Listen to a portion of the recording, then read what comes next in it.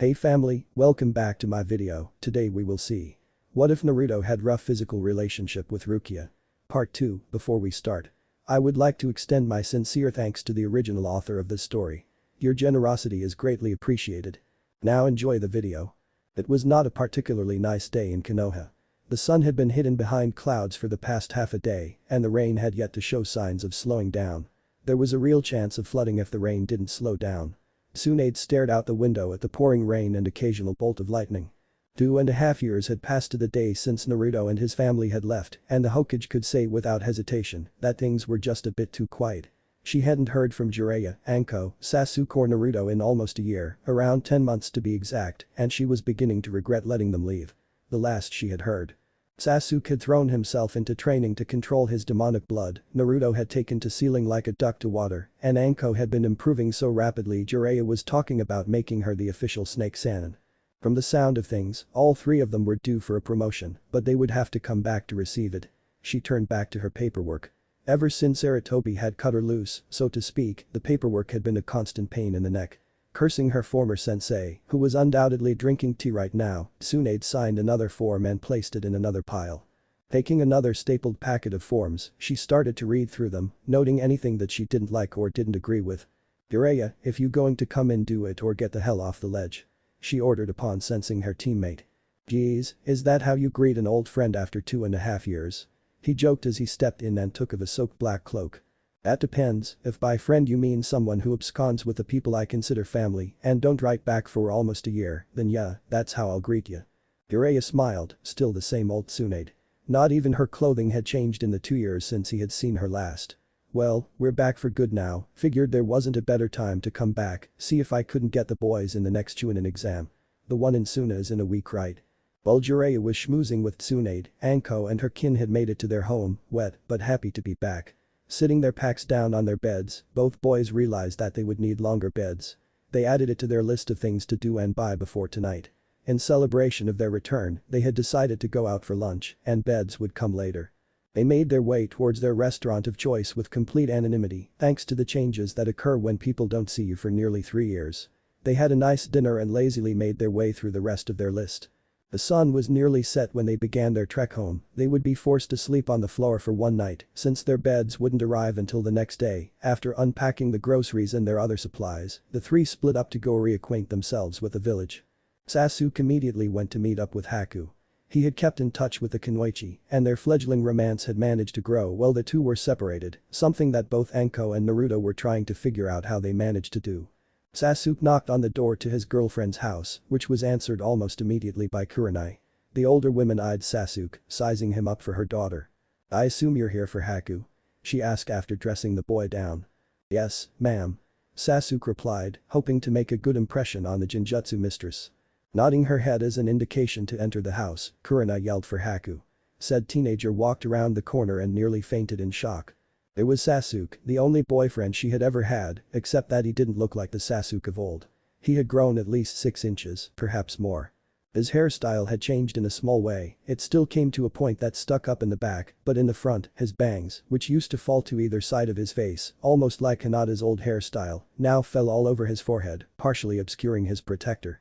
His hair wasn't the only thing that changed, he had branched off from his family and ditched the trench coat, opting for black and white pants that had the golden outline of a flame running up the legs.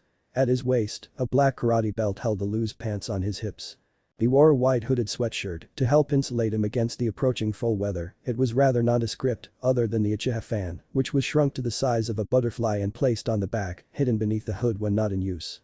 All in all, she thought he looked hot and felt her cheeks heating up at that thought. Haku wasn't the only one who was shocked at the changes that 2 years could make. Sasuke had to exert a lot of self-control not to gape at the girl.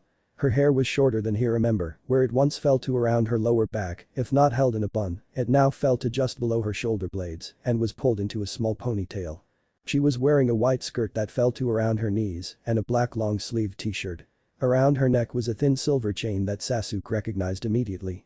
For a birthday gift, he had sent her the necklace, a silver braided chain that had a large oval-shaped turquoise on it, attached to a leather back. The blue stone had reminded him of the water that she could control with ease and grace. "Wow, you look good." They spoke at the same time, blushing at the words spoken as well as the timing. "Would you like to go for a walk?" Sasuke inquired. Sure. Haku answered brightly, and the couple quickly left the house and slowly made their way towards the center of town while catching up on the happenings of the past few years. Naruto had gone to Ichiraku, despite just having eaten dinner, he needed to support his favorite ramen stand in the world. In between his fifth and sixth bowls of the delicious noodles, another figure joined him at the stand, although he sat a few seats away. Looking over at the newcomer, Naruto was happy to see the friendly face and round body of Choji. He tried to hail the boy, but when your mouth is full of noodles, it is rather hard.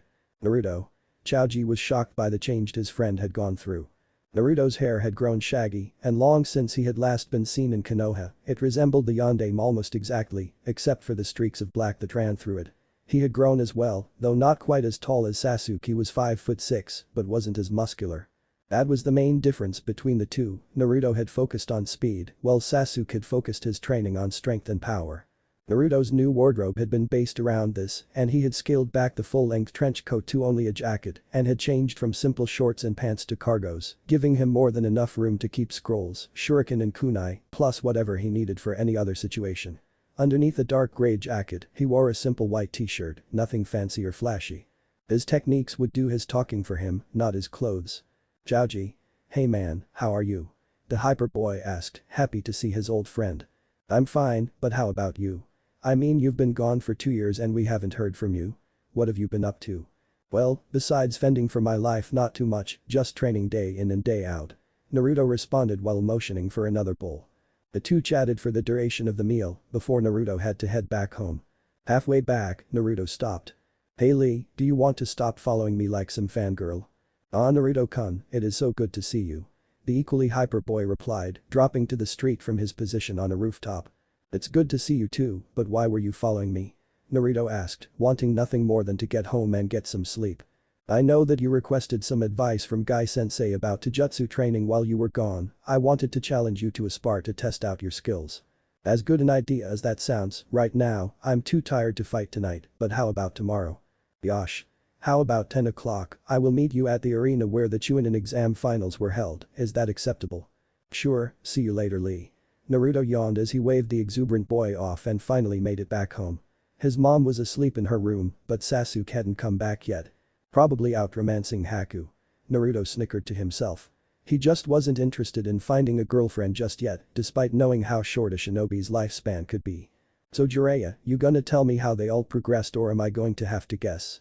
Tsunade asked her teammate as they shared another glass of sake. I guess I do owe you an official report and as fun as it would be to just let their performances tomorrow let them speak for themselves, I do owe you for all those missed reports. Damn right you do. Well, there isn't too much to say. They've all grown so much that you'd be hard-pressed to find anyone within 10 years of them who could put up a decent fight. I'd say that Anko could easily be at our level since she's received training by 2 Sannin, it isn't that hard to believe. Her speed is simply unbelievable, she might be the fastest shinobi since the 4th if Naruto doesn't use his techniques. She's still favoring hand-to-hand combat, but she changed from kunai to sai, but she put a thin edge on the main tsuba. Why would she do that? Well, it turns out that the sai gives her a better defense than the kunai, plus it penetrates deeper through tissue than a kunai, so she can immobilize much easier than kill. She's pretty damn accurate with them too, she can hit a moving target from 30 feet and if they're close enough to a wall, stick 'em up too. She's a real danger to get too close to, I'd say she'd wipe the floor with Kakashi unless he's got a new trick up his sleeve.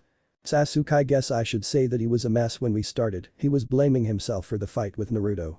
He worked alone for a long time, just training and not really getting anywhere, but then we met up with this woman, June, never caught her last name, who was actually a taijutsu specialist and he seemed to snap out of it.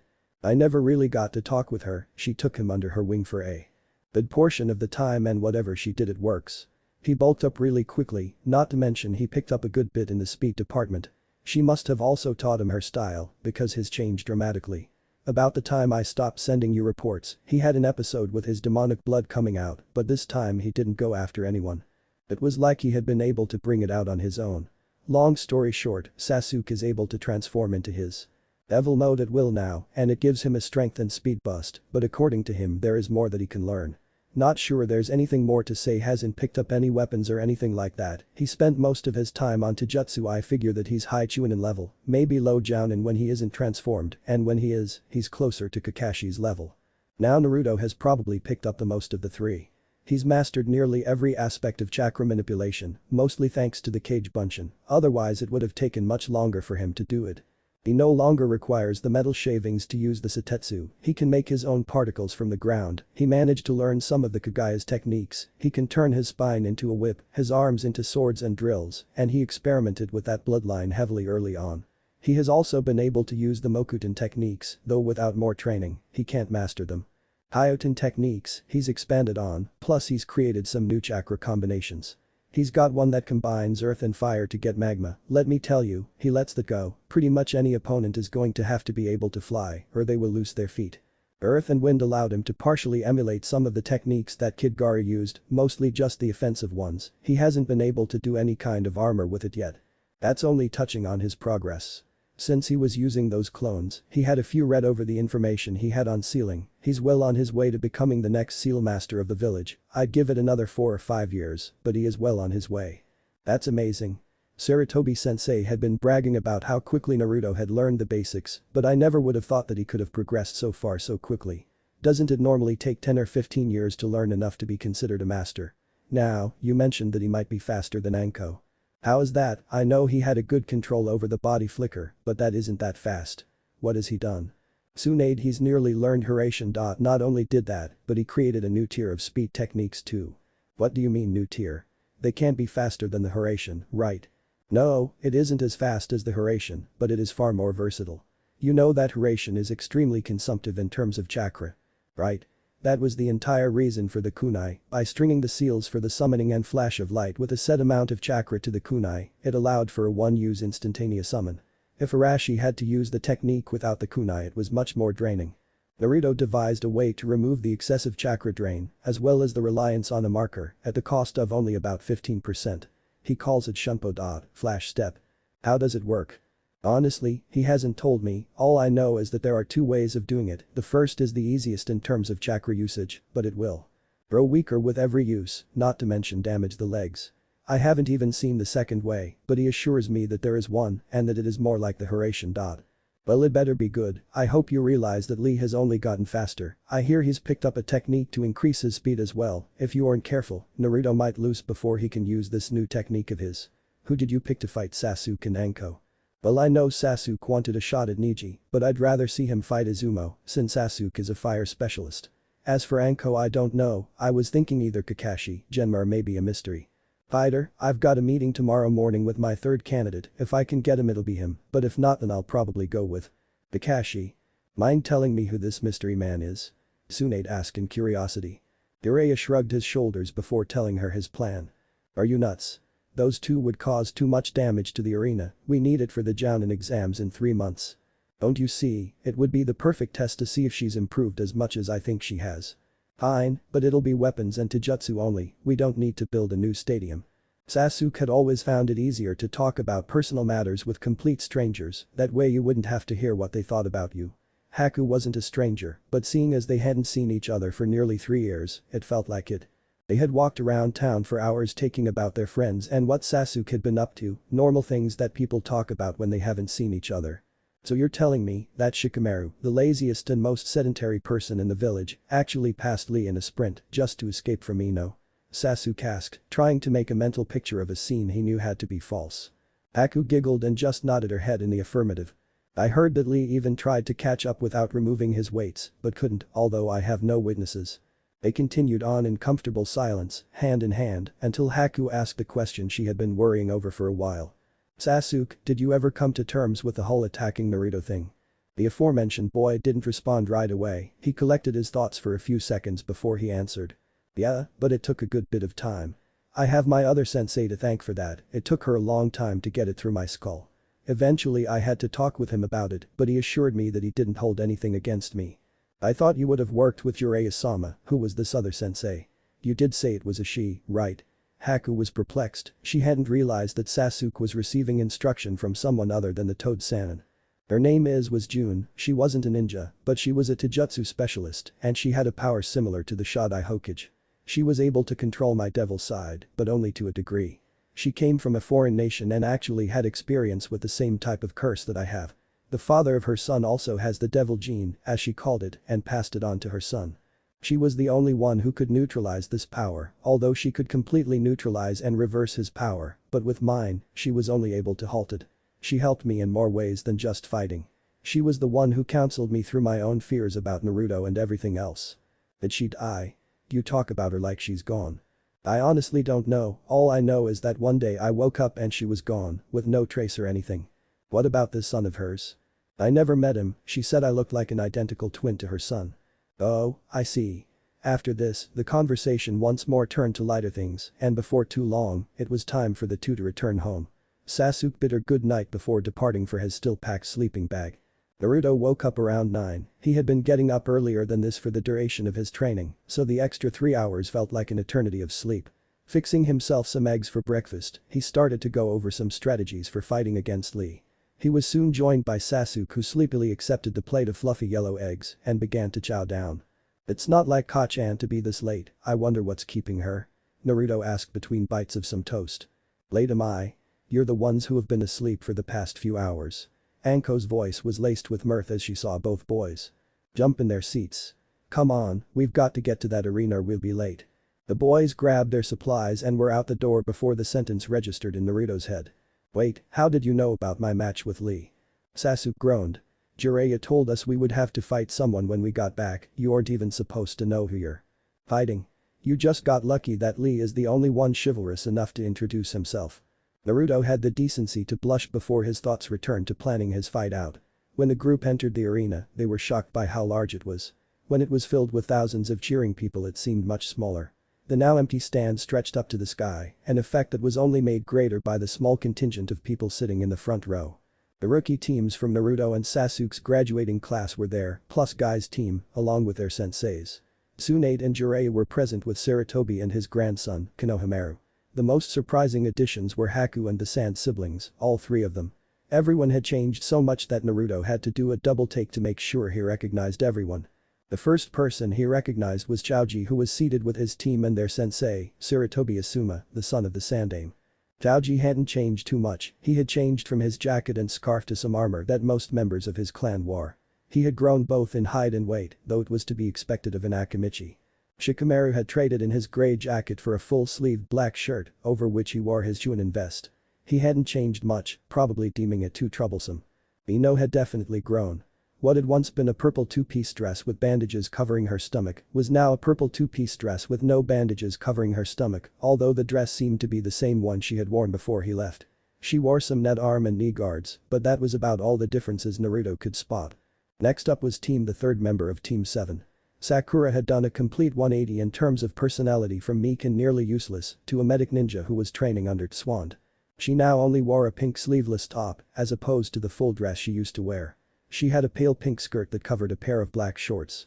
Her hair was now short and only came down to the end of her neck. The change that showed just how much she had grown wasn't a physical one. No, it was the way that her eyes didn't linger on Sasuke.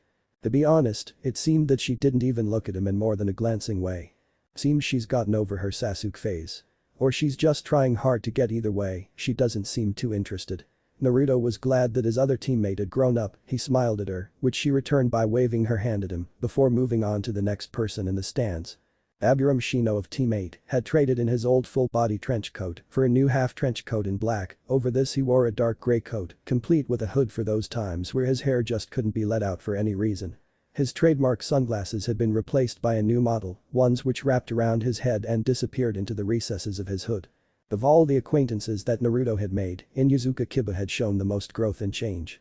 He used to wear a bulky grey jacket and pants, which he had discarded in favor of a black leather coat that was more form-fitting, along with a mesh undershirt. His pants hadn't changed in years, but Akamaru sure had.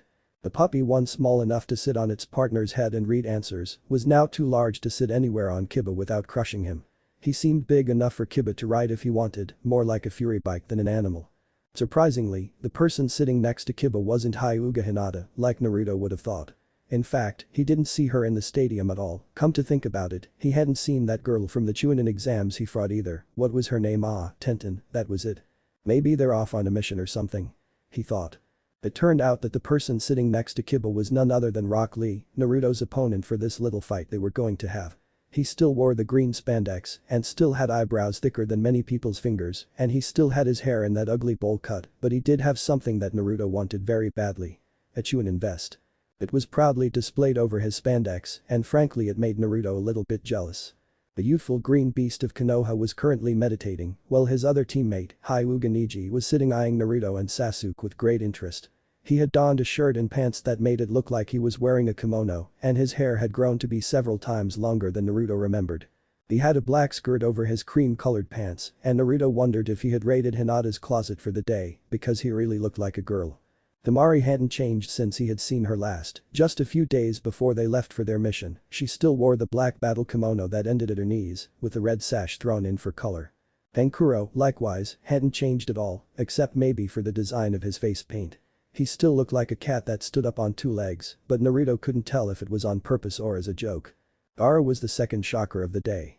He wore the blue and white robes of the Kazukiage, though opted to leave off the hat. He looked to have grown more than a foot since their last meeting and seemed very lanky. Naruto could feel the chakra rolling off of him, it was much greater than any he had felt from the redhead before. Currently he was discussing something with Tsunade, who was being ogled by Jiraiya. Yes, it was the small consistencies in life that made the everyday hustle and bustle that much more fun. Sarutobi hadn't changed at all, in fact it didn't even look like he had aged. If not for the fact that Konohamaru was almost up to his grandfather's chin, Naruto could have sworn that the entire Sarutobi family hadn't aged one bit. Not having seen Haku since he had left, Naruto looked upon the girl he figured would turn out to be his sister-in-law. She was dressed in uniform, consisting of a full-length, light blue shirt with white horizontal stripes going down the sleeves. Her pants were nondescript standard dark blue shinobi wear, with a holster for her senbon tied to her right leg. She had cut her hair since he had seen it last, but the biggest difference between the Haku of old and the women that was in the stands was the jounin vest that she wore over her shirt. Every once in a while when she would move her head, Naruto though he caught the hilt of a sword sticking over her shoulder, but couldn't prove it. "Hey, Sasuke, did you know your girlfriend was a jounin?" he asked mostly just to tease his brother. As much as Sasuke hated referring to his relationship with Haku as boyfriend and girlfriend, he just smirked and responded with a similar tactic. "Yeah, she told me last night, she passed about a year ago and Neji just passed at the last exam." "Nani? Neji's a jounin?" This sent the Kyuubi container into a deep funk that lasted until Tsunade cleared her throat to start the matches. The assembled shinobi in the crowd were anxious to get a look at their friends for the first time in a long time, they wanted to see how much they had changed and how strong they had gotten. Nearly everyone except for Chaoji was surprised to see how much more mature Naruto seemed. His hair was even shaggier than most remembered, though it was still the two tones that were unique to him. He looked anxious to fight, but not in a nervous way, he was genuinely interested in fighting Lee. Ino and Sakura were interested in seeing Sasuke after so long, despite both having moved on from their crush. He had the same flame-embroidered pants that he had worn yesterday, even if no one besides Haku knew that. But instead of the heavy sweatshirt, he wore a plain white t-shirt with a black dragon swirling towards his right shoulder. He wore red arm warmers, not unlike those he had seen many in his old clan wear, these had metal rods sewn into the material that he could use to block weapon strikes, not unlike the metal-plated gloves that many jounin wore. The other noticeable difference was that instead of shinobi sandals, Sasuke wore some shoes with a very thick sole. The thick sole served two purposes, first was to add weight and power to any kicks he delivered, and the second was to hide the quarter-inch metal plate that added even more weight, plus had the added bonus of making Makabishi and caltrops obsolete. However, it was Anko's new appearance that had everyone most surprised. She had traded in her leather skirt and tank top for a more standard shinobi uniform. She wore the standard black pants, much like Kakashi's, except she didn't tape up the legs, she just folded the legs up a bit. She had lost the shin guards in exchange, but the pants had some thin metal mesh in them, so she didn't lose the protection entirely. Her shirt was sleeveless and was made of the same material. Over her shirt she wore a thick jacket the same color of her old coat. There were pockets sewn into the outside, though they were full of padding, her weights. It wasn't too heavy, only about 40 pounds, but it gave her enough of an advantage when she took it off.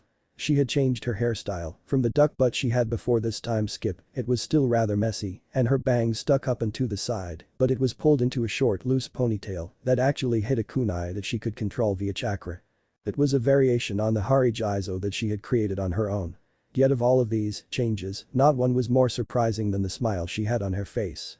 It wasn't a smile of death, it was a smile of pure happiness and joy. During her training, she had finally come to grips with her past, with Orochimaru. She would still have her revenge, but her priority was now, and had been for some time now, her family.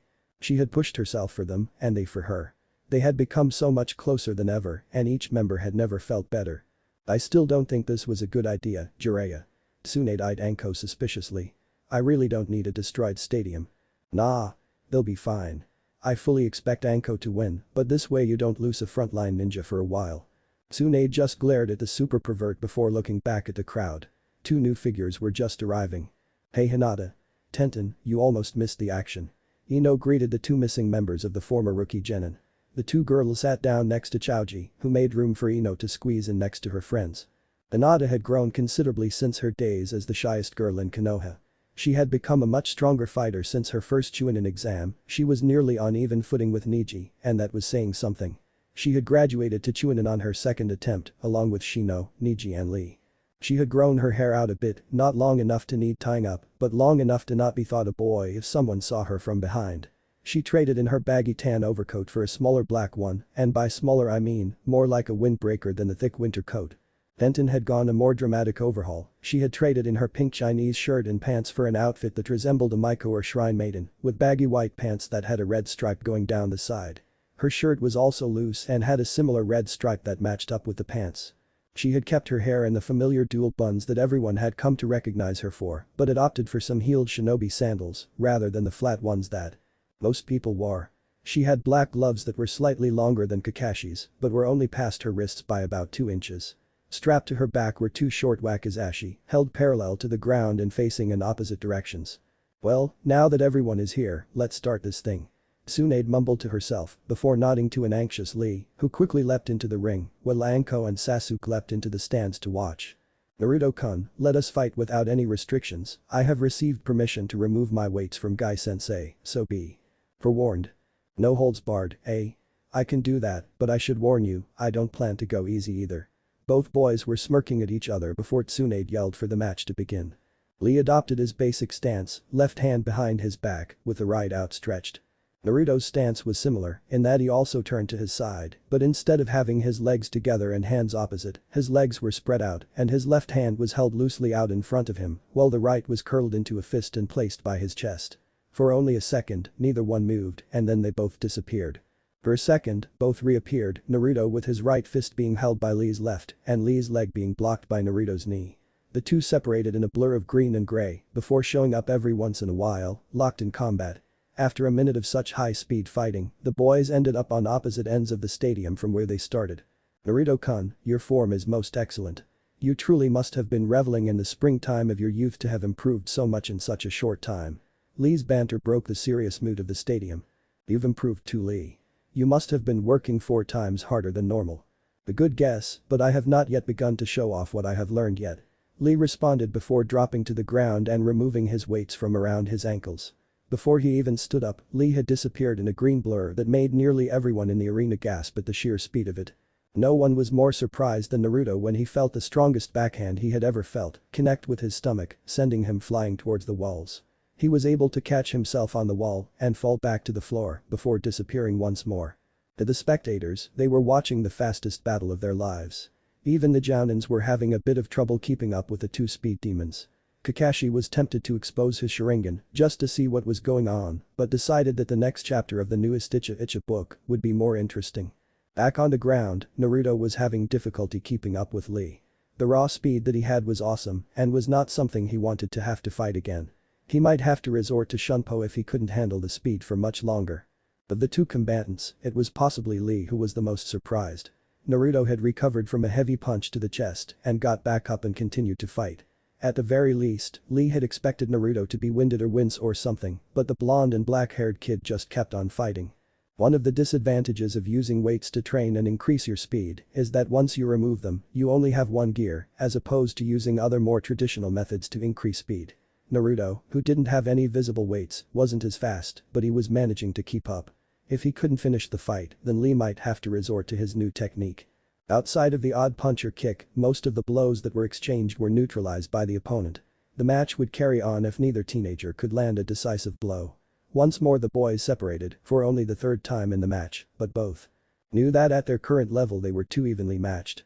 While Naruto's form and style weren't as crisp and polished as Lee's, he made up for it with a Shikatsu, which kept him from breaking bones, and by using Earth Nature Chakra, he was able to strengthen his skin enough to protect him, hence the shrugging off of Lee's earlier attack. Lee was worried that Naruto was becoming used to their current speed, as well as his opponent's resistance to injury. If Lee couldn't come up with something, he might not be able to win without causing a comrade serious injury. No offense, Lee, but this slow escalation thing isn't really working for me. What do you say we go all out right now? Naruto's voice was happy, he had really been enjoying himself. I see you must be feeling especially youthful today. I too see the pointlessness of our current situation, and I agree. Let us end this fight. The two didn't appear to change, but in their minds they were sizing up the other. Uzi Brows is really fast, and if he's got another speed technique I might lose, even with Shunpo. I wonder if he's got more weights on his body. The beginnings of a plan began to form under the mess of hair on his head, but it involved dodging the first strike, something he wasn't 100% sure he could do. Naruto-kun has gotten much stronger than when I last saw him, and he beat Neji. I must hope that I can finish him with this next attack. If not, I will have to resort to the gates if I get the chance. Naruto watched as Lee removed a second set of weights, but this time from his arms. He had building up muscles on his arms as well as his legs, hoping it would help in his quest to defeat his eternal rival, Neji. He was even more surprised when Lee began to bounce on the balls of his feet, as if he were warming up to go on a run. I must warn you that no one besides Guy-sensei has been able to keep up with me when I use this technique, and even then, he had to remove his weights. I hope you can get much faster, Naruto-kun, because if you cannot, I will win this fight in the next attack. Lee warned, still bouncing like a kid with a jump rope. Don't worry about me, Lee. I just hope you can keep up with me when I begin. Both teams were smiling at each other, signaling that no hard feelings would exist after this bout. In the audience, everyone was in awe that Lee had a technique that even Guy was hard-pressed to match. What is this technique? Kakashi asked. He knew of no technique that someone who could not use chakra would benefit from. Just watch, my eternal rival, my youthful student speed is something that not even I would be able to match if he used this move to its full potential. He has been looking for a foe to test out his full speed on for a while, and he has chosen the very youthful Naruto-kun. Below, the two teams were locking eyes for what had become nearly half a minute, neither one wanting to make the first move, lest the other was faster. It was to the audience's shock when Lee disappeared before their eyes, not a single person who couldn't be a cage was able to keep up with the awesome speed the boy showed. All that was left where the boy had been was a cloud of dust and a crater from where his weights had fallen to the ground. A deep trough was forming on the ground, seemingly by an invisible force, but everyone knew it had to be Lee. He was moving faster than what the human eye, even with the Sharingan, could see. When Lee disappeared, Naruto's eyes, still black, widened in shock. Lee was at least as fast as the Shunpo. Having no further course of action, Naruto's eyes bled into the familiar red, and he too disappeared in a flash before the stunned crowd. Damn, Jiraiya, what did you do to him? Tsunade asked, not believing that she could only barely keep up with the two. Nothing, my dear Tsunade, that is the Shunpo. I just hope it's fast enough. Lee's using an old form of footwork called the Shukuchi. Reduced Earth, it uses the acceleration from the first movement to propel the user so fast that it seems as if the distance has been closed in an instant. This just might be the true test of Naruto's Shunpo. Down in the arena, both teams were still moving at their extreme pace. Lee couldn't land a hit on Naruto, and Naruto was having trouble keeping the Shunpo at a high speed. The strain of using his chakra in short burst and releasing it from his legs made it a very tiring technique. It made his leg muscles feel like jelly for nearly a day afterwards, the last time he had tested it. He recognized the Shukuchi. It had been the inspiration for the Shunpo, using pure footwork to surpass the speed at which the eye could follow. From his study before creating the Shunpo, Naruto had found the one flaw in the Shukuchi, a flaw that he could, at least temporarily, correct with his technique. The Shukuchi was comprised of 13 steps. On the final step was the point at which the user had the most speed, one that didn't allow muscles to catch up to. At the end of that step the user was always close enough to their target that if they missed, the Shukuchi needed to be started all over again. The Shunpo gave the user the speed of someone on the 13th step in an instant, but after repeated use, unlike its mother move, the Shunpo would deteriorate and begin to slow. Lee was floored that Naruto could keep up to him at such a speed. Every time the Taijutsu specialist would close in on his opponent, the half-blonde would disappear in a flash, avoiding the critical strike and forcing Lee to restart his legs. It wasn't something that was hard, he had practiced with the Shukuchi for nearly 2 years before testing it out with his sensei, so the transition from one to the other was seamless. Each time he would miss, Lee noticed that his next strike would come just a fraction closer, signaling that Naruto's technique was becoming too taxing to use. Finally, on the next pass at each other, Lee came close enough to assure that his next attack would hit. The same realization had dawned on Naruto, all of the flash steps he had been forced to use were rather draining for the boy and he could feel his legs protesting with every move he made. He watched as Lee began his shukuchi and knew that he would have only a fraction of a second to complete his plan. Kneeling to the ground and placing his hands on the earth, he watched as small craters from Lee's feet drew closer. Just as Lee was on his 13th and final step, Naruto sprung his trap. Oten. Rasengan. He began to swirl the earth underneath Lee until the boy became trapped in the earthen whirlpool and began to sink, but not before he landed a blow to Naruto, which had originally been aimed for his chest, but thanks to the spin, landed on Naruto's left shoulder. By the time that the dust from the continuous shukuchi had settled, Lee was buried up to his chest in earth and Naruto was clutching his left shoulder, obviously in pain. The stadium burst into cheers for the two boys for their fight. Tsunade appeared on the arena floor and quickly dug out Lee and checked Naruto's shoulder. "Winner, Mitarashi Naruto," she announced as she began to heal Naruto. Her announcement was greeted by the crowd. Naruto had won the match. The reality was that the match was much closer than it looked. Lee had done something that Tsunade didn't think possible. He had shattered the joint that connected Naruto's arm to his body. Despite his Kagaya bloodline making his bones stronger than steel. This would take a very delicate and involved procedure to make sure that no bone fragments were left after the bone had healed. Kyuubi might be able to heal cuts and stop bleeding, but rebuilding a bone took time for anyone, even if they did have a bloodline that was based around them. She finished doing what she could for Naruto before placing his arm in a sling that she made from the boy's shirt and telling him not to move it. She allowed him to stay for the rest of the fights, but was adamant that she be allowed to X-ray the bone when they were done. Taking a seat with the other rookies, he was congratulated by everyone, including a blushing Hinata and an awestruck Tenten. The weapons mistress was so surprised that someone could best her teammate in a contest of speed that she barely recalled the event and didn't snap out of her daze until Sasuke's match was announced. Sasuke stood loosely as he watched his opponent, Kamizuki Izumo, enter the ring. The Chunin had his brown bangs over his right eye and his hit eye covered his entire scalp in blue cloth. Tsunade quickly started the match, hoping that neither fighter would become too injured. Knowing that it would be unwise to use ninjutsu in front of an Uchiha, Izumo grabbed a scroll from his pouch and opened it up. He proceeded to summon a Tetsubo. Sasuke eyed the heavily spiked iron club in surprise, surely the speed at which the Chunin could use that weapon wouldn't be fast enough to pose a serious threat, so there must be some other reason. Not feeling threatened, Sasuke just stood there and waited for Izumo to begin the fight properly. He didn't have to wait too long, as the assistant to the Godame rushed forward to close the distance between the two, his Tetsubo held low and behind the advancing man. Expecting to have to jump over a horizontal sweep, Sasuke was surprised when Izumo leapt into the air and curled into a ball. He then began to rotate around, his Tetsubo pointing at either the ground or the sky. Sasuke easily dodged the attack, but was surprised when a sizable dent was left in the ground from the impact of the weapon. He had never expected his opponent to be able to apply that much force on his club. Sasuke could feel that something was not right with the way Izumo moved, but he couldn't place a finger on it. He activated his Sharingan to check for Genjutsu, but didn't find any. Izumo once more made a pass at the Uchiha, again going vertical, but Sasuke was able to easily dodge the impact of the weapon, but was still convinced that there was a problem with the attack pattern of his opponent.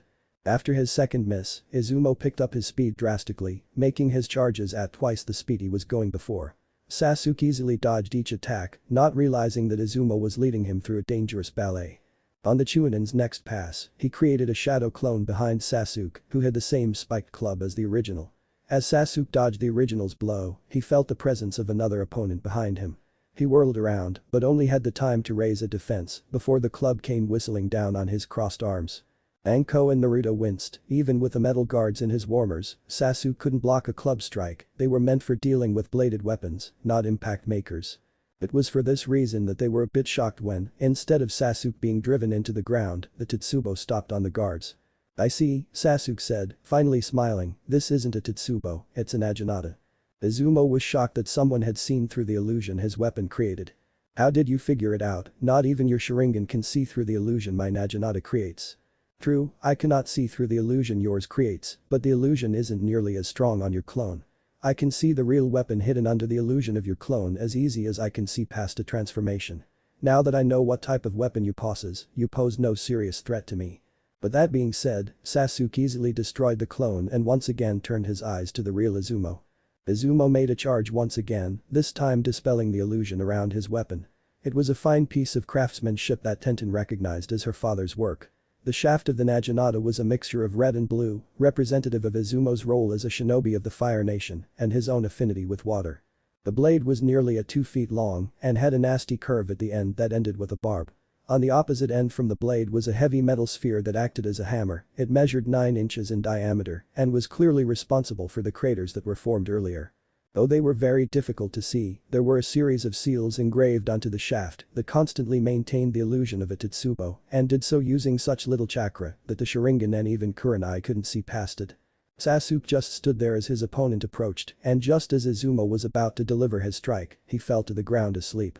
Izumo had made the fatal mistake of locking eyes with an Uchiha, and Sasuke made him pay. Hypnotizing the Chunin into falling asleep was something that was routine for Sasuke now. Why waste energy fighting an opponent when you can simply send them to bed? Tsunade once again appeared down in the arena and checked over each combatant before declaring Sasuke the winner. Izumo was woken up and congratulated Sasuke on his victory before both moved back to the seats to watch the final match, Anko versus this mystery fighter of Jiraiya's. Anko waited on the arena floor for her opponent and was quickly becoming impatient when he didn't show up. "Hey Jiraiya. Where the hell is this guy?" Anko yelled up at her teacher. Just then a swirl of leaves appeared, signaling the arrival of the opponent. "Sorry about that, but this year's class is almost as bad as Naruto and Konohamaru." The voice of the mystery fighter was calm and warm, but not a mystery to anyone there. Yumino Aruka stood before everyone looking as if not a day had changed, ready to fight a special Jounin possible Sannin. Everyone in the stands looked at Jiraiya asking for an explanation. Jiraiya didn't say anything, just motioned for the fight to begin, which caused everyone to quickly turn back around. In the brief second that they hadn't been looking, Anko had drawn 2 sai and had locked them against a pair of kunai that Aruka used to defend himself. It shocked the crowd to see their former teacher locking blades evenly with Anko. They turned their heads to Sasuke and Naruto, who didn't seem as fazed as the rest of the group. "What?" they asked, not taking their eyes off the fight. Anko had just leapt over Aruka in an attempt to get him off balance. He just rolled away before springing back to his feet. "It doesn't bother you that Aruka is fighting your mom?" And holding his own. "He's only a Chunin, shouldn't he be getting flattened?" The questions seemed to come from everyone at once. "Not really, makes perfect sense to us, after all, he does teach." Naruto replied as he watched his former sensei stab his mother's stomach only for her to turn into a block of wood. "Look at it this way," Sasuke spoke up as he continued to watch the fight. "The children of this village will one day become the next generation of ninja, they will become the next Hokages, Jounins and Chuninins, they are the most precious resource available to the village. Without them, Konoha could be broken for years without new ninja to fill the ranks." "Okay, but what does that have to do with a Chunin being able to fight evenly with your mom?" Ino asked as Anko managed to land the first actual hit, a shallow slice to Aruka's cheek. "He's not a Chunin." This time the answer came from Asuma. "They are right, the future generations of this village are the most important. They are like the king and Shogi, if they were to fall, then so would the village. Do you really think we would protect the most precious resource with only Chunin? To become an academy teacher, you must first pass a very rigorous test, one that puts you on par with many Jounin and special Jounin. Aruka might hold the rank of Chunin, but he probably has the power of an Anbu captain, if not more." This shocked the crowd. All of their teachers at the academy had been much stronger than they had originally thought. Even the Jounin of the group weren't sure if they could beat the gentle teacher. The fight was in full swing now. In retaliation for the scratch on his face, Aruka had managed to damage Anko's left arm, a small cut, but it would restrict her movements. The two were very evenly matched, and without the use of ninjutsu to settle the fight, it looked like it would go on forever. Anko took another cut to her jawline and in retaliation, managed to pierce Aruka's defense and give him a matching cut on the other side of his face. The fight had been going on for a long time, and with only those few wounds, it didn't look like either was going to win without stepping up and showing one of their more devastating moves. Surprisingly, it was Aruka who made the first breakthrough, managing to grab Anko from behind and hold a kunai to her throat, only to end up holding a log.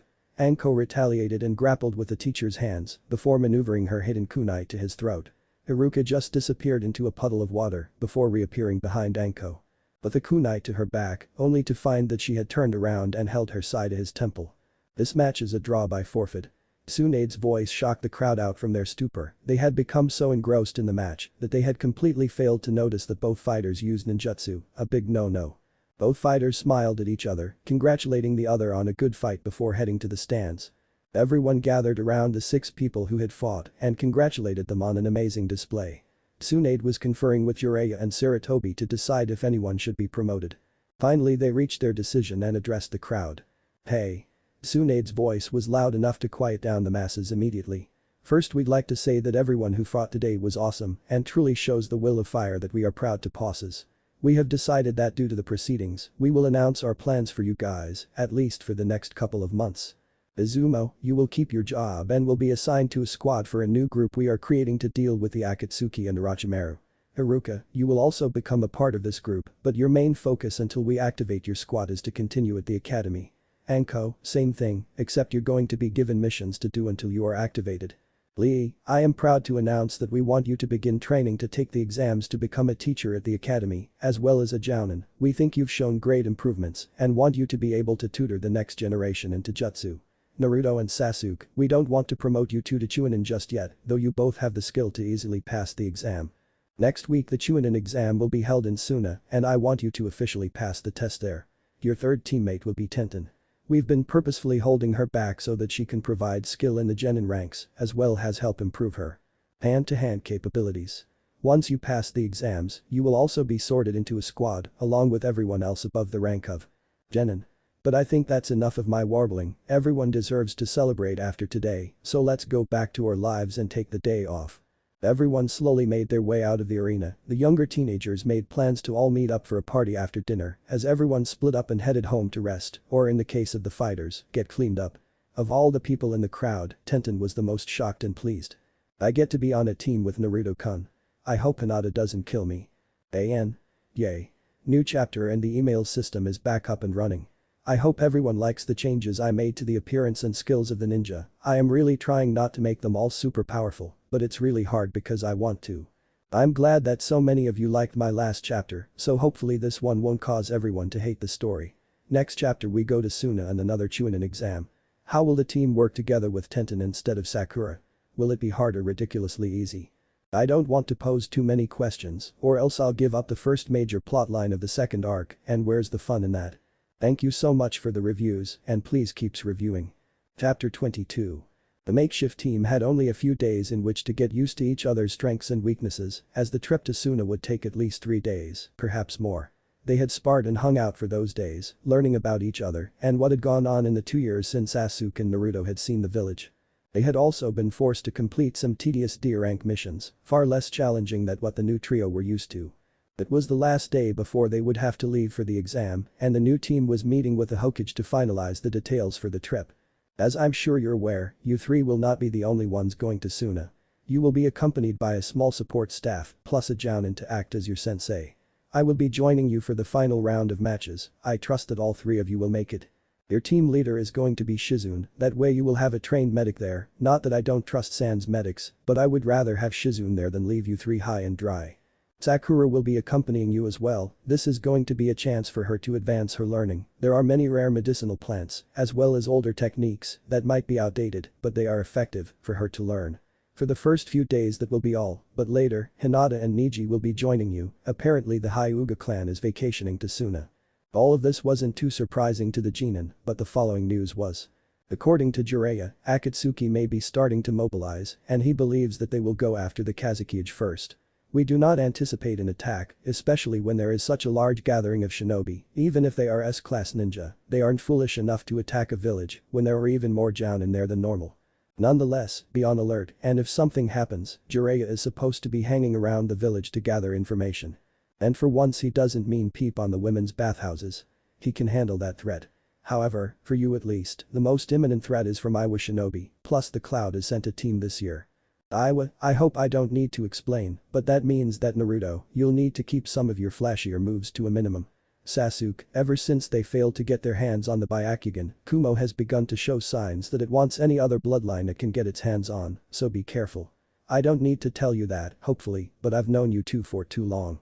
You'll somehow end up going overboard doing something rather stupid and it'll come back and bit you in the ass if you don't watch it. Tenten, as for you, I'm hoping you can keep these two focused and down to earth during the exam. I know that you've gotten better since your first exam, so I'm not horribly worried, but still, watch yourself. With that, the 3 left the Hokage's office and went home to pack for the trip ahead. The 3-day trip had been uneventful, nearly everyone agreed that it was one of the more boring things that they had done in a long time. Upon arrival to the village, they checked into their hotel and took care of the last-minute paperwork that needed to be filled out. They had all been forced to don far lighter clothes than usual, all three participating members opting for more loose-fitting clothing.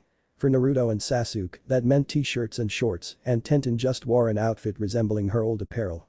Since Shizune and Sakura would be inside most of the time, they didn't have to change much, just opting for lighter colors instead of the darker ones that they usually wore. The next day was routine for the team. They would meet up around 9 and then head out to do whatever they were supposed to. The day it just happened to be the exam. Upon entering the waiting room, they noticed that the number of ninja participating was far fewer than in Konoha, even though there were more nations represented. Iowa had sent 2 teams, which wasn't a surprise, they were the closest major shinobi village. Rain had sent a few, Grass had a pair of teams, and even the Waterfall village had sent a team. The biggest shock was Kumo, which had also sent a single team, but they were the farthest village from Sunna, making their presence a question mark for the Konoha team.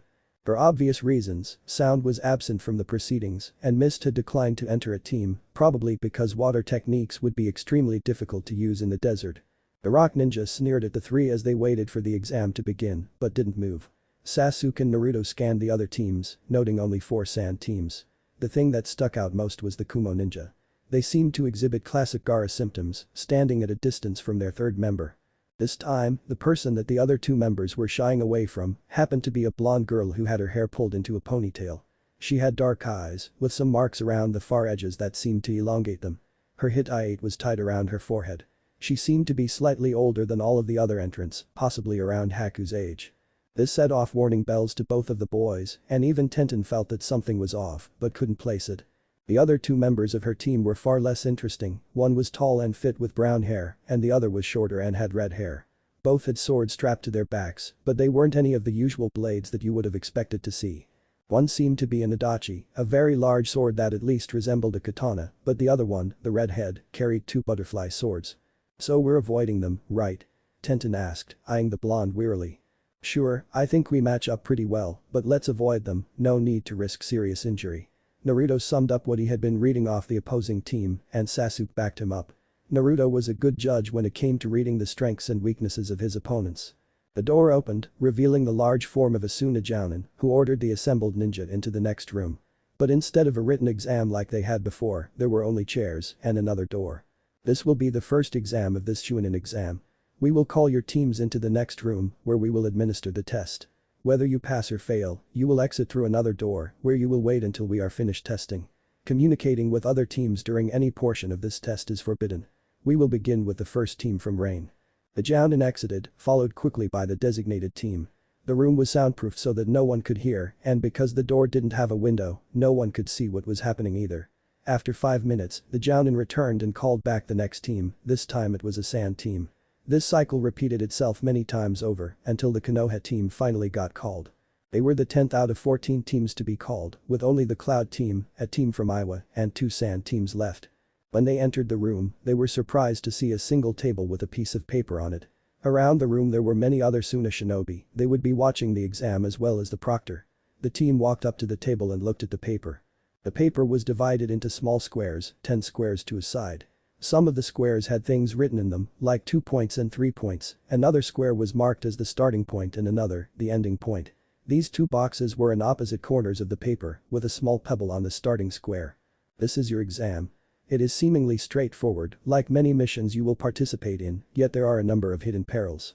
Only one person may move your token at a time and only one space at a time. For each square you land on, you will be awarded 1 point, except for the marked spaces. They are bonuses that will be added to the 1 point you already would get. You may or may not decide to land on these spaces, much like secondary and tertiary." Objectives. There are also some hidden squares that have negative or positive consequences on them, and you will not be notified should you land on one until we have tallied your score. Whether or not you pass this exam will be decided on a rubric, a part of your score is determined by how many points you earn, but another fraction is based on criteria that only we know. You have 2 minutes to look over the board before you must make your first move. The 3 Konoha ninja just looked at the paper with blank faces. Internally, however, Naruto and Sasuke were cursing. They weren't very good at strategy like this. Luckily, Tenten was good at more than just throwing weapons around. "Okay, well it's obvious that we want a high score here to help our chances when they grade us, but that still doesn't help us when it comes to figuring this out. What if one of the criteria is quickness? By landing on too many bonus spaces, we will be drawing out the mission, but if we take the shortest route, we gain the fewest points. So we have to do this in a way that is short but fruitful. She analyzed the situation perfectly, pointing out the flaw in the obvious course of action. The boys just nodded, knowing by now that the weapon mistress was good at these kinds of things. Denton looked over the paper once more. The bonus squares were arranged so as to create a lane between the start and the ending. It was straight, short, and devoid of any bonuses. The 3-point bonuses were farther towards the corners than the 2-point squares, so to get them would take more time out of their mission.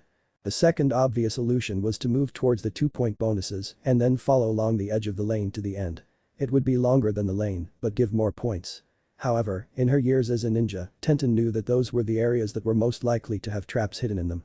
The outer route was probably the safest, but would take up the most time. She needed to find a balance. Okay, we're just going to have to find a balance between speed and points. Traps would most likely be laid just outside this lane here, so I would avoid that route. Do you guys have any ideas? She wanted their input before moving the piece. What if we did a zigzag pattern? Naruto suggested, indicating his proposed route between one edge of the lane and the other. No, that just increases our chances of hitting a trap. What if we zigzag between the edge and the 2-point squares? Sasuke piped up. Maybe, but that does increase our time greatly. The boys continued to ponder the map while Tenten kept staring at the paper, daring it to give up its hidden answer. Here's what we're going to do. The beginnings of a plan seemed to jump into her head. Let's say that the start and stop points are hidden shinobi villages. That would mean that the area, let's say within 2 squares in any direction, should be safe from other ninja and traps. Outside that it's a crapshoot, so we don't want to take any risks. What if we move to the bonuses that are the closest to the villages, but then stick exclusively to the lane, zigzagging to increase our score? Her team had no better ideas, and their time was up, so Tenten made the first move, sliding the pebble up 1 square. Sliding it up once more, she landed on a 2-point bonus that was just outside of the lane. Noting that none of the jounin seemed too pleased with slow movements, she moved back into the lane by sliding 1 space right. She slid over 2 more spaces before she reached the edge of the path and then moved up 1 space. Something felt off though, like there was some fundamental thing she wasn't doing. It actually began to eat her up inside as she moved up another space, once again contacting the border of the cleared lane. Not wanting to leave out her teammates, she handed off pebble moving duties to Sasuke, who followed their plan and moved over 2 more spaces. He moved 2 spaces up, plus another one to the right, before handing off to Naruto. Seeing the end in sight, Naruto moved another space over, to the edge once. Again, but then moved off the beaten path onto a 2-point bonus. Being only 4 spaces away from the end no matter what he did, Naruto just moved right to the edge of the grid and then up 2 more spaces before he two-handed off back to Tenten so she could finish what she started. One last move up and the team was finished with the first part of the exam. They stepped back and let the proctor do his job, adding up their scores and conferring with the others. You accumulated 22 points for your movements. This was out of 25 points, any more and you would have failed for taking too much time. To that, you are awarded a further 50 points out of 50 for teamwork and another 45 out of 50 for leadership. That gives you 117 out of 125 points so far. You did correctly assume that we were judging you on speed. You get 4 points out of a possible 5 for your speed. That gives you 121 points out of a possible 125. You have qualified for the second exam. They smiled, happy to have passed this rather interesting test. They exited the testing room to find another waiting room filled with all of the teams that had gone before them. They were all sitting silently, remembering the warning about communication and not willing to take chances. Naruto just moved to an unoccupied corner of the room and waited for the first exam to end. The final 4 teams came through, one by one, followed shortly after by the instructor. For those of you who failed, you do not have the correct mindset for a chunin. For those that passed, you still have more challenges before you. Those of you who passed, wait around, we will begin the second exam in a short time. The teams that failed filed out of the room, heads held down, many still not sure why they failed. There were a surprising number of teams that had failed, and as hard as their first chunin exam had been, Tenten, Sasuke and Naruto all felt that this exam had been harder. In all, only 6 teams were left, including the Konoha trio. The Kumo team had passed, along with both rock teams. Only one of the sand teams had passed, along with one of the rain teams. When all of the failing teams had left the room, one of the jounin that everyone recognized from the observers stepped forward and cleared his throat. Okay, since there were so few of you to begin with, the normal second test would just be a waste of time. Your test is going to be in the same spirit but with a good twist. You will be led to a remote location that we have prepared. Somewhere in this location is a structure and inside that is a file folder. Inside that folder is some information, which you need to somehow return to us to pass. This will not be as easy as you think. To aid you in this task, we will give everyone here the same information, the only difference will be the structure of the building you must infiltrate. The older ninja handed out a manila envelope with a briefing in it to each of the teams. You may not open those until you reach your area, and only then will your exam begin. Each of the 6 teams was led out of the building and along the streets of Sunagakur to a pretty barren part of the surrounding desert.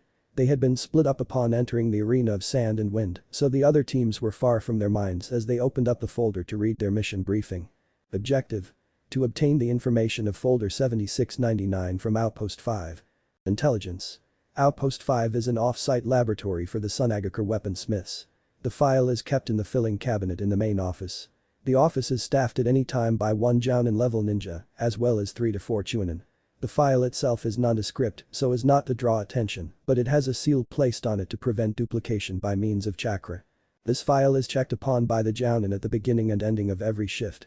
The noted disappearance of the file will force the station to become locked down by means of some seals, as well as some traps placed by the Kazukiyages themselves. Time limit: 1 day. Your time began when you started to read this message. Note: this is to be treated as a real mission that you would have received from your own village. Once more, Tenten began to strategize while the boys found the map of the area and facility.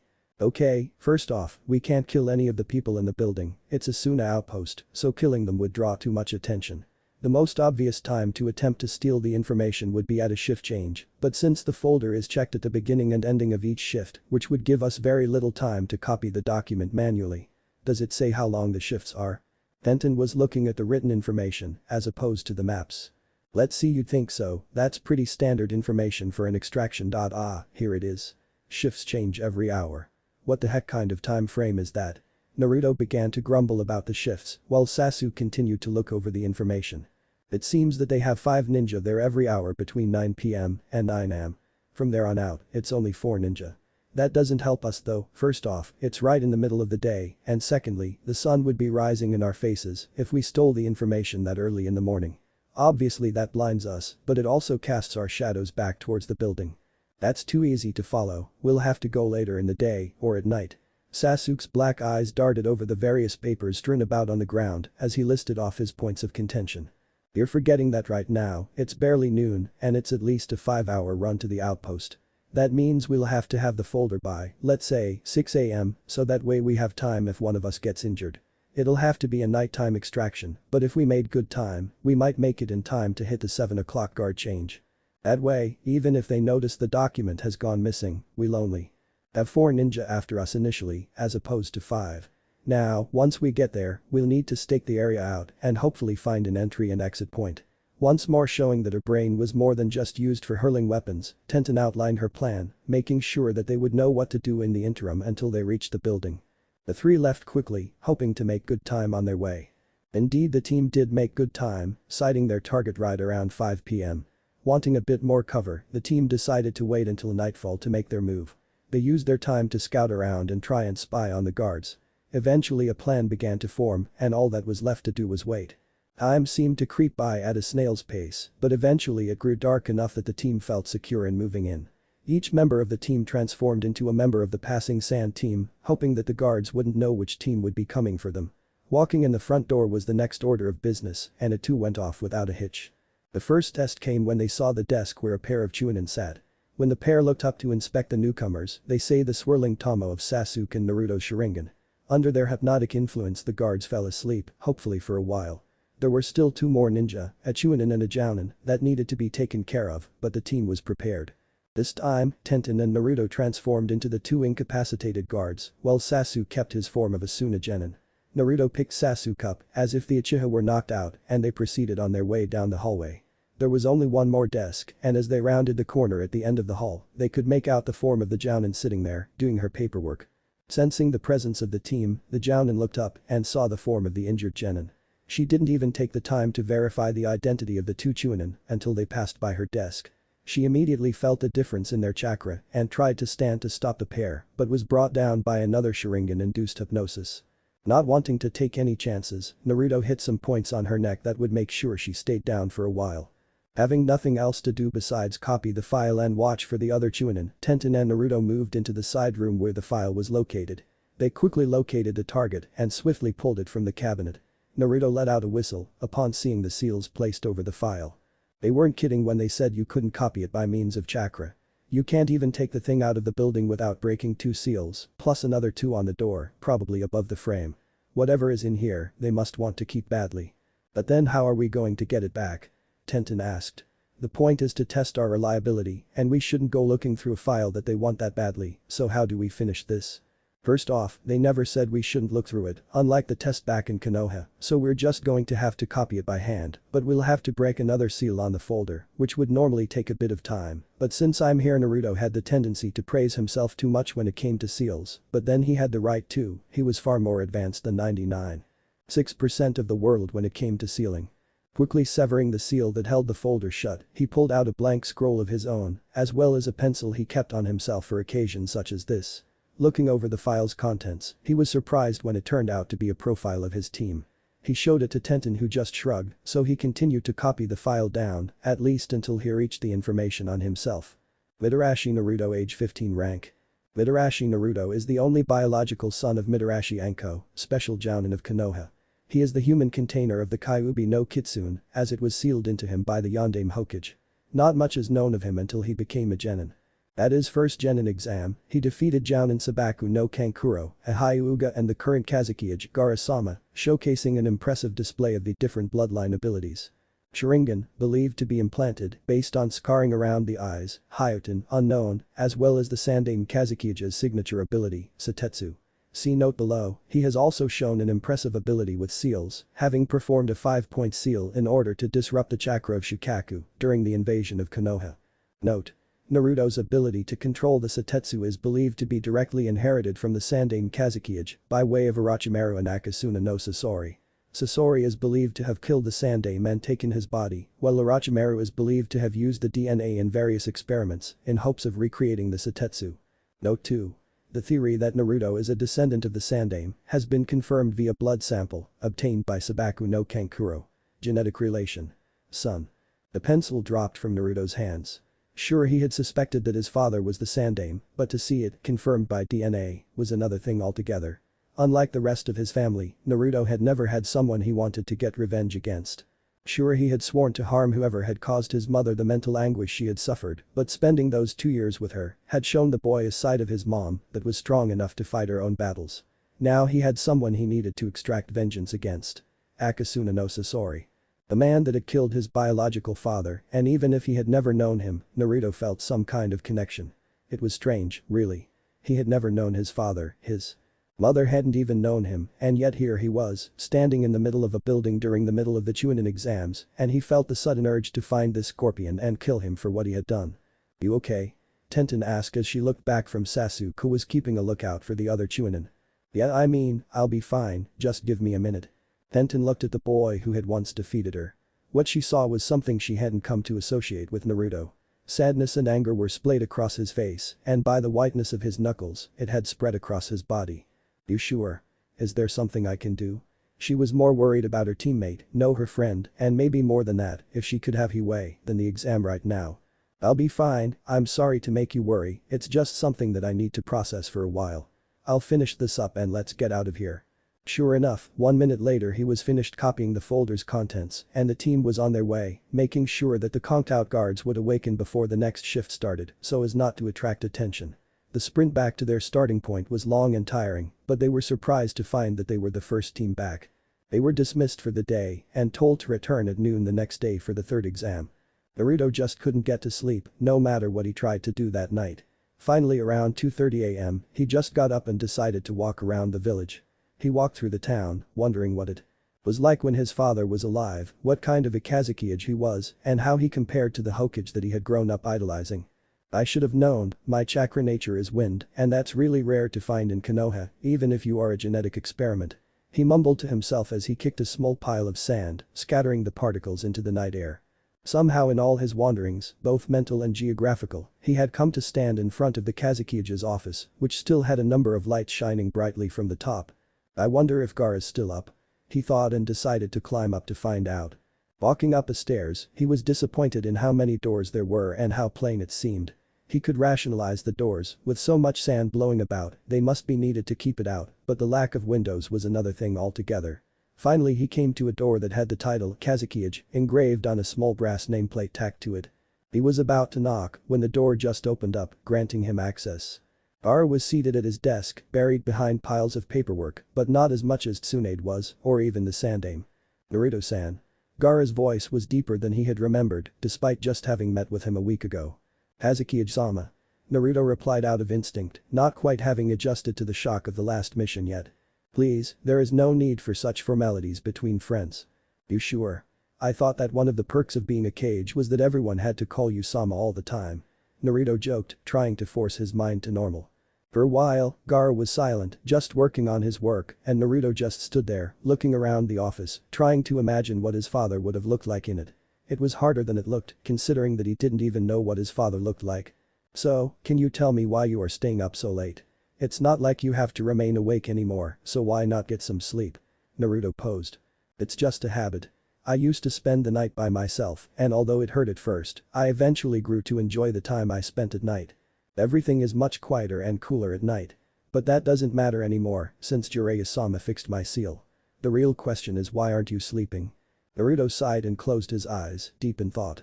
"We just completed the second part of your exam, and I must say, pretty ingenious of you to pose information on our own team as classified information."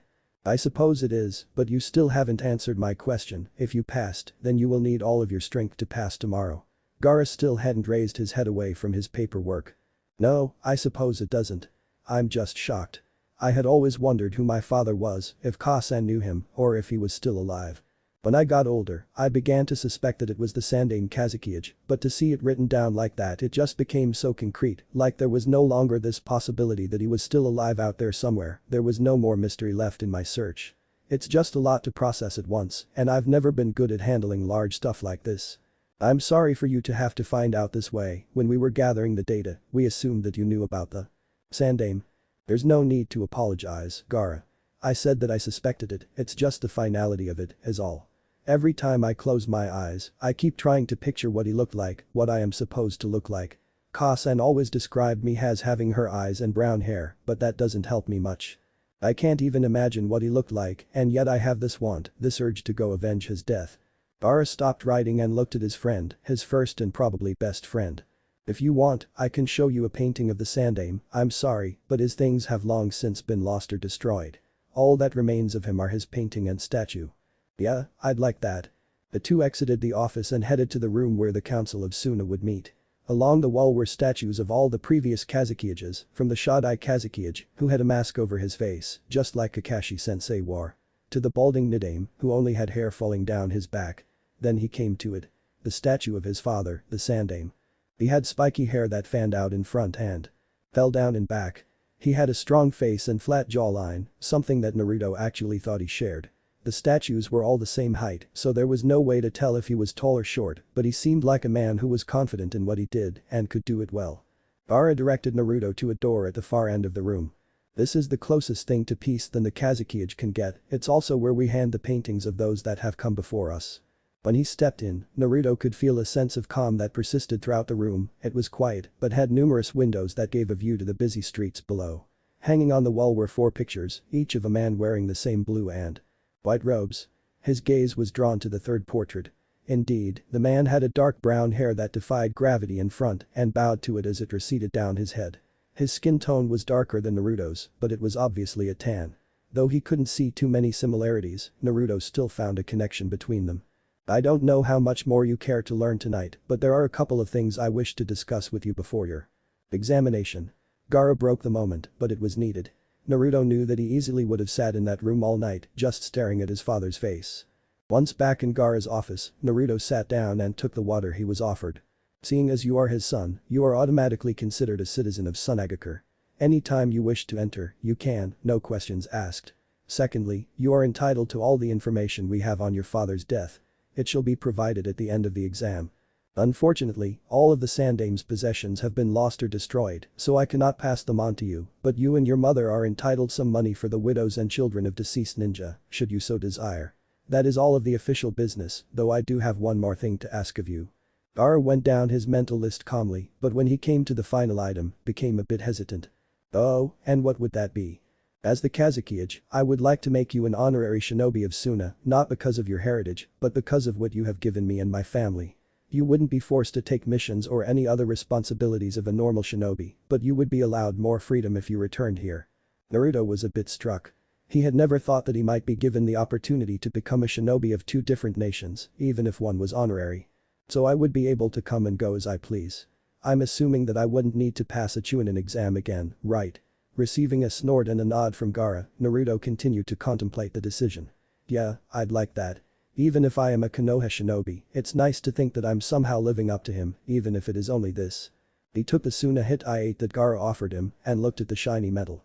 It's been a long night, Naruto, you need to get your sleep or else you might not make it through the third exam. Gaara was trying to get back to his work, something he found hard to do around the half-blonde.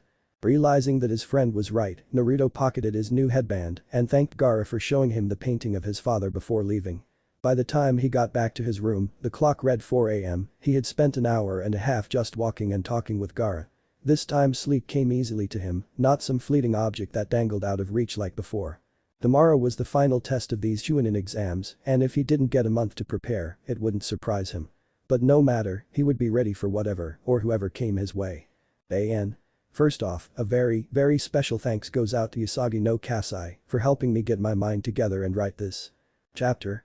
Basically the entire second exam is her creation and I can't thank her enough. Anyway, next chapter is the end of the Chunin exam, again, with much more fighting and hopefully some not so boring fights. I hope you like my new tests. I wanted to keep the rationale behind the tests the same, but change up the delivery method. The first exam is actually a problem I had to do as part of a team and we failed it, I just added the time limit part 4. Better cross over to the ninja world. Okay, I'm ready to officially announce that the pairing for Naruto is going to be a Naruhina 10. I have decided this after much thought and deliberation. I believe I have a good way of making it work, even though my experience with relationships is limited and definitely doesn't involve two girls. The meat of the romance will pick up next chapter, but like I've said before, it's really a minor part of this story. Once again I thank everyone who has reviewed this story, I love the fact that you like the story and I hope you will continue to like it. I say unto you, as I've said 21 times before, please review. Chapter 23. The day after Naruto's meeting with Gaara was as pleasant as could be expected for Sunna, hot and windy, but at least it wasn't humid. Sasuke woke before Naruto, still unaware of his brother's discovery. Naruto hadn't told anyone about it and it was obvious that something was bothering him, but Sasuke knew that Naruto would deal with it better than he could. He looked at Naruto, who was still sleeping, before getting up and checking his gear for the day. Naruto woke up half an hour later, just enough time to check his own belongings, before they went to meet up with Tenten. They met up with a brunette outside of the room she shared with Shizune and Sakura, both of whom would be otherwise engaged today. Their teammate was waiting, her two wakizashi, which were hidden away in a scroll yesterday, were once again attached to her back and looked ready for action. The three headed for the meeting point, eager to get the third portion of the exam underway. They got there early enough and weren't surprised to see the Cloud team already there. They seemed none the worse for wear and eyed the Leaf Shinobi wearily. Soon they were joined by another team, the lone team remaining from Sunna, who seemed to be a bit tired but uninjured. If he had to venture a guess, Sasuke would have assumed they got back in around 2 or 3 in the morning. There was only a little bit of time left before noon and only 3 teams had passed. This got almost every team wondering about how hard the last part had been, as well as the skill level of their competition. As the final seconds were counting down to noon, what would surely be the final team arrived. They were from Iowa and Naruto recognized them as the group that had been sneering at them before the first exam started. Now that you are all here, we will go over the setup for this portion of the exam. The final portion will consist of 3 team fights. The fights will be chosen by the drawing of lots and will take place in 2 weeks exactly.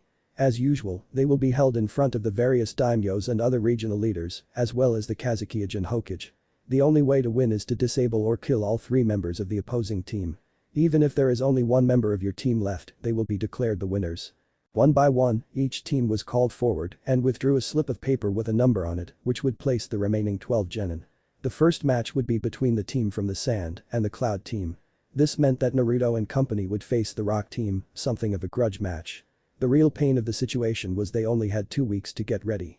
The team had spent the first 4 days doing nothing but practicing their teamwork, an area that was still a bit weak, especially compared to what they were used to on their old teams. Slowly but steadily they progressed to the point where they became highly skilled at anticipating each other's moves and keeping out of the way. Their workout today had been productive and they had agreed that after this session, they should work on techniques that they may need. Sasuke had left to send a letter to Haku, something he hadn't gotten out of the habit of, no matter how short a time it had been since he had last seen her. This left Tenten alone with Naruto, something she was looking forward to greatly. "Hey, Naruto, you wanna go get some lunch? We've been working really hard, aren't you hungry at all?" she asked innocently enough. "Sure, it is really hot out. What are you in the mood for?" "I don't care really, how about somewhere out of the sun?" "Oh, I know. I saw this little seafood place around the block." "Okay, sounds good to me." Naruto agreed. As hot and windy as Sunna was, they actually weren't that far from a small body of water, even. Though they were in the capital, they managed a constant supply of fish and other marine foodstuffs. The restaurant was surprisingly empty when they got there, though neither could figure out why. They ordered some food, which arrived quickly enough, and then got to discussing different things. "Well, you've seen how Sasuke acts around Haku, it's not that I don't want a girlfriend, but I'm just not sure who would be interested in me." Somehow the topic of conversation had gotten to Naruto's lack of a girlfriend. "Well, why don't you tell me what kind of girl you would look for and I'll tell you if I know of anyone who fits that description." "I dunno, I guess I would be attracted to someone who doesn't make assumptions, probably someone who's pretty strong, not just physically, but mentally. Oh, I'd rather date someone who's smart, not like those fangirls back in the academy." Internally, Tenten was grinning like a Cheshire cat. "I'm open-minded. I'm smart, heck, I'm better at strategy than he is, and I am most definitely not a fangirl." While the weapons mistress had been gloating, Naruto had returned to his fish and was eating happily when a new presence entered the building. "Ah, Tenten, I wondered if I would see you." The voice came from the entryway and was easily recognized. "Niji? What are you doing here? I didn't think you'd be here this quick." "We weren't, but the clan council decided to join us on our vacation, so we had to leave earlier so we could make arrangements for them." He moved out of the incoming light and stepped towards their table. Naruto noticed that Hinata was with him, probably so he could act as her bodyguard. "Hello, Naruto-kun, Tenten." Her voice was soft but held a hidden edge that was directed at Tenten by the way she locked eyes with the other girl. "Niji. Hinata-chan, nice to see you. How's your vacation going?" Naruto asked, moving over so that the Hyugas could sit down. "It's been about half a day, Naruto, we can't really make a decision on that," Niji corrected. "Well, there's got to be something you can make a decision on, isn't there?" "Well, it isn't as peaceful as we would have hoped, what with the council following us now." Hinata spoke up, alternating between watching Naruto and shooting death glares at Tenten, who seemed to have discovered the wonders of the boy as well and was trying to make a move. "If the council is here and your family is here, then who's back in Konoha?" Tenten asked, keeping her eyes on Hinata. "Well, it's not the entire council, only the more senior members. I guess they just wanted the time off." Niji filled in the blank. From there on out, the conversation turned to the exams, what Naruto and Tenten thought about the competition and their chances. They also discussed the variations in the exams, for example, Niji and Hinata's second Chunin exam had been in mist and was almost entirely fighting, both as a team and individually. When Tenten brought up the second exam, Naruto stiffened ever so slightly, something that both Hyugas caught immediately. "Was it really difficult?" Hinata asked, more to Naruto than Tenten, first off because she wanted to talk with her crush and secondly because she was worried about him. That stiffening a moment ago was a sign of something he didn't want to talk about and, being the loving girl she is, Hinata wanted him to talk about it. "It wasn't that hard, we had to run for a while and then take out some Chunin and a Jounin, but it was fine. We had to copy the information that Sunna had gathered on ourselves as part of a mission. They said that I was probably one of the most skilled weapons users in the past 20 years, but noted that I did have a weakness when it came to people with wind nature chakra. Luckily, Naruto-kun here fixed that for me." "What did it say about you?" "Naruto?" Tenten was once again trying to rub the fact that she was spending time with the boy in Hinata's face. Naruto just shrugged. "Not much, it was pretty outdated, nothing since I went with Jiraiya." Obviously this was a lie, but he just didn't want to spill the beans on his heritage just yet. Eventually Naruto convinced Niji that they should go looking for Sasuke, who was probably still writing his love note to Haku, despite having an hour and a half head start. Never one to miss a chance to mess with his rival, Niji agreed, and after receiving assurances from Hinata that she would be fine by herself, the boys left the restaurant. "So you're here for vacation, are you?" Tenten asked sarcastically. "Yes, we are. The trip's been booked for weeks, if you're implying that I'm only here to see Naruto-kun, then you need to get a grip on reality." Besides, if you don't watch out, you may end up costing him a chance at Chunin. I'd never do that to Naruto-kun. Tough words, coming from someone who has problems with a bit of wind. Hinata was firing on all cylinders now. Well, at least I've got the guts to ask him out, you just stand behind trees and stalk him. The two just glared at each other, neither retreating nor giving an inch. This was a war and would be fraught until one was dead or at the very least, so ugly that no one would want to date her. The tension was nearly palpable when both just turned on their heels and walked away. The remaining time before the exam was spent training on individual techniques and some strategy. When they were done, either Tenten and/or Hinata would try and hang around with Naruto as much as possible, always trying to outdo each other in their own twisted attempt to gain affection. Finally, the day of the fight came around and all three members felt prepared. There was a large crowd, just like before, with daimyos and other important people were in attendance, along with the Hokage and Kazekage. The Hyuga main family was in attendance as well, though they were trying to be discreet about their presence. Welcome to the Chunin exam. We have 4 teams that best exemplify the qualities of a Chunin. They will fight in 3 team matches. The only means of victory are to incapacitate or kill all 3 members of the opposing team. The first matchup is between Sunagakur and Kumagakur. Gaara's voice had the entire crowd silent as he began the fights. The 6 ninja just stared each other down in anticipation of the fight that was about to begin.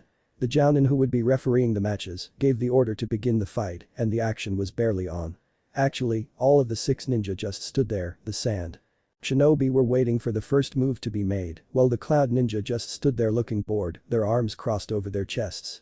Suddenly, the blonde Kunoichi just turned around and walked to the edge of the arena and sat down. "This isn't worth my time, you two finished the fight." Her voice was harsh but full of confidence as she just leaned back and closed her eyes. The boys on her team just turned to the sand team and drew their respective swords. However, the brown-haired boy with an Itachi just pointed the blade at the other team before a surge of lightning struck the sand ninja he was pointing at, not killing him, but knocking him out, painfully. The other boy, who had 2 butterfly swords drawn, charged at the 2 remaining ninja, who were shocked at the speed of the first attack and was able to slash the side of one of the 2 remaining ninja before the other even knew what happened. Though none of the sand ninja had been killed, the severity of the attacks were growing in intensity, and the lone Kunoichi knew she stood little chance if she were to fight these 2 on her own. She had no choice but to surrender the fight and tend to her teammates. The proctor called the match and signaled for the medics to take the 2 injured boys away. The 2 remaining teams headed for the arena floor. They faced each other, the rock ninja constantly glaring at the leaf shinobi, but for their part, Naruto, Sasuke and Tenten kept their cool. Immediately after the start of the match, the rock ninja decided it would be a good idea to try and mock the leaf ninja. The main problem with this was that all 3 Konoha shinobi had performed a short series of hand seals and disappeared. Instantly the Iwa ninja were on guard but weren't fast enough to avoid being pulled underneath the earth to their necks. "Here, we thought you would have seen that coming," Naruto mocked, crouching down to pat the Kunoichi on her head. "You idiots. Did you really think that this is going to hold us? We're freaking rock ninja, we thrive on earth jutsu." With that, all 3 rock ninja disappeared into the ground, leaving the leaf ninja at the disadvantage. At this, Naruto and Sasuke broke into identical smirks as the half-blonde began to run through some hand seals. Unfortunately, he was cut short when a pair of hands grabbed the legs of the Konoha shinobi. They were quickly jerked downwards until the bodies all fell into a puddle of water, soaking their opponents. "And there I would have, though you'd see that coming," Sasuke taunted from the team's position on the arena wall. The Iwa ninja were now rather angry and were speaking in cuss words and vile gestures. Naruto took it upon himself to finish the fight now so they could get on with their day. Waving his hand, 3 bolts of lightning discharged from his fingers and struck the wet rock ninja, who had the idea to raise a defense, but since lightning chakra is strong when compared to earth, they were all struck, causing a massive case of static buildup as well as unconsciousness. The team from Konoha wins. The jounin once more motioned for the medics to take the losers away. The next match will begin immediately. The final 2 teams faced down each other without wavering. Tenten was a bit worried, she knew something was off with this team, but she couldn't figure out what. The 2 boys seemed strong enough, judging by their last performances, and yet they shied away from the blonde girl. There was obviously something about the girl that obviously scared her teammates, and if they were scared, then shouldn't she be? "Tenten, don't worry too much, I already told you, I think we match up pretty well with these guys. Just stick with your man and don't worry, you're more than ready for this." Naruto reassured the girl, who blushed heavily at being read so accurately, before she smiled back and steeled herself. The Cloud team was eyeing their opponents just as hard as the Konoha team, and the males were feeling a bit nervous, seeing how the rock ninja had been beaten at their own game. Meanwhile, the Kunoichi was still feeling bored with the fight. Sure, their opponents were strong, but she was the vessel for the Nibi no Nekomata, the two-tailed cat demon. She was almost certain that they would win. And honestly felt like she would just sit this one out again. Then, once her opponents were either defeated or dead, she would have to retrieve that Uchiha Sharingan.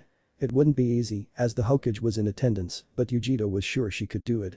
When the match was started, she gave orders to her teammates. "Katsu, Hikaru, this is on you again, these nobodies bore me." As she began to walk away, she was stopped by the sudden appearance of Naruto's fist connecting with her face, throwing her back far beyond the line created by Sasuke and Tenten. "Like hell you'll sit this one out. I'm fighting you, and if you just sit there and take it, then where's the fun?" The ever-loud ninja shouted before giving chase. Katsu and Hikaru were in shock, no one had dared fight Yugito by themselves, and no one they knew had ever moved that fast before. Before they could move to help out their teammate, they were forced to dodge a two-sided assault from Sasuke and Tenten. They split the Kumo team apart even farther than before. So far their plan was working perfectly, now it was on each individual to perform to their abilities. Tenten faced off against the redhead with the two swords. The butterfly swords were an interesting design, with a single edge and a simple knuckle guard to protect the hands. There was also a small edge along the flat side of the blade for trapping other swords. Having not seen much from her opponent in the first fight, Tenten wasn't sure what to expect, but she felt prepared. "So which one are you? Katsu or Hikaru?" she asked, trying to get some kind of read on the boy. "My name is Katsu, which is all you need to know for the purposes of this test. However, before we begin, I too would like to know your name." Katsu had his blades held in a rudimentary defensive stance that Tenten instantly recognized and began to plan ways around. "I'm Tenten," was her terse reply as she drew her wakizashis and prepared to fight. The initial clash was short and surprisingly even. Katsu's swords were only about 1.25 feet long, while Tenten's wakizashis were 1.5 feet long. Usually this would be edged to Tenten, but it seemed that Katsu used his swords for defending, trying to pinch his opponent's blades between his. The shorter blades made his defense much harder to penetrate, even with a wakizashi. Tenten used her blades more defensively than offensively too, and found a point where her blades gave her the perfect balance between offense and defense. Once more the two clashed and once more the two came to an impasse. On the third pass, it was Katsu who ended up with a slice running from his waist to his shoulder. It wasn't very deep, as he had been able to half-heartedly block the slice, but it still stung and bled heavily. Despite his wound, when Tenten made another pass at the injured boy, he was able to run his blade down hers and land a deep cut to her left hand, rendering one of her swords useless. Tenten jumped back and hissed in pain. She had only two choices: either use just one sword against an opponent who had an advantage defensively and still had two working arms, or go to long range. The choice wasn't hard. She pulled a small scroll from her pouch and swiped some blood from her injured hand over the seals within. As each seal symbol was covered, a kunai popped into existence, ready for her to throw, which she did. Tenten's first kunai flew at Katsu, who was forced to dodge the first projectile before sensing another one flying at him. This one he blocked with his blades, along with the next one and the next one until he became fed up with this game. Forming some hand seals, Katsu felt his chakra leach out into the air and begin to crackle. "You should know not to use so much metal against a ninja with the power of lightning." He nearly screamed something that was very un-Chunin-like. "Raikou Dejeki Arashi, lightning strike storm." Just like the name suggested, a storm of lightning bolts seemed to fly from Katsu towards the mass of metal that Tenten had around her. She threw herself to the ground in an attempt to escape the onslaught, but wasn't very successful. The bolt hit right behind her, but the second bolt succeeded in connecting with her wakizashi on her back. She received very little of the shock, but it was enough to double her over, so that the third bolt struck dead on. Tenten could feel the heat generated from the bolt, along with the electricity, and thought she would die from the intense pain. She fell to the ground once more, landing at the feet of her opponent, who stopped his attack and stepped forward to finish the fight. Tenten knew she only had one slip chance for an escape, since she could no longer form hand seals. She desperately reached for her other wakizashi and managed to grab the handle in enough time to deflect the incoming blow from above. The blade bit into the ground to the left of her head after sliding down the length of her own weapon. Taking the opportunity to escape, she rolled on her side, away from Katsu, and got just enough room to try and rise to her knee. What she had planned wouldn't be useful if she were still on the ground. "I'm impressed that you survived that attack, but no matter, you won't last through another round." Katsu was now boasting as he restarted his attack. Once again a hail of lightning bolts sped at Tenten, but this time she was prepared and held her once discarded wakizashi above her head. Bolt after bolt crashed into the blade, yet Tenten never faltered or fell down. Over 30 lightning bolts impacted the sword, yet she held it as still as if she were in a calm breeze. Katsu was speechless. This girl had just used a sword to defeat an attack using electricity. He couldn't figure out how this could be. It's simple really, Naruto-kun is practically a seal master, so he put a seal on this blade that would neutralize any chakra that it came in contact with, even if it is in the form of lightning. Now, I think it's time I ended this. Taking one final kunai from her holster, Tenten threw the knife into the wall directly behind Katsu. She then held her hands out in front of her, and suddenly a net of electricity sprang from the rings of her kunai, which had been strategically embedded in the ground to create a half circle going from the wall around Katsu and then intersecting the wall again. The final kunai acted as an anchoring point to tie all the lines above the boy's head, cutting off all forms of escape. Interesting thing about chakra strings. Tenten made a fist with her hands and pulled downward, crashing her lines into Katsu and shock him into a blackout. They can be formed into nature chakra strings very easily. Having won her fight, Tenten slumped down along the wall next to Katsu's prone body and tried desperately to stay conscious. In the end she failed and slipped into a deep sleep, but she trusted her teammates to win their fights. As soon as Sasuke had become separated from Tenten, his opponent drew his Nadachi and once more tried to fire that lightning bolt from it. Sasuke was prepared and threw a kunai into the ground a few feet in front of his body, making the bolt miss. Sasuke closed the distance between the two rapidly, removing the ability to summon lightning.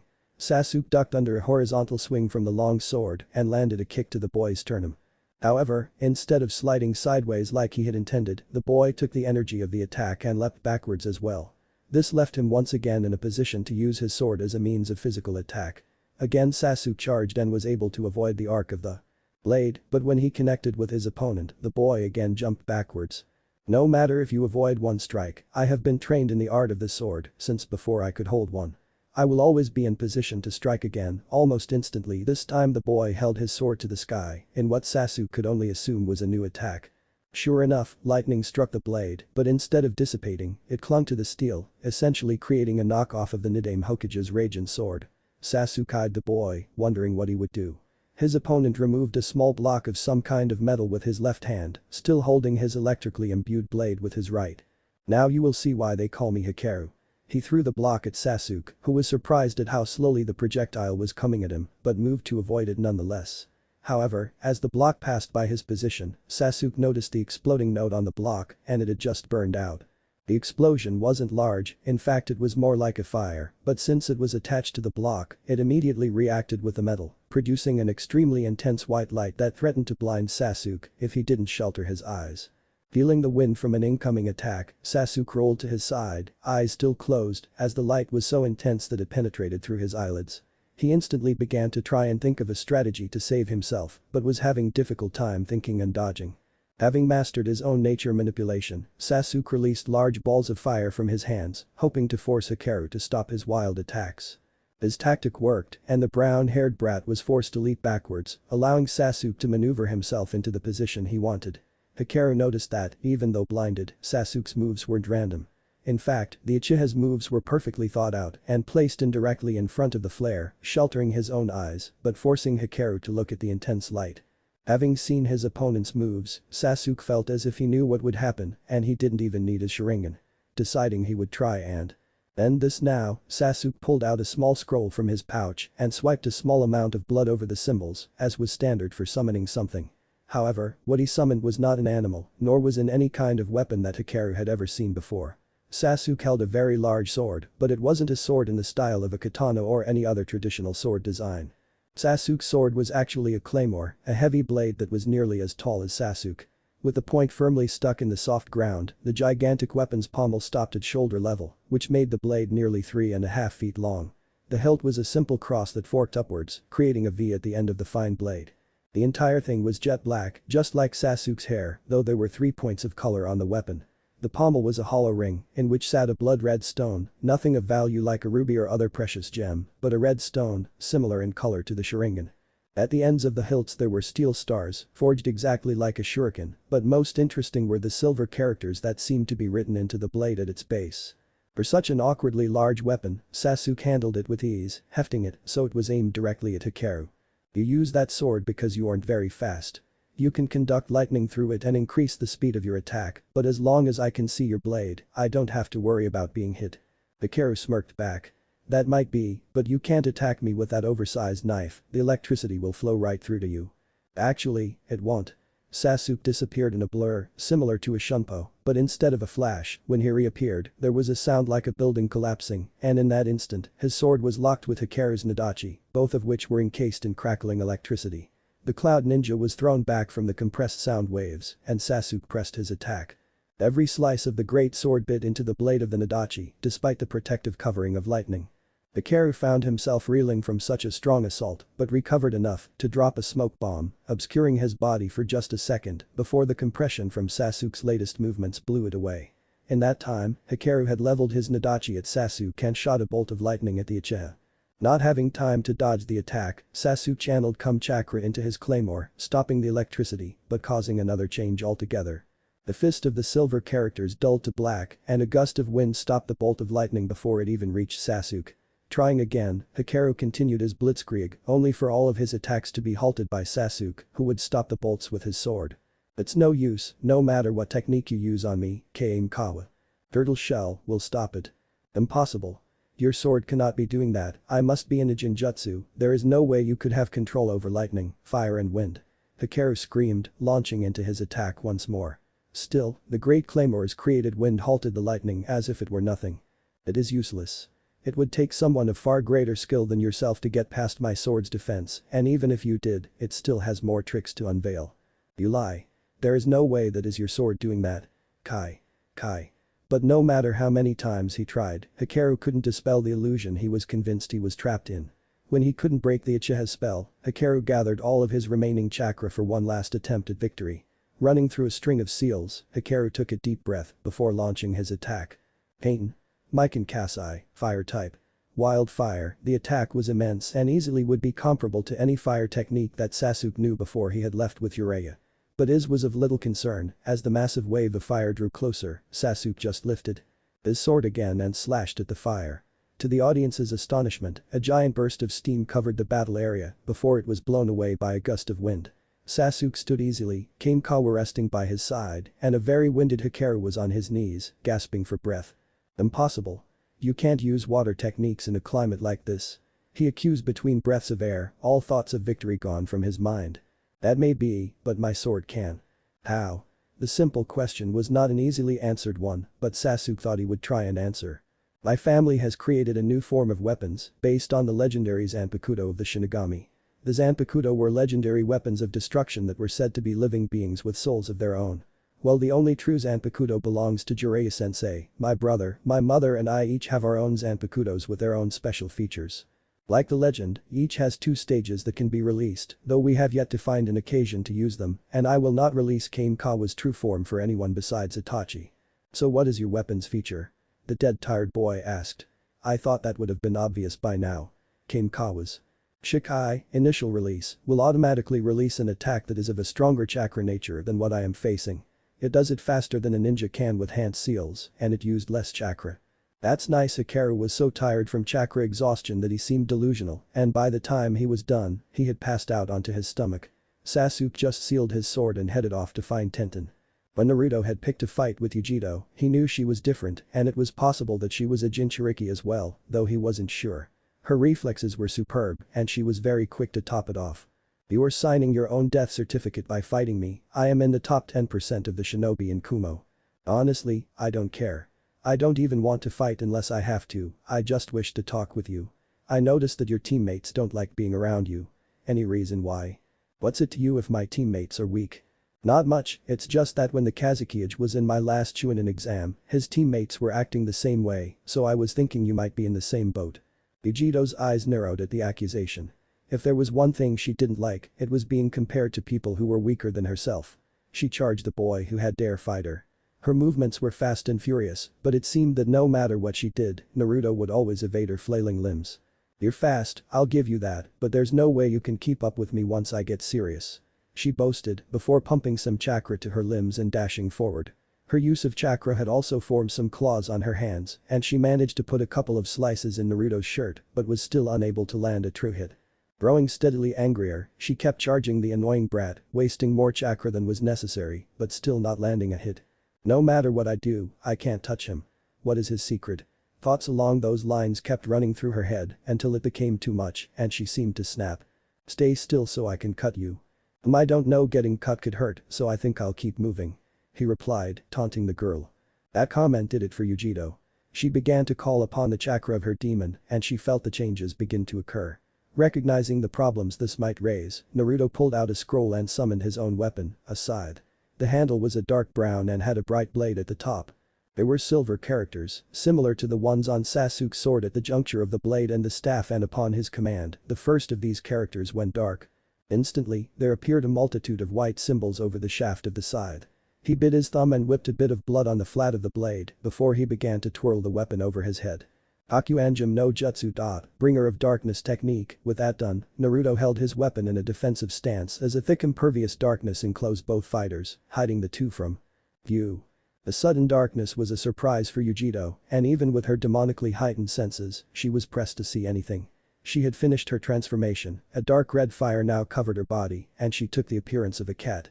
Her claws were ready to rip into the annoying boy, but she couldn't see him now. She could easily hear him and smell him, but instead of only one brat, there were 10, and each was more identical than the last. So I was right, you are like Gaara as well as myself for what it's worth. The voice came from all 10 boys, making it impossible to pick out the real one. Yugito recognized the importance of the boy's words. It was fairly common knowledge amongst the shinobi villages that the Kazukiage was a Jinchuriki, but if this boy was one as well, then he undoubtedly held a stronger demon than her own. She may have been brash and easily angered, but Yugito was not stupid by any means. The demonic chakra stopped flowing and she reverted back to herself. So you two hold a demon, huh? Yep, my name's Mitarashi Naruto, the vessel for the Kyuubi no Kitsune, nice to meet you. There is no way I can beat you, Naruto-san, I only have 2 tails, and you have 9. The only thing for me to do is forfeit. I suppose I'll have to accept that, but before I let this go, I want to meet with you sometime before you leave for Kumo. I don't know if you were aware, but there's an organization that's after people like us. Yugito nodded. She had heard of Akatsuki and knew that they were strong fighters. She might be strong, but she wasn't sure if she was strong enough to deal with S-class missing ninja. Can we meet tonight? We will be leaving late tomorrow, and I do not wish to look suspicious to my comrades. Naruto just nodded and dropped his genjutsu. When the two fighters came back into focus, Yugito made her forfeit official and walked over to collect her fallen teammates. Winner of the Chunin exam final tournament, Mitarashi Naruto, Uchiha Sasuke, and Tenten. The Jounin announced to the crowd to thunderous applause. Okay, there's the new chapter.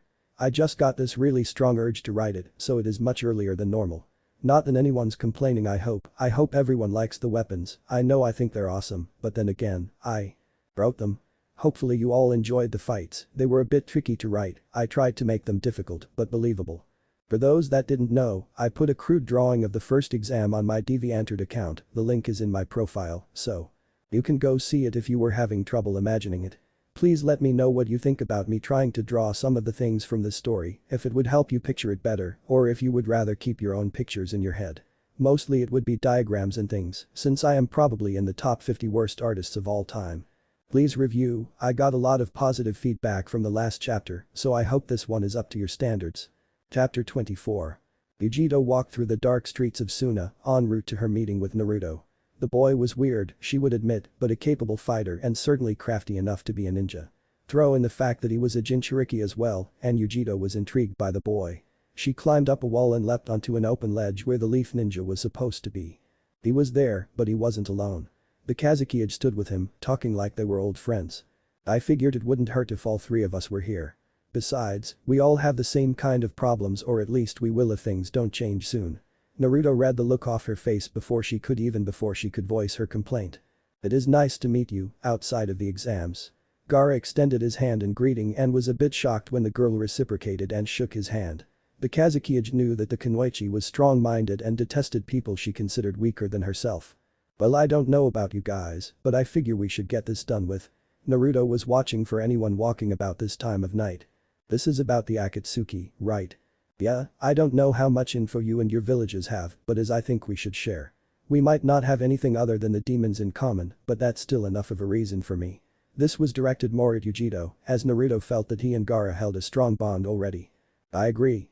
I may have been trained by many different shinobi since I was young, but even I don't wish to have to fight 2S rank criminals at once. Yugito was a surprising ally, but hopefully one that could be trusted in the future.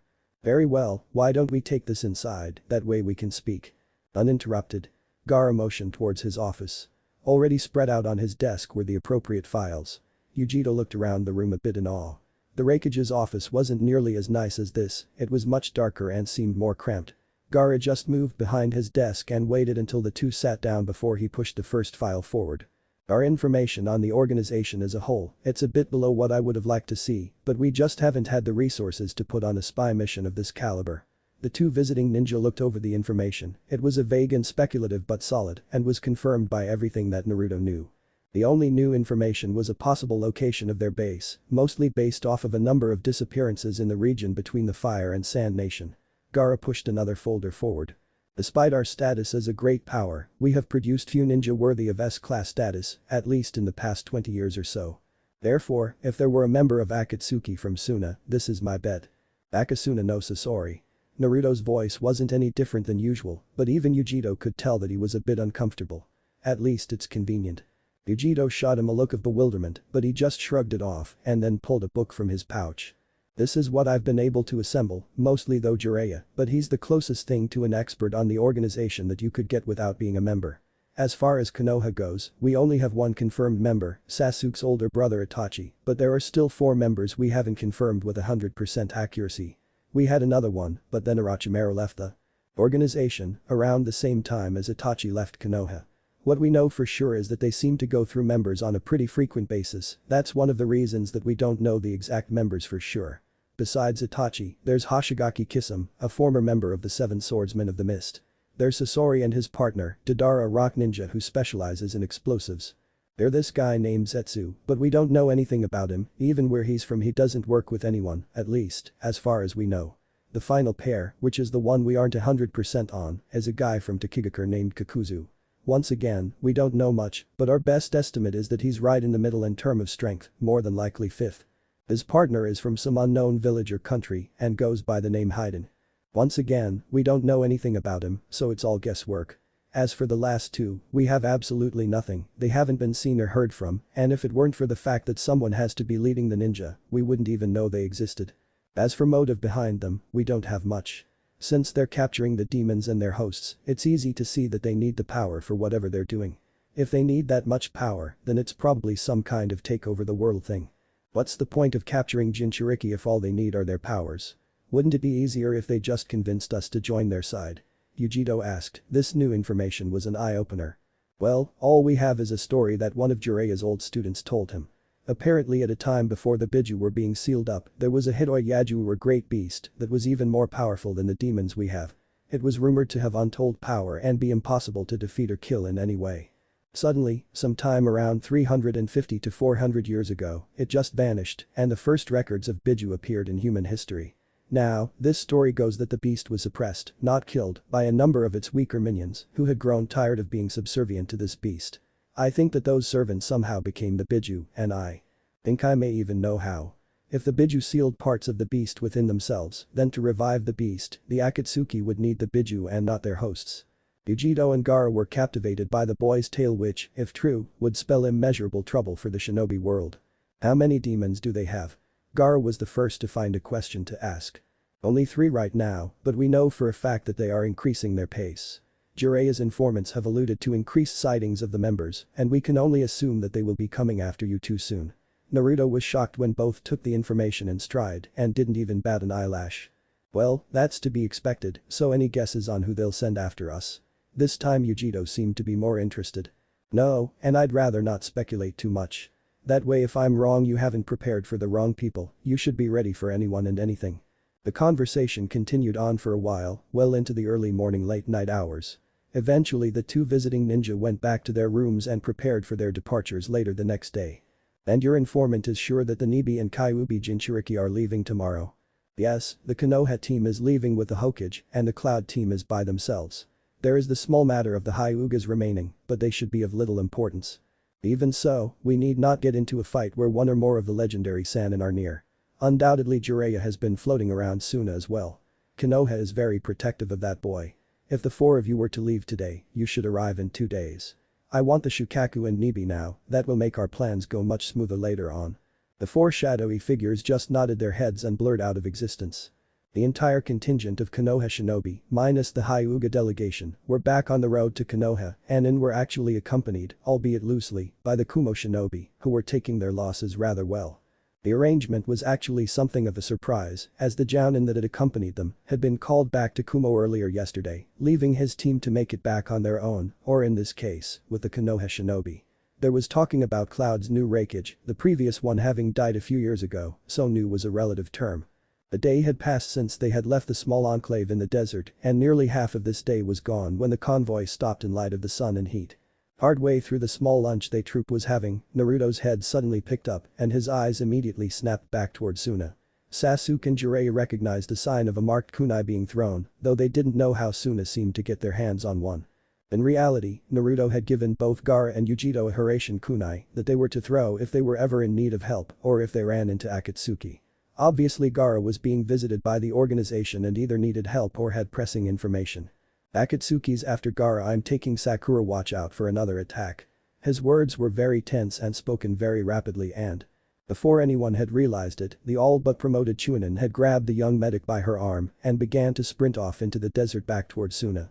What the assembled group couldn't see was the concentration that spread over Naruto's face as black sand began to seemingly appear from nowhere and form a tunnel of coils before obscuring the two retreating figures from view in a shell of iron and then shooting off towards the village at a steep trajectory. By creating a magnetic field in the coils, Naruto was able to pull a projectile made of the iron sand to the center of a coil and then switch it off before pulling the projectile to the next coil.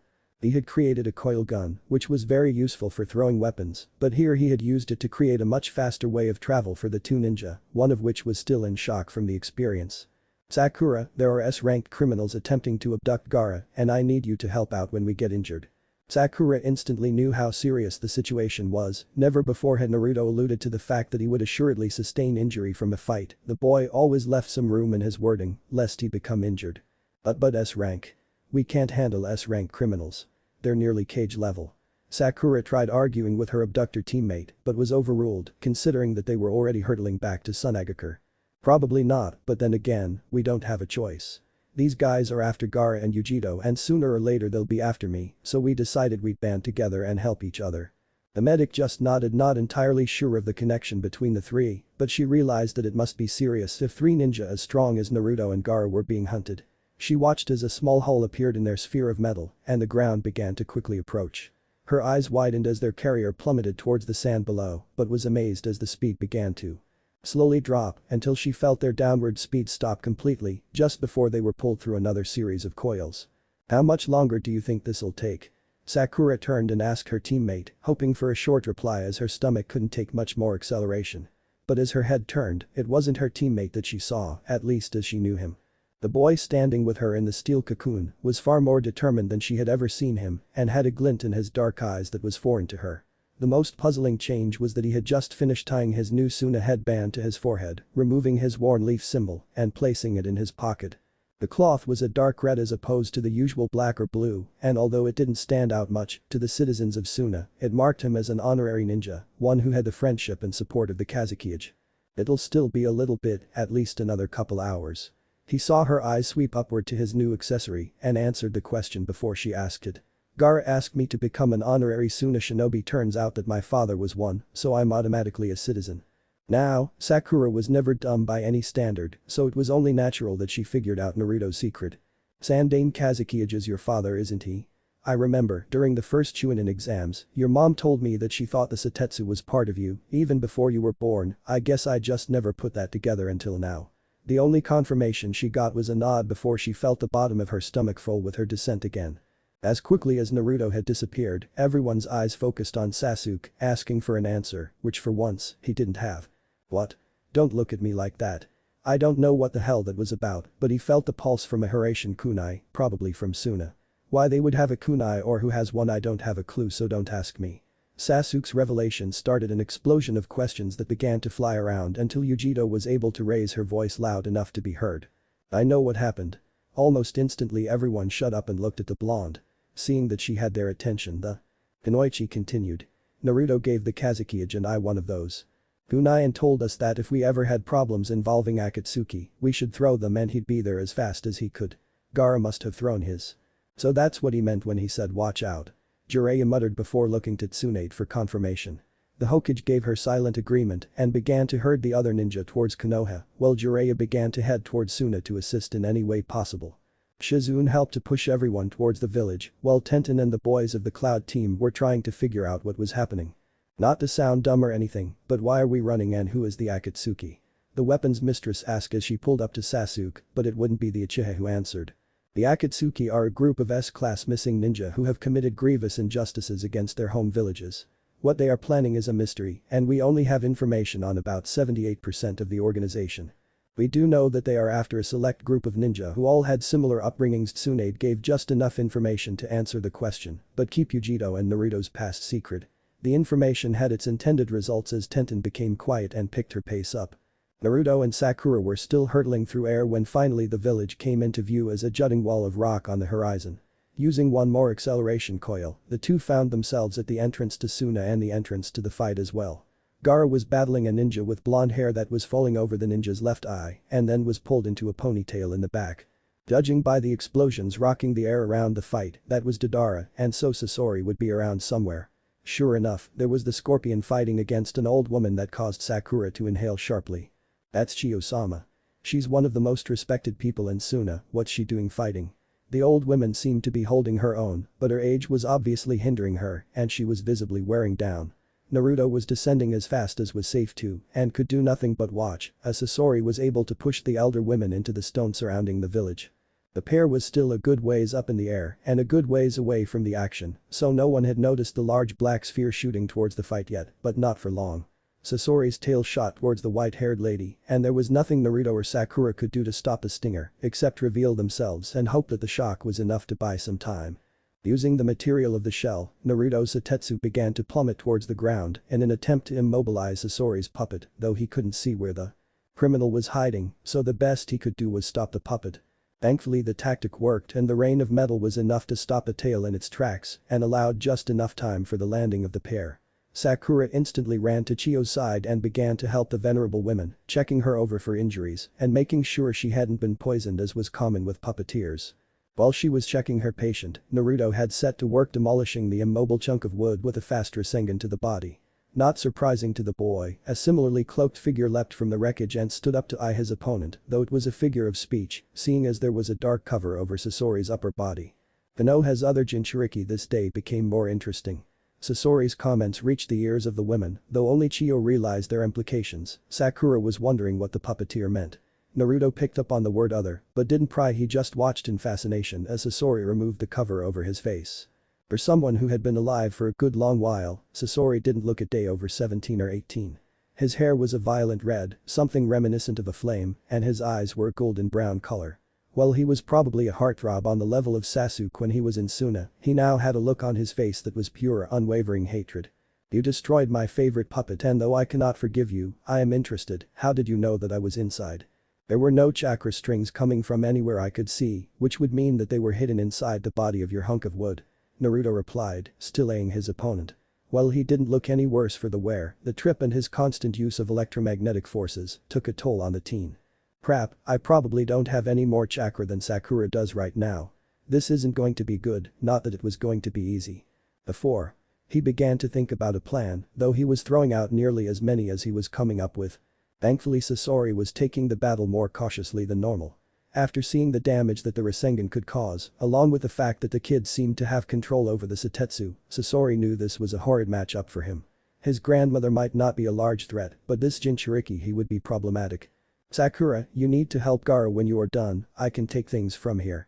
Naruto's words were forceful, he didn't need her, and Gaara could use the help if the raining sand particles were an indication. But Sakura was cut off by her teammate. No, I have almost every advantage, and Gaara will probably need some help, if not medical attention. Besides, since Chiyo-sama is Sasori's grandmother, she knows him better and what he's likely to do. Sakura hadn't known of Chiyo's relation and in light of that bit of information, decided to listen to Naruto. Not for the first time today, Sasori was impressed at the knowledge the Jinchuriki had. It wasn't common knowledge that the highly respected Chiyo had raised him when his parents had died, heck, he doubted if most of the council knew that, making Naruto's acknowledgement even more interesting. That was when he noticed it, Naruto's headband. The red cloth wasn't distinguishing, after all that pink-haired girl's cloth was red too, but if you coupled red cloth with the Sunna emblem, well then there was only one possible explanation. So, he's the recognized son of Akatsuki, but Sandaime never had any kids, and he's the last person to use the iron sand must be Orochimaru's work. Sasori's thoughts only made him more intent on getting the boy's body for a puppet if he could, although being a vessel, the extraction of the fox would leave only a minuscule opening to make a puppet. Naruto had enough waiting, and upon seeing Sakura head towards Gaara decided to begin the fight in earnest. Zatetsu Shigure, Iron Sand Drizzle, the adrenaline increase had caused Naruto to shout out his attack, something he hadn't done in a long time, as it wasn't good for a ninja to make loud noises. The metal filings clumped together and formed hundreds of pellets before being flung at the puppet master, who had to move quickly to avoid the high-speed bullets, lest they hit and lodge themselves in his joints. Naruto didn't realize that Sasori had turned himself into a human puppet, so when the redhead dodged his attack, Naruto stepped into his path and delivered a very quick snap kick to Sasori's stomach. He instantly knew that something was wrong when the resistance to his attack was greater than anything he had ever felt before. Sasori fell into a pile of sand, and Naruto had to leap back and try to locate the man. From his left he noticed movement and ducked under the bladed arm of a puppet that tried and take a swipe at him. Fire sprung to life on his fist as Naruto drove it into the body of the marionette, forcing Sasori to relinquish his control over the puppet. Naruto realized that Sasori was much better at stealth than he was at detection, so he spread his Satetsu out over a large range and had it rain down once more. You won't be able to force him out like that twice. For the first time, Naruto heard Chiyo speak and turned to watch the old lady pull a couple scrolls from her person and summon two puppets, one a woman with dark black hair that fell down to her shoulder blades, and the other a man with red hair to match Sasori. Naruto had seemingly ignored her advice and created a mass of shadow clones, probably around 30 or so, and was currently blowing sand around with some chakra, trying to find the hidden scorpion. Chiyo just glared at the teen, who was he to disobey her? The two puppets opened their mouths and two black balls around the size of an apple shot forward until they collided, resulting in a large explosion that kicked up a wicked sandstorm. Hidden in the sand, Sasori wondered what his senile grandmother was trying, those attacks hadn't even been close to his position, and he knew she could find him eventually, so why waste a trap? Oten. Rasengan. In the confusion of the explosion, Sasori had lost track of Naruto, who had taken the opportunity to spread out into a circle, where all of the clones plus the original began to make a trapdoor for the scorpion. The individual Rasengan didn't cover more than a 5 or 6 foot radius, but with 30 clones, each performing the technique, Naruto was able to increase his coverage by a large amount, and not just by increasing the numbers, if two of the swirling pits would collide, then the area would expand farther than 20 feet. Naruto had created a gigantic pit of quicksand, and Sasori had nowhere to go but up. Erupting from the sand cocoon he had created, Sasori leapt into the air, a summoning scroll already in his hands and unfurled. He needed cover, something he could only get now with puppets he had. As the scroll was unfurling in the breeze of his ascent, Naruto suddenly appeared above him, arm positioned to send him rudely back to the ground. This was such a surprise to the master puppeteer that Sasori's only option was to try and push himself backwards or forwards while in midair. Twin sets of blades sprung from beneath Sasori's cloak and began to rotate at impressively high speeds, even for a shinobi. The displacement of air was enough to push the puppet man back, just enough to make Naruto miss his body. Naruto's fist scraped down the length of the scroll without doing any damage to Sasori, and the boy had to stop the swirling sand so he could land. The speed of the Rasengan had grown so great that had he landed, he would have instantly been sucked down into the sand, and not even Shunpo could have gotten him out of the pit. The sand was still spinning, but at a much slower speed when he landed, and he was able to walk across it as if it were water. Sasori looked down at his scroll and cursed.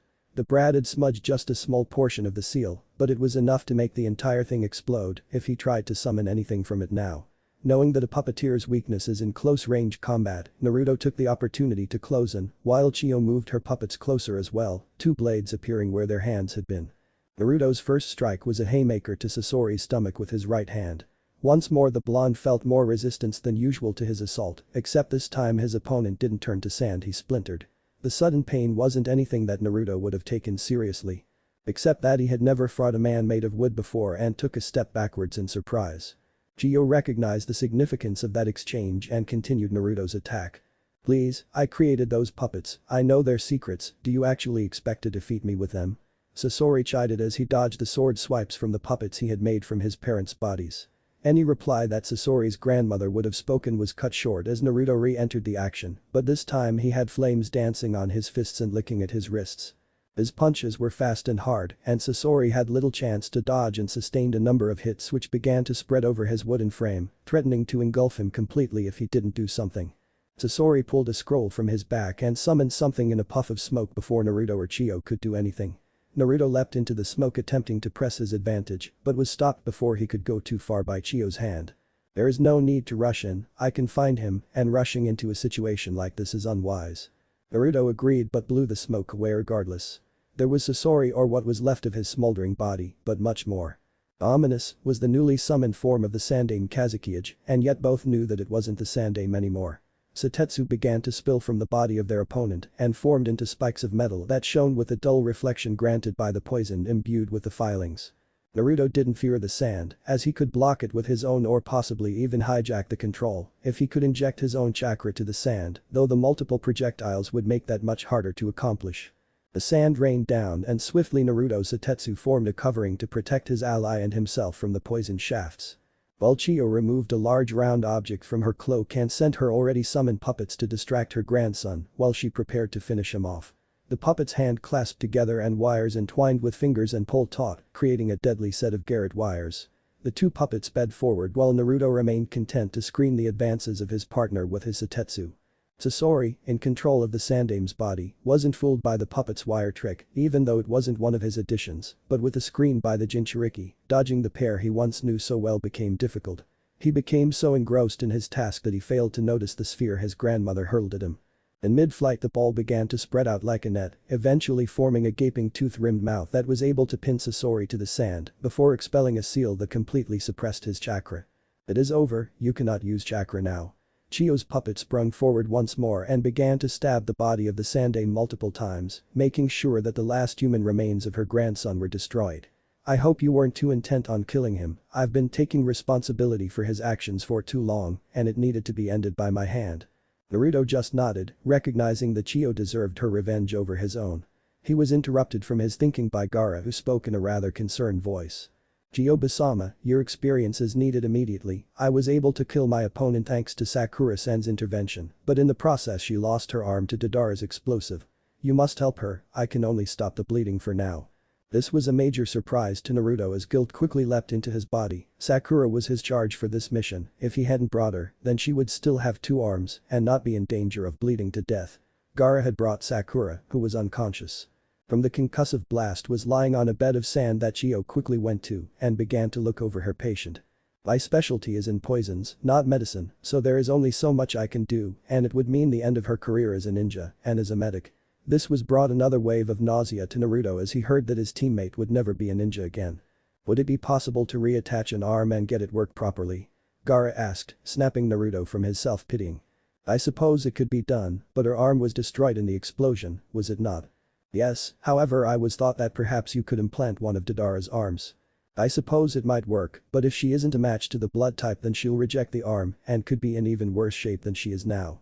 The only person who has done something remotely like this is the Hokage, and she is at least 2 days travel from here. I'll do the transplant, but there is little I can promise after that. You must get the goddamn Hokage here to help as soon as possible.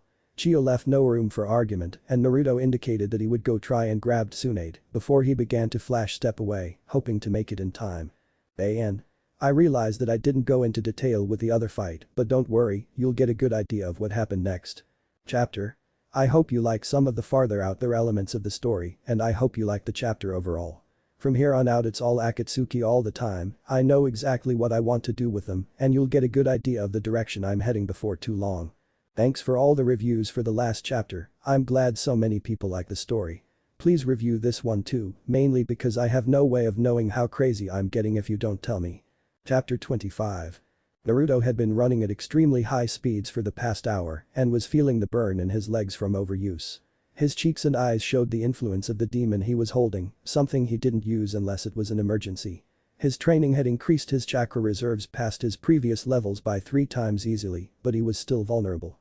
Naruto would have been past the point of exhaustion a good while back if not for the fox, and since it was the only thing keeping him going at this point, Naruto didn't want to complain. Hey Gaki, where's the fire? Jiraiya's voice snapped the Jinchuriki from his musings, something that was surprising considering the Toad Hermit was on Gamabunta. Naruto was about 2 feet from running smack into the Toad boss's front right foot. I need Tsunade Bachin. Sakura-chan's been injured and if we don't get Bachin then she'll lose her arm. Naruto was about to run around Gamabunta when he was wrapped up by the oversized tongue of the amphibian and hauled onto his head. Thanks boss.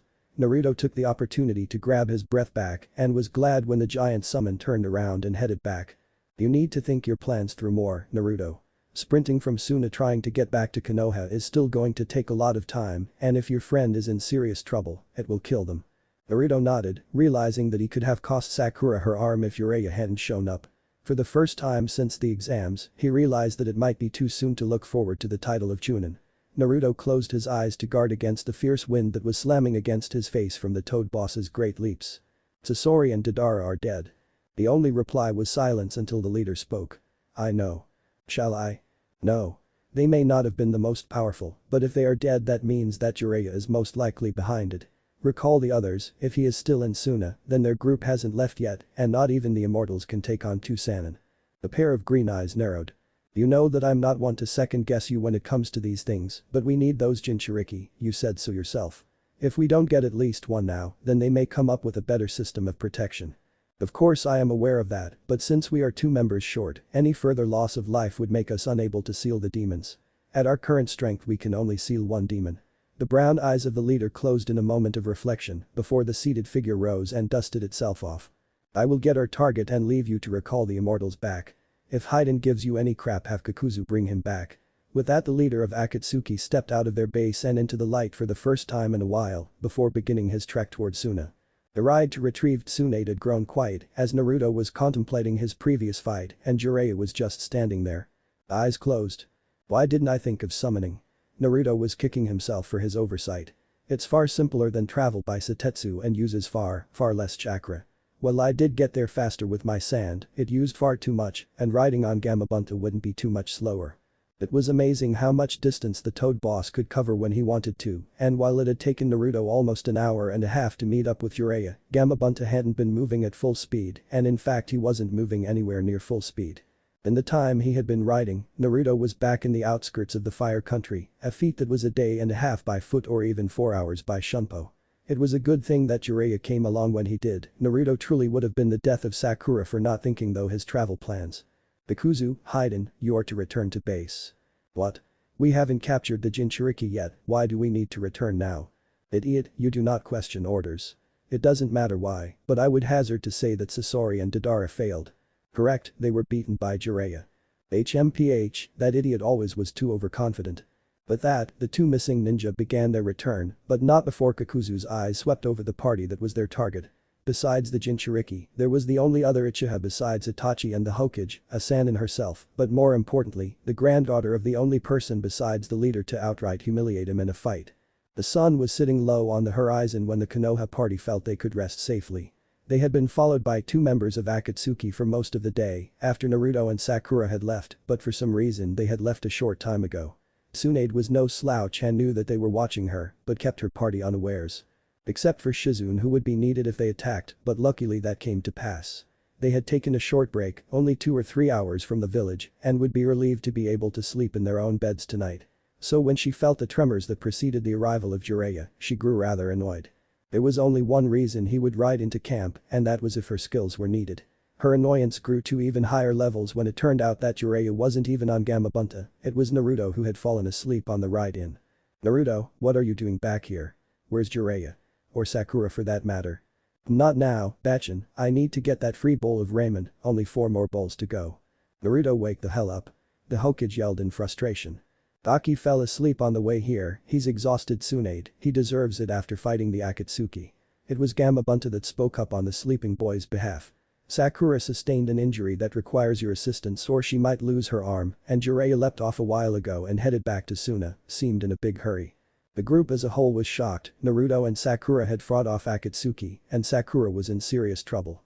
Shizune, I need you to get everyone back to the village, you 3 are more than welcome to stay for the time being, you can send a message if you need to, Sasuke go with them, tell Anko, and if you do want to you have my permission to come back to Sunna. If I know Naruto at all, he's feeling responsible for Sakura and won't want to be sent to Konoha while she's in Sunna, so he's coming with me. Those that had been addressed nodded and Tsunade leapt up to Gamabunta's head and surprisingly the Toad Boss didn't object. In short order he had turned around and leapt off towards whence he came, leaving the remaining ninja in his wake. Realizing that if the Akatsuki members realized that Tsunade had left, the small group of ninja wouldn't stand a chance, Shizune hurried them towards Konoha at a dead sprint. As soon as she had adjusted to this method of travel, Tsunade took the chance to look over Naruto. He wasn't injured in any way other than exhaustion and some very minor fatigue to his muscles, so he must have had help with the Akatsuki other than Sakura. Having nothing to do until they reached the desert capital, Tsunade sat down and waited to catch up with her teammate, wherever he was. The trip was much faster than by foot or by any other means that she knew of, and that is why Tsunade found herself staring at the walls of the village she had just left much sooner than she had anticipated. Not having anywhere he could go, Gamabunta disappeared in a large cloud of smoke from which Tsunade walked out of with Naruto, who had awoken with the loss of his bed. Both were allowed into the village without any questions being asked, as per Gaara's orders, and made their way to the hospital, where the slug Sannin quickly went to work, appraising the condition of her pupil and the trauma that she had sustained. Sakura's right arm had been blown off halfway between her elbow and shoulder, which would make any transplantation tricky, as part of the arm or stump would need to be removed to make it even with her other arm. Okajama, there is another problem that I hadn't accounted for. Gaara had been waiting for Tsunade with Sakura while she was unconscious and being tended to by Chiyo and the staff of the hospital. When I suggested trying to reattach an arm, I believed the Akatsuki member to be female, but it turns out he is not. Can you show me the body anyway? If they are not too dissimilar, then it may still be possible, it may just take some corrective surgery. Tsunade was pleasantly surprised with the steps taken by the sand doctors to try and preserve Sakura's arm and thus her ability to remain a shinobi, but in the end, it may still be futile. Reattaching an arm was not easy and would require that nerves, muscles, blood veins and bone were connected properly, and then they would need to make sure that Sakura's body didn't reject the new limb. For her to be able to continue as a ninja, she would need to connect the chakra pathways as well, or Sakura would never be able to use her explosive strength from her dominant hand again. Gaara led his counterpart to an unused room in the hospital, not too far from where Sakura lay, to view the bodies of Sasori and Deidara. Quickly taking some measurements and doing some preliminary checks, Tsunade declared the limb suitable for an attempted transplant, though it would need some very delicate and precise work to make it function properly as well as fit at all. The shoulder joint needed to be cut down to fit Sakura's socket, the stump of her right arm would need removing, and all of this took time that was very valuable both to Tsunade and Sakura. All this work would be best served by a Hyuga, and she only knew of one that had half the skill necessary for the job. I need someone to get me Hyuga Hinata immediately. When Hinata was hurriedly summoned by the Hokage, she was surprised, as the entire group had left 2 days ago, almost 3, so they should have been back in Konoha. Not being one to ask too many questions, Hinata followed the ninja who had tracked her down and headed to meet up with the legendary medic. Hinata had a certain fascination for the medical arts ever since her mother had died when she was young, and it was a subject she had studied on her own, often to the dismay of her father when she was younger. Truth be told, there were few medical ninja in Konoha who could outfight the Hyuga heiress, and probably 65 or 70% had less medical knowledge than her as well. But there was no one outside of the Hokage who knew more about infections and diseases than Hinata, mostly because of her mother. Of course, very few people knew this, considering how shy she was, but the Hokage was one of them and was going to put both her knowledge of medical arts and her knowledge of the chakra system to work. Hinata, it's good that you could come as quickly as you have. Sakura has had her right arm blow off and we're going to try and replace it with a transplanted one. I'm going to need you to prep the arm and then you'll need to help with connecting her chakra pathways back together. She handed Hinata a list of things that needed to be done to very precise specifications and left to briefly check on Sakura. Tsunade knew that she would need to look over Hinata to make sure that everything was done correctly or else this new arm would be worthless. As she checked up on the pink-haired teen, the Hokage felt a large spike of chakra that she identified as Nordo's, coming from an area well outside of the village, along with signatures from Jiraiya, the Kazukiage and the final one she had never felt before. Hurrying back to Hinata, the Hokage was surprised that in the short amount of time she had been gone, Hinata had already shaped the socket and was busy removing some of the excess muscle mass, making sure to leave the chakra pathways intact. Swan felt another large burst of Naruto's chakra, this time mixed with the Kyuubi's, and knew by the flinch of her assistant that Hinata had felt it too. However, the young girl continued with her work, undaunted by the flashes and explosions of chakra that sporadically pop up. Gaara and Naruto had felt the approaching battle not by chakra but by sheer instinct. They had left without telling anyone and headed towards the disturbance. The battle was a good ways out from the village, it would take even the speediest of Jounin more than 10 minutes to reach on foot. When they arrived to the battlefield, Jiraiya was standing opposite of a tall ninja with brown hair. The newcomer was years younger than the Toad Hermit, but despite his lack of experience, it was Jiraiya who was seemingly the worse off. The steel-gray eyes of the Akatsuki member, for that is what he was if the cloak was a good indicator, shifted ever so slightly, and both teenagers knew they were being appraised. He had no weapon and no revealing markings or tattoos, he was rather plain looking. It was a bad idea for you two to come. Jiraiya's words were not comforting, and the two boys wanted to know why. Quit your complaining and let us help. Naruto was a bit too happy to get in this fight, and though he didn't know it, he didn't have a ghost of a chance to win this fight. Naruto, this isn't some random member, he's the leader, the strongest member of the organization and he's kicking your ass. I understand that he won't be a pushover, but if we work together then he's no problem. Naruto reached into his utility pouch and retrieved the scroll he kept his Zanpakuto sealed inside. Summoning the black side, Naruto released the first stage, and the first of the silvery markings went black. Again, pure darkness enveloped the immediate area, and Naruto took immediate advantage, rushing towards the leader with the scythe bouncing on the sudden currents of air that were being created.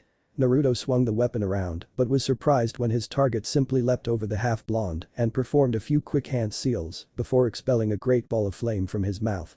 Having no course of action but to dodge, Naruto rolled to his side as Gaara's sand attempted to stab the leader, only for the man to turn into a pile of sand upon impact. Reappearing from the edges of the inky blackness, the man didn't dispel the illusion, he outright destroyed it by sending a shockwave of his own chakra out to disrupt the technique. Naruto, illusions won't work against him, at least not ones that you could cast, even with your scythe. He didn't need to break the illusion, he just did it to show you how powerful he is. While he was a bit intrigued at how the ninja before him could see through the bringer of darkness technique, he felt as though he could still win, he just needed a new strategy. Gaara was trying to perform a rather fatal version of acupuncture, but was missing, and the leader seemed unfazed. Then I'll step it up a little. Before Jiraiya could stop him, Naruto had started to go into his Bankai. Final release, while the initial release of the Zanpakuto are a product of their creation, meaning that they are conceived beforehand, the Bankai is a product of the wielder's inner spirit and strength.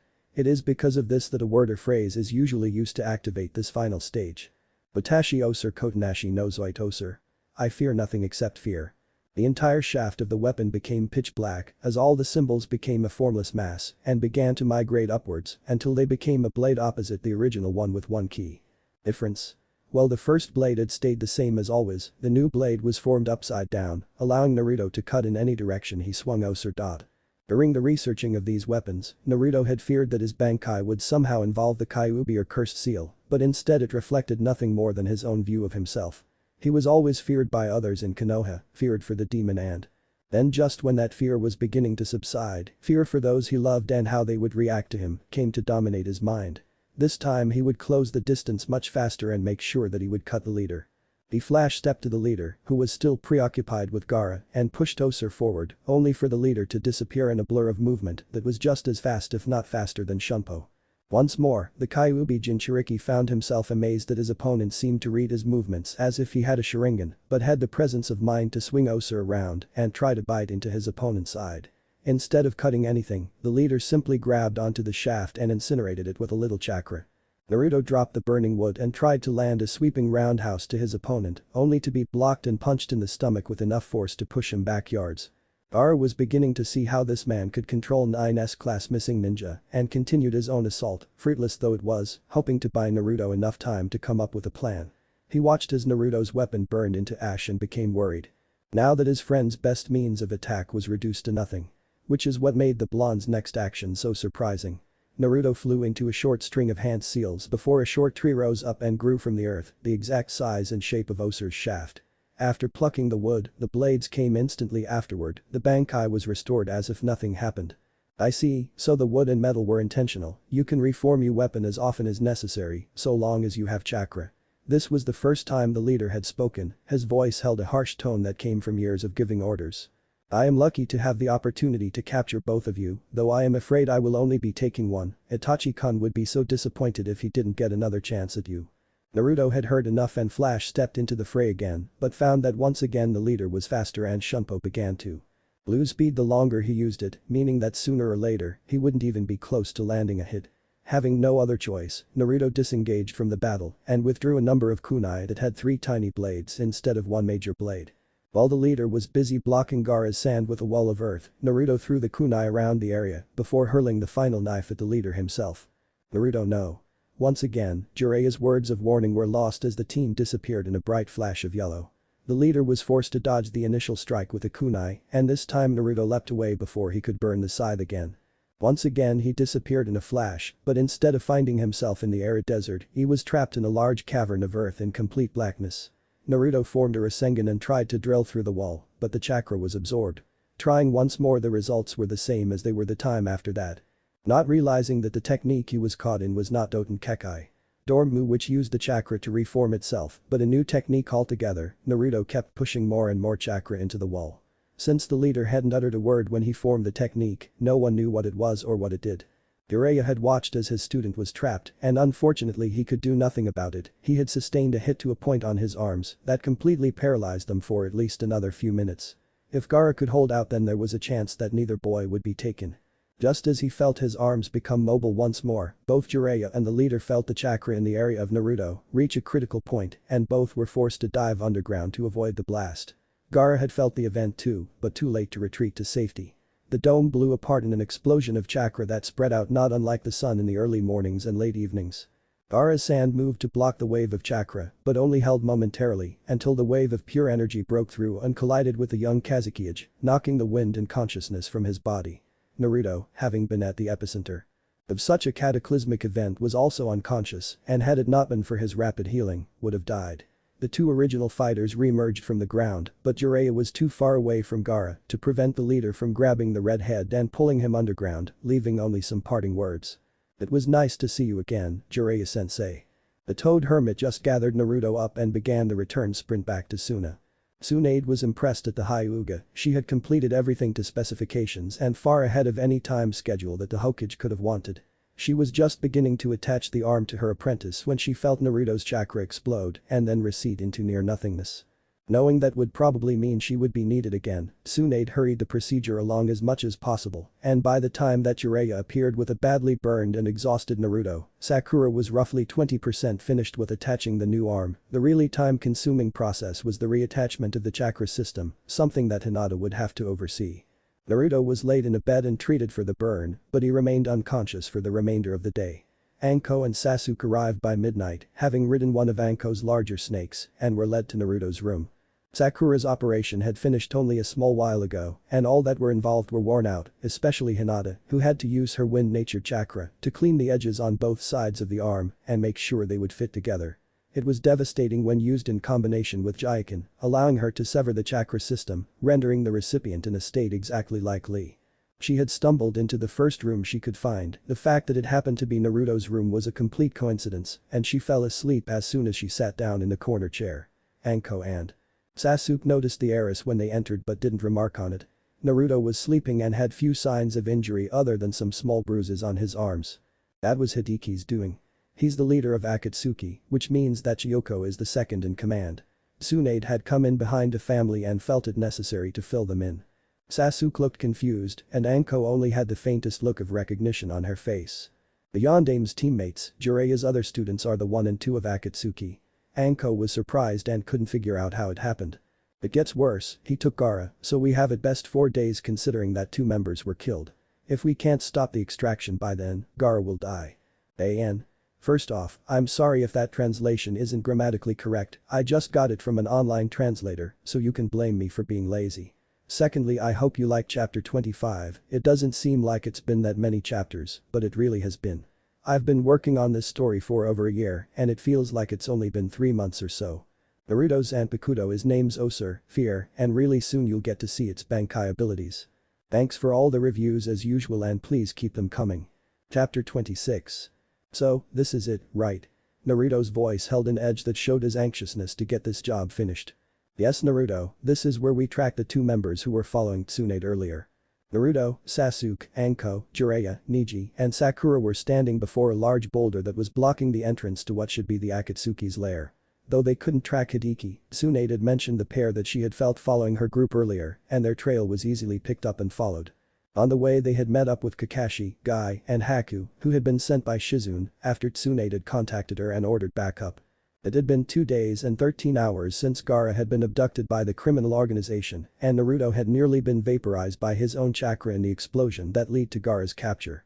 When he woke up, Naruto was devastated to hear of his friend's fate and blamed himself as was his custom. From that instant on, he had bugged and nagged the Goddam to allow a rescue mission, which she eventually agreed to, but not before making sure that Sakura and Naruto were fit enough to go. Sakura's new arm was working perfectly and she experienced no ill effects when she tried out any of her medical techniques. That's a 5-seal barrier, it will take 5 of us to remove the seals at exactly the same time, or else the entrance will lock itself and we'll have no chance of getting in. Kakashi noted the large paper seal that was stuck to the boulder. I've found the other 5 seals, they are a ways from here, so it might take us some time to return after we remove them. Niji's calm voice was awkward amongst the tense group, but after equipping wireless radios and receiving instructions to the area of the seals, Niji, Sakura, Haku and Guy headed out to the seals. After a few moments, confirmation came in that all 4 had found their targets and the intrusion into enemy territory could go on.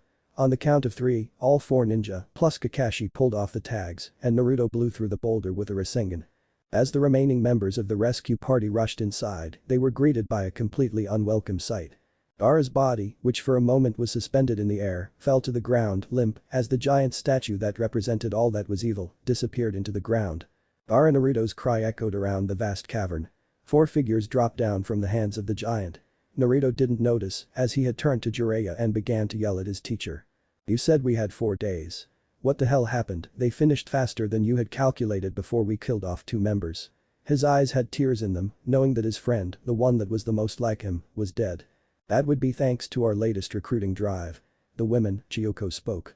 All eyebrows on the Konoha side of the room rose to varying degrees until a lone figure, still standing on the hands of the statue, spoke up. Kuku, it's good to see you again, Jiraiya, Sasuke-kun and Naruto-kun. Orochimaru's projection flickered before it disappeared, though everyone noticed that he had both arms on his body once more. So, one of you works for that bastard, eh? Jiraiya asked, though he knew which one it was. Named Sujetsu. The boy, who had had white hair down to his neck, stepped forward, his hand moving to the hilt of the gigantic sword on his back. Never thought they'd let Orochimaru back in, but when you show up with help and a couple of demons to seal, they get happy pretty quickly. You bastards, I'll kill you. Naruto was leaking large amounts of the Kyuubi's chakra, as well as activating his Sakashima Sharingan. During his training, he had experimented with this form of the Sharingan and found a couple interesting things he was going to implement in battle very soon. I'm going to take the Jinchuriki, I haven't fought one yet, and Jashin demands blood today. Haiden, a man with grey hair and a large 3-bladed crimson side, spoke up and eyed Naruto with a smirk on his face. Whatever, that woman isn't here, so I can't have any fun. Kakuzu drawled, obviously unhappy that Tsunade hadn't shown up. You were interested in Tsunade-sama, no? Then you'll have to settle for me then. Anko marked her opponent with her words, cracking her knuckles as she waited for the fighting to begin. Kakashi is mine, for him to have killed Zabuza-sensei it is something that I cannot forgive. Sujetsu drew the sword he had been palming since the confrontation began, which was instantly recognizable as the sword wielded by the former demon of the mist. Actually, you will be fighting me. Sasuke stepped forward and drew his own large sword. Kakashi-sensei has a better things to do than be bothered by an amateur, and I happen to know someone who would be awfully pissed if she knew what you have done. There was a tense moment as every one of the fighters waited for the battle to begin. Kakashi, we might have a small problem. Guy's distorted voice over the radio was apparently the start signal because immediately there were clashes of steel upon steel and the dull sounds of fists being thrown. As soon as Guy had removed the seal tag from the side of a cliff where he had found it, he felt something strange happen. A sudden influx of chakra directed his attention to an amorphous blob that had begun to spring from the cliff face. Shortly after its emergence, the blob began to take a recognizable form. It turned into an exact replica of Guy himself. Niji, is this happening to you as well? The Taijutsu master's voice held no emotion or any hint of fear. You mean the duplicate of me? Yeah, I've got one. Me too. Haku's voice was accompanied by the clang of metal as she parried her clone's sword. I released a breath of air as he adopted a defensive Taijutsu stance, one that was mimicked by his clone. Kakashi, we might have a small problem. When the clone began forming in front of her eyes, Sakura was wondering how something of this complexity could be happening. Was this based on previous information, or were these clones forming on some other set of information? The answer came soon enough when the clone exhibited the same scarred right arm as herself. The clone adopted a basic stance of Taijutsu and formed chakra scalpels which Sakura mimicked. She had long since gotten to the point where she could form them correctly, not like against Niji back when she was a genin. They traded some blows, with neither landing anything decisive. On the next pass, both girls used their explosive strength and this time both suffered damage from the exchange. The real Sakura suddenly felt the fine hairs on the back of her neck stick up and knew that some attack was on the way, but was still very surprised when one of the clay birds she had seen in her short fight against the member of Akatsuki come flying at her from her clone. I can do that. She thought as she leapt backwards in an attempt to dodge the explosive animal. When she found she couldn't get far enough away from the explosive clay, Sakura slammed her fist to the ground to kick up a small wall of earth, just enough to block the bird and cause it to explode. She still felt the small pebbles hit her skin as the force from the blast demolished her makeshift wall. Her eyes began to dart around, looking for the follow-up attack that was sure to be coming. The clone had attempted to charge through the debris of the explosion, but was thwarted by the genuine article's kunai. Why didn't she use those explosives again? Surely that would have been the best follow-up to the explosion. Possibly, she can't do any more, we don't have those pouches of clay, so I guess there is just whatever is left in that mouth. As soon as Sakura thought of the mouth on the palm of her right hand, she felt it respond and felt that there was just enough clay left in the mouth from its previous owner for one attack. Hoping that the things responded to her thoughts, Sakura pictured what shape she wanted the charge to be shaped as and felt the internal workings respond to her command. The clone was watching her with interest. It seemed that it was supposed to respond to her attacks as opposed to instigating the action. She withdrew a kunai and wrapping an exploding note around it, threw it at the clone, who threw her own knife and deflected the projectile easily. The clone watched as Sakura made a single hand sign and was momentarily mesmerized as the leaves began to fly and swirl around before it recognized the very basic ninjutsu, but didn't care why a ninja such as Sakura would use such a low-level technique until she noticed that Sakura was smiling and waiting as the clone brushed a leaf from her body. Wait, what? There were no leaves, that was the technique unless Katsu. The clone fell to the ground before dissolving into the amorphous blob as the explosion had taken off its head in one blow. This is Sakura, I'm heading back to the entrance. Haku was having similar problems with her clone as it was responding to her attacks and seemed to know every attack she had. Even techniques that she hadn't shown anyone else, this impostor knew them as well as she did, if not better. Yuki Hakuhin Shuriken. Snowflake Shuriken, large snowflakes formed in Haku's hands, each point and edge as sharp as a real shuriken, before she threw them at herself. Unfortunately, her technique was copied and blocked by an identical set of shuriken. The two clashed shortly into jutsu, every time their hands would contact the other, deep wounds would open up from the blades of ice that each girl had equipped. They separated and each picked up their previously discarded swords and attacked again. Once more the outcome was stalemate. As they separated, for the first time, the clone took the initiative and began to run through a series of signs that Haku recognized as a ninjutsu, one of relatively high power, but nothing that she couldn't break out of, after all, she was the adopted daughter of the most powerful Jinjutsu mistress in Konoha. Deciding to retaliate with an illusion of her own, Haku spun what was one of her most powerful techniques, a combination of illusion and Hyutin. Yuki. Driving snow, the weather suddenly became cold and bleak as a heavy blizzard rolled into the area and the real Haku disappeared. The fake, knowing the technique, dispelled the illusion, but was confused as the snow remained after the illusion was broken. Granted, it was now much less, but there was still enough to qualify as a flurry. Just as the clone realized what was going on, the soft flakes of ice began to swirl around her and begin to cut her to pieces.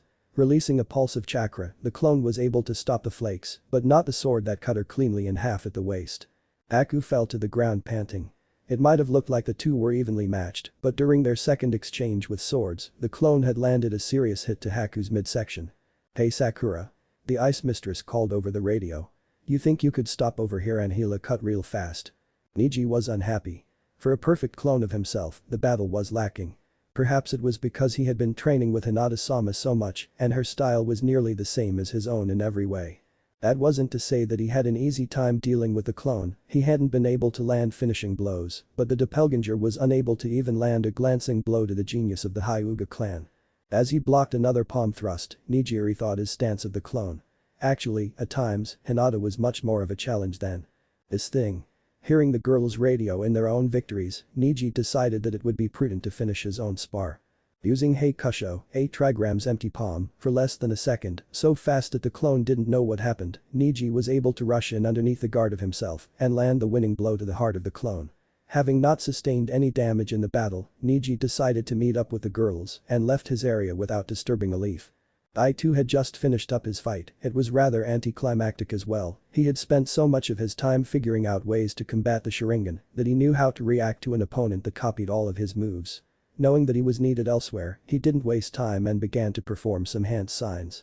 As expected, the clone didn't copy the signs he was making, but made signs for the technique that would cancel out the originals. Unfortunately for the clone, the skill he was trying was a suicidal one, while Guy's wasn't. By the end, there was only the original left, the clone having returned to whatever it was. Guy left the cliff face and began to sprint back to the entrance. The trip hadn't taken more than 10 minutes, and counting the 5 it took to fight the clone, his was the farthest away, the others were all much closer. It had only been 15 minutes since the battle in the cavern had started, and yet when he arrived at the entrance, he saw the rest of the seal breakers arrive, and then almost instantaneously he saw Naruto blur out of the cave with Jiraiya. Kakashi and Anko and To, before he grabbed the others and huddled them together. Naruto, Sakura was cut off by her teammate. Not now, everyone stay together, things are about to get really freaking hot. No sooner had he finished his sentence than a wave of heat washed over them, vaporizing any stray threads on their clothing, before Naruto was able to summon a giant wall of water, which began to hiss and steam, while Jiraiya flashed through his own set of seals. The last thing that the group saw was the rock of the cave melting into magma, before the fleshy walls of a toad's stomach sheltered them. Naruto stared down Haiden, the follower of Jashin, the god who demands nothing less than a kill in battle. I fight for the pleasure of Jashin, and because you are a Jinchuriki, I may not be able to kill you, but perhaps you shall be the one to kill me, who knows. Haiden's voice was uptight and spoke in pure confidence. Kill? I don't know about kill, but I'm gonna do something to ya. Naruto's eyes were black and red and showed the Sakashima Sharingan. Haiden was no fool and didn't stare into his eyes, knowing what Itachi could do with them. He noticed that Naruto drew forth a scroll and summoned his own side. You wield the weapon of death as well, perhaps you will be the one to kill me after all. I warn you, I may be the slowest attacking member of this organization, but I only need one cut to end your life. Haiden's warning was greeted by laughter. Ah, yes, that archaic reference of death, the scourge of every child's nightmares. Since you have been so sporting and given me a hint, I suppose I should return the favor. If I cut you twice it might not kill you, but I can guarantee you won't be doing anything for Jashin ever again. You dare to insult Jashin. Haiden's rage was palpable, and he charged forward at the Jinchuriki whose enhanced sight read his every move. Naruto ducked the swing of Haiden's 3 blades and swung Osur in retaliation. Haiden stumbled back, the deep wound to his side more of an annoyance to the immortal, but the shock of someone so young doing the damage was awkward to him. He looked at the boy, who stood still, eyes boring into Haiden's being. Suddenly, the immortal found himself in the world of the Tsukiyomi. It was different than the previous time he had experienced it, as he didn't notice the boy, not even Itachi could hide his presence in this world. Nearly as soon as it had begun, Haiden was forced from the world. Ah, so that's it. Not surprising, really, I've never done this to someone before, so I can't wait to see what happens. Naruto's voice incensed the believer even more, and despite his injury, the immortal rushed in again, only peripherally recognizing that Naruto's scythe had changed, and the second blade of Osur had appeared. Again the two clashed, and this time both were successful in drawing blood. Naruto landed a small scratch to Haiden's arm, while he had sustained an even tinier scratch to his cheek. Ah, I now control your fate, Jinchuriki, your life is now forfeit. Haiden's maniacal laughter was heard by everyone fighting, but only Naruto noticed as he drew a triangle inscribed inside a circle on the ground and began to transform. His skin became black, and white lines began to trace the path of his bones. Now you die, Jinchuriki. A moment later, one of the two bodies fell to the ground, never to rise again. Kakuzu was surprised to find that Anko was more than a match for him, and he was quickly forced to show off his masks. He wasn't shocked when the women reached for a weapon. The shock came soon enough, as she blurred out of sight and used her sai to destroy one of the masks. It was the oldest and weakest mask, as any normal weapon shouldn't have been able to pierce the masks. He no longer had his water mask, but it was of no consequence. He activated his Kurigane Karada, Iron Body, while simultaneously using his fire and wind masks in conjunction to cause an explosion that Deidara would have been envious of. When the smoke and debris cleared, there was no sign of Anko, and of the many things that Kakuzu was, greedy and bloodthirsty chief among them, a fool he wasn't. So when his opponent sprung from the ground he leaned back and avoided the swipe of her blades, before counter-attacking with his lightning mask. Brayton. John. Lightning release. False darkness. Anko twisted out of the way of one of the lightning bolts that came from the ox-shaped mask, but the second one was still on its way. Before it could do any damage, the attack was stopped by a gust of wind that Anko had created by spinning her sai around her finger. Her grin caused a tick to appear over Kakuzu's green eyes as he waited for her to make the next move. It came soon enough as she disappeared and sliced at one of the threads connecting Kakuzu to one of his masks. The Akatsuki member was caught flat-footed and the ox mask clattered to the ground before Anko put her foot through it, shattering it to pieces and ending another of Kakuzu's lives. His green eyes narrowed in anger. It was unusual that someone was able to take 2 of his lives without receiving a scratch in return. He was reduced to fire and wind, which was good since they were powerful on their own and could be combined to create explosions, plus his original heart. So, it seems that your masks are important to you. I don't care why, but I suppose I'll have to cut your attachments with them. The ears hadn't dulled that maniacal edge in Anko's voice. Before he could move, Anko had burst forth, not a technique, but just on pure speed and shoved a sigh through the face of the fire mask. She would have had time to kill the other one, but without water nature chakra, it took all of her physical strength to punch through the mask, even though she was concentrating all of her power through the main tsuba. This time the pain of losing another heart caused Kakuzu to stumble backwards, and Anko was able to use Ryuka no Jutsu to incinerate the last external heart of the immortal.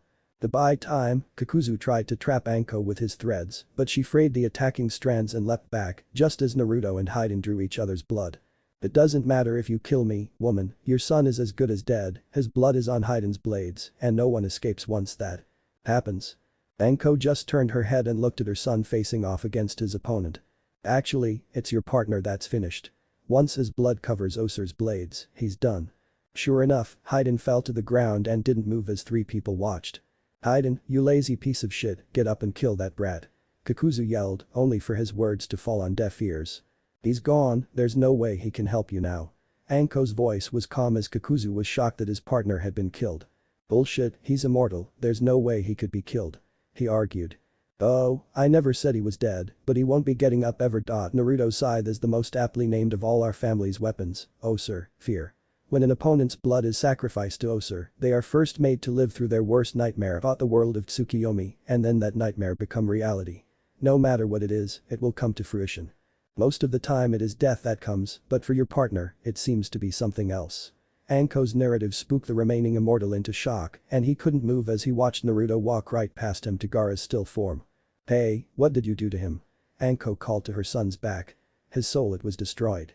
That's impossible, you can't destroy a soul, the soul is immortal. Kakuzu yelled, only for Anko to interrupt him.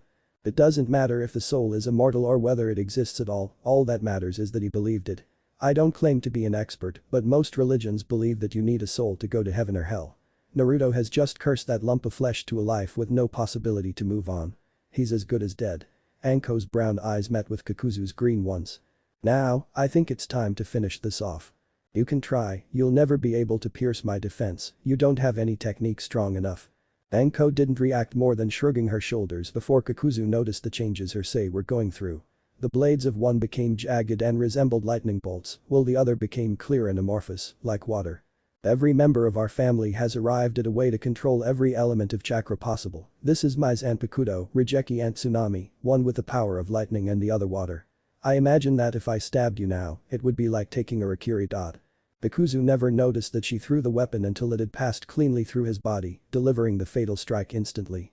And actually, I imagine that if I threw it, it would be like throwing a Rikiri. Not that he could hear the remark. So, Kaka-chan, it's been a long time, hasn't it? Chiyoko asked, trying to draw out some emotion. The battling with Jiraiya and Kakashi working together was far more difficult than she thought it would be, but she was managing to hold her own, though she knew that she was just stalling until she could find a way out of this fight. Jiraiya had drawn his katana and had activated the second stage of it, turning it into an exact replica of the Nidaime Hokage's Rage and Ken, thanks to his soul's influence in the sword. The sudden interference of Naruto, grabbing his teachers and removing them from the cave, gave her the chance she needed to escape, just as a scorching wave of heat rolled over the area, melting everything in its path.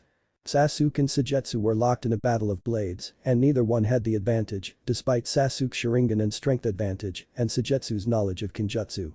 In one confrontation, both swords were knocked from their owners' grasps and embedded themselves in the wall. Sasuke quickly turned around and landed a series of strong punches to Suigetsu, who exploded into water. Sasuke watched as his opponent reformed, clothing and all. So, you're some kind of water being, huh? The Uchiha drawled, though internally he was cursing his lack of earth techniques. Not that it matters, but I can reform any part of my body as long as I have water to draw from, and I can resist any fire technique that Orochimaru knows. His countenance suddenly changed. He certainly tested that enough. I see, you are supposed to be able to fight me, and me specifically. No matter, I will defeat you. Sasuke began circling Sujetsu, constantly blocking his opponent from being able to get to his sword. For the next few minutes, Sasuke was dominating the fight, his taijutsu was far and away superior to Sujetsu, and if the newest member of Akatsuki hadn't been able to reform himself, Sasuke would have won this fight long ago. True to his claim, the Sound Nin was immune to all fire techniques that Sasuke tried, and even to fire manipulation. None of his lightning techniques were strong enough either, which was forcing Sasuke to reconsider a promise he had made to his brother. Having just broken his opponent's body for the 15th time this battle, Sasuke quickly unsummoned his sword and grabbed the sword that Zabuza had used so effectively, before throwing it to Naruto, who caught it by the handle, just as he teleported out of the cave with Gaara's body, an unseen sentence passing between them. As soon as he had disappeared, Naruto returned and began to grab the other Konoha ninja and evacuate them from the cave, just as Sasuke finished transforming into his demonic state. I made a promise never to use this technique, but a message needs to be sent to the snake and this organization, no matter what they do, no matter what twisted experiments they come up with, we will defeat you and kill you. As Sujetsu finished reforming, he saw the ball of fire twisting and swirling in Sasuke's hand. I told you, no fire technique can defeat me. He boasted before he felt the initial wave of heat hit him. His skin was beginning to steam away even before Sasuke was anywhere near him. He tried to draw out the moisture from the air, only to find that this technique had rendered the moisture in the air unobtainable to him. He watched as the ball of flame grew in intensity and shrunk in size until the heat became too much for the earth around him and the rock began to melt into magma.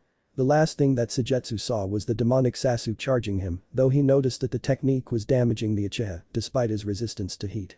With a cry, Sasuke slammed the miniature sun into Sujetsu, who instantly vaporized before the ball became too unstable and exploded. Outside, the remaining ninja were protected as best as they could be inside the stomach of a great fire toad, though Naruto kept up the ball of water anyway. What the hell was that? Haku yelled, realizing that Sasuke wasn't with them. Kaiten. Rasengan. Naruto's voice was laced with worry and Anko looked nervous as well. What's the big deal? Sasuke's element is fire, he should be able to handle it, right? Sakura asked, not reassuring anyone. It's not the fire that's the problem, Sakura, it's the technique itself. The final stage of the Rasengan requires that you put enough pressure on the chakra to compress it into a tiny ball. He basically created a handheld sun, and even if it is his own chakra, the heat is more than enough to injure him if he didn't protect himself. Naruto voiced his concern to the group. Naruto, what happened to Gaara? Haku asked, before instantly regretting it when she noticed the look that crossed his face. We were too late, I was able to save his body, it's in a location far away, so it's fine, but his voice died away as Jiraiya dismissed his summons, and the water contacted the still hot magma, hissing violently in protest. Everyone's eyes began to search for a sign of their comrade, brother, son and rival, but none was to be found on the ground. There was no warning other than a shadow before Sasuke, still under the influence of his demonic blood, landed in the middle of the group panting and sporting serious burns. He was immediately set upon by Sakura, who began to treat the most serious burns. Having recovered his brother, Naruto flashed away and recovered Gaara's body and the sword that was stolen from Zabuza's grave. He had to seal the sword into a scroll before he could return to the group and then return to the group before they headed back to Sunna. Their return was met by the entire shinobi population of Sunagakure, as well as Tsunade and the Hyuga that were still in the village.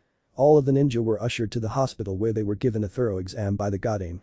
It was during this time that Chiyo, the ancient advisor to the Kazekage, snuck into the room where Gaara's body lay. Using a forbidden technique of her own design, she gave her own life energy so that the youngest Kazekage ever could live. I guess I have some explaining to do about the weight and all, if I say that I'm lazy would that suffice? No. Oh well, that's what you're getting, so live with it. Here's the latest chapter and I hope everyone liked it. I told you that Orochimaru would have his role to play in the second arc, and here it is. Sakura's arm is working and we got to see some of Haku's latest techniques. Thanks to everyone who has reviewed and I hope you'll continue to tell me how I'm screwing up. Thanks a bunch. Announcement. I am looking for another author to do a collaboration with, either on a Bleach story that has an Anko as the main character or on a Naruto story that is favorable to Sasuke. PM me, email me, or somehow get in touch with me if you are interested and I'll send you my idea for the stories and you can decide if you still want to write with me. Thanks. Chapter 27. Things in Sunagakure had gone from tense to frightening to worried to relieved and then back to tense in 3 days. Gaara had been attacked twice, abducted, murdered, his body returned in the hands of his friend Naruto, and then revived. The Godame Hokage had looked him over for any signs of damage and besides the fact that he was dead less than a day ago, he seemed in fine health. Sasuke was resting and recuperating from his use of Kaiten. Rasengan, with Haku keeping an eye on her boyfriend. Naruto had taken his mother to see Gaara so they could go over everything that Naruto learned during the Chunin exams. While neither really had a connection to the Sandaime Kazukiage, they were grateful for the support of the Sand Nation and all that they were willing to do for the family of their strongest leader. Anko had just left to check on Sasuke, mostly to see if she could catch her son and Haku in a compromising position, and Naruto had plans to go through what little was left from the Sandaime when Gaara pushed a rather thick stack of papers in front of him. Naruto cocked an eyebrow in question before he began to peruse the document. As you can see, this was done behind my back and I know what they intend to do, but I thought you should be aware as well. What's this part at the end about? It seems really weird, it's just a swap, isn't it? Apparently Jiraiya-sama found out about the negotiations and alerted Hokage-sama. That part is her doing, I was told. Gaara responded, eyes going back to what work he still had to do. Naruto kept reading over the document, amazed at its contents. How fast was this done? It had to be finished in the past couple days, right? I still don't get this, it's really bad on your end, why did they agree to it? Naruto had finished reading and had committed the contents to memory. Gaara just smirked, he wanted to see the look on his friend's face when he learned the truth. They agreed because they knew how I would react to this. I concur with you, this was drawn up far too hastily on your end of the stick and instead of gaining anything, you will actually get nothing. Unlike the Konoha Council, which has a well-documented history of trying to steal power from the Hokage, our village council is more of an extension of my authority. They have learned to predict how I will handle things like this and they have more to gain if things go as they are now. Naruto's barking laugh cut the short silence. You got that right, you know, I still don't know how this worked, but I have to admit that it's pretty bad for us. Gaara just snorted at the comment and returned to his work while Naruto headed off to find any of his father's things. Look, it's real simple, you go in and ask if Sasuke-kun knows where Naruto is. If they ask, just say that Tsunade-sama needs him. It's foolproof. Haku chirped as she tried to convince Hinata to go looking for her longtime crush. Eventually the Hyuga heiress broke down and agreed, although her face might remain the same shade of red for the rest of her natural life. Sasuke was lying in bed, though he didn't want to, and was very surprised when the shy girl walked into his room. Okay, technically, shoved would have been a better description, but he wasn't going to split hairs. Sasuke-san, would you know that is could you, is there any way? Sasuke sighed at how flustered the kunoichi was and tried to repress a laugh. He had seen very little of her, what with the exams and then the retrieval mission going on, but he knew that she was much stronger than in their younger years and here she was, reduced to a blithering mass. Haku put you up to looking for Naruto, didn't she? His question was met with a silent but nodding Hinata. He went with Kasen to see Gaara, if he's still there or not, I don't know. Hinata stood there in a state of shock. That hadn't been so bad after all. She was about to mutter thanks and back out of the room before she overstayed her welcome when Sasuke interrupted her. Can I offer you some advice? Advice? She stuttered for the first time in a while. About my brother. What little red had left her cheeks returned faster than the Yondaime Hokage. She quickly began stammering before Sasuke held up his hand. Look, I don't profess to know everything that goes on in that tiny head of his, or even what he's doing, and I certainly don't claim to be some kind of matchmaker, but it's clear that you're worried what would happen if you did something forward and he turned you down. She was nearing a fainting spell if he kept reading her so accurately, Hinata thought she would die. But, he could have Tenten over me, why would he even pick me? It came out as a fast and pretty loud exclamation, after which, the heiress immediately slapped her hands over her mouth in embarrassment. Sasuke actually smiled at her admission. True, Tenten-do seemed to be showing a newfound interest in him, but she has done as much as you have in actually doing anything about it. You've both just kind of danced around him, not really doing anything, and if either of you want to stop this cold war, you'll need to act before long, or I dunno Ino will end up with him. Hinata began to blabber random fragments again, mostly having to do with Tenten or Ino or her own fear, and Sasuke was forced to listen to her for the duration of her little tirade before he deemed it necessary to interrupt her. Hinata, relax. It's not as impossible as it sounds, just go by the Kazukiage tower and… But what if I mess up? What if he doesn't like me or… What if he says no? Oh god. I don't know if I could live with that. Perhaps she had finally admitted her own fears to herself, but Sasuke could see the corner she had just turned. Hinata. He seemed to catch her attention as she quit babbling and once again clasped hands over mouth. Don't worry about that. That's on everyone's mind when they do something. You can't worry about what might happen and how much it might hurt if you get rejected. You can fall in love without falling. Now can you? I think I heard a song like that once. You'll never fall in love if you don't fall at all. Pretty wise, don't you think? It wasn't until Hinata was out of the hospital and halfway to the Kazukiya's office that she realized what Sasuke had said and how much he had been right. That was pretty evil of you to force her to do that, you know. Sasuke addressed Haku, who had hidden herself behind a Jinjutsu when Hinata walked into his room. Yeah, but we both know that if she puts it off anymore she'll miss out and Tenten will get your brother. The brunette shimmered into view and sat down next to Sasuke, who had closed his eyes in thought. Is that really so bad? I have nothing against Hinata, but does it really matter who gets him? Either way he'll end up with a strong girlfriend. I guess not. Haku seemed to have a pout on her face. But I really wanted Hinata to get to him first. Sasuke laughed at the expression on his companion's face. Right, and it has nothing to do with the fact that she's your best friend or the bet going on between my mom and Kurenai. Haku adopted a shocked facade. Why? I'm shocked that you would suggest such a bias. Whatever you say, whatever you say. Sasuke rolled his eyes in fake annoyance. The ice mistress let out a giggle before beginning to baby Sasuke and look over him in retaliation for that remark. The remaining Jinchuriki are well protected, perhaps too well right now for us to capture right now. There are only 2 of them remaining and there are 7 of us, what's not to like about those odds?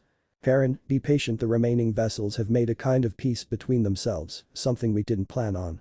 It would be unwise to storm Konoha when they have 2 Sannin, 2 Jinchuriki and some very special ninja. Orochimaru soothed his subordinate, now the medical specialist for the organization. For now, it doesn't matter. Hideki's voice commanded respect and all conversation and debate ceased instantly. After sealing so many demons, we do not have the power to go after the remaining 2, let alone seal them if they are subdued. For now we will sit and return to our usual roles. Orochimaru, you will return to your village and continue your preparations. Karen, you will accompany Zetsu to gather information about the defenses of Konoha. Now that the final 2 prizes reside within their walls, they will be even more obstinate than usual. The 2 stood and left the Akatsuki's base along with Orochimaru. Itachi, Kisame, I have separate tasks for you too. Kisame, now that Jiraiya knows who we are, there is no need to keep his spy network intact, they will go underground. Find as many as you can and eliminate them. We no longer care about his movement, so we can sever that connection. The former Miss Ninja smirked at the future blood he was going to shed and exited quickly. Itachi, your brother has become powerful. Though it was not a question, the leader took a pause, as if waiting for a response. I have the utmost confidence that you are still the strongest of the Uchiha clan, but I think it is time that we made sure of that by making you the last member of the Uchiha clan. Itachi's face showed no emotion, just as it had when he murdered the majority of his clan. Soon that word, majority, would be replaced with entirety. Hinata never made it to Naruto after she spoke with Sasuke, and now they were leaving Sunagakur to return home. The entirety of the group that went after Gaara had recovered and was escorting the Hyugas back to the village. She had been on her way to find Naruto, but was sidetracked when she saw Neji making out with. The thought of these 2 particular individuals together was a strange thought, but Hinata decided, if you thought about it, they really did make a good pair. Now there were too many people around to even consider talking with Naruto, let alone ask him to go out with her. The group had made good time, considering how big they were, and it had only taken an extra day to get back to the outskirts of the village, and Naruto and Sasuke were a bit anxious to get home for the first time in over a month and a half. The walls of the city had come into view, and so had the guards who were stationed there. As they walked into the village streets, Tsunade was held up by one of the guards. Whatever he was whispering to her was obviously making her mad, if the way her fists clenched was any indication. She headed to her office with a scowl etched onto her face. Anko quickly grabbed her sons and followed after the Hokage, both wanting to know what had happened and making sure that Tsunade didn't do anything stupid. When the Hokage stormed into her office, it was surprisingly full of bodies. These were the more important members of the village council. There was Danzo, the old man who had once been considered for Sandaime Hokage, Udatain Kaharu and Midokado Himura, the former teammates of her sensei. There was also a rather large contingent from the civilian population, even though they had very little impact on shinobi-related matters. Whose bright idea was it to kick out the ninja eye? Offered amnesty to and then jailed Shizune when she tried to stop you idiots. Yep, she was definitely pissed off, and although they couldn't see her, Anko and company could easily make out what had set off the Hokage. They skidded to a halt behind the enraged blonde in time to hear the response from one of the civilian council members. As a council, we decided that it was unwise to have Kumagakure shinobi in our village, after all, they could easily make an attempt at the Byakugan again. Without the Hyuga's most powerful warriors in the area, it would have been all too easy. Besides, we have enough problems with one demon vessel in our city, why should we present an even bigger target and house 2 of them?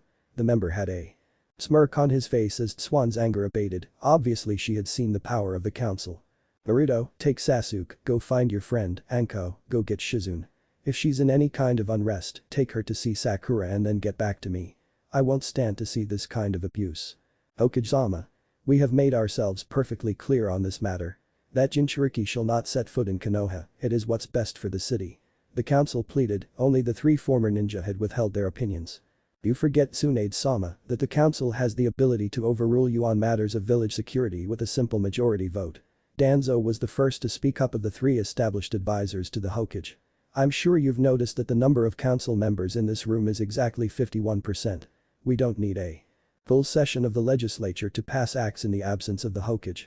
However, since we respect you so much, we decided to wait on the final vote until you returned. You see, we have a number of proposals while you were away. Any color in Tsunade's face faded to nothing at this news. First off, Konoha is from this day forward neutral in all matters. Regarding the criminal organization Akatsuki, insofar as they commit no trespasses against us. All those in favor. Every member of the council raised their hand and affirmed their resolve.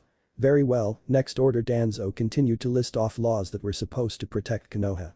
A curfew of 9 o'clock shall be enforced for all civilians and any ninja under the rank of chunin, not assigned to duty or returning from a mission.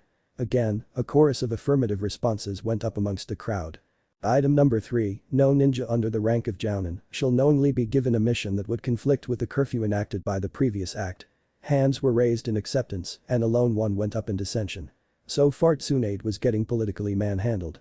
Finally, Konoha will have no relationship that includes protection, housing or caring for anyone of demonic relation or any known collaborators with those people. As the last round of hands went up, Tsunade snapped. Well, it seems that we have overruled you today, Hokage-sama. We expect these new laws to be enforced post-haste. As some of the figures tried to leave, Tsunade began to laugh in an evil tone. Make me. The exodus stopped. I'm sorry Hokage-sama, I thought you just said make me. Obviously I was mistaken because you have no recourse left to you in the matter of a council override. You heard me correctly. I refuse to enforce these laws. In fact, I think I'll do my best to break every single one of them, starting with the last one. Nai Yugito, Mitarashi Naruto, Uchiha Sasuke, and Mitarashi Anko as well as anyone they wish are more than welcome to stay within this village for any amount of time they wish. Of course, feeding, housing and clothing are pretty expensive these days, so that might be a problem. I've got it. I'll take the money out of the operating expenses that the council would have gotten. The look on Tsunade's face was one of pure triumph, one she rarely ever had. Some of the council members tried to make a comeback, but they were outshouted by Koharu and Homura. That's insane. How will the council operate? We are too important a body to be without funds. It's quite simple really, I don't expect you to operate at all. I'm disbanding the council immediately. Danzo chuckled rather loudly. You are as terrible in politics as you are at gambling. You have no power to disband the council, not even in wartime.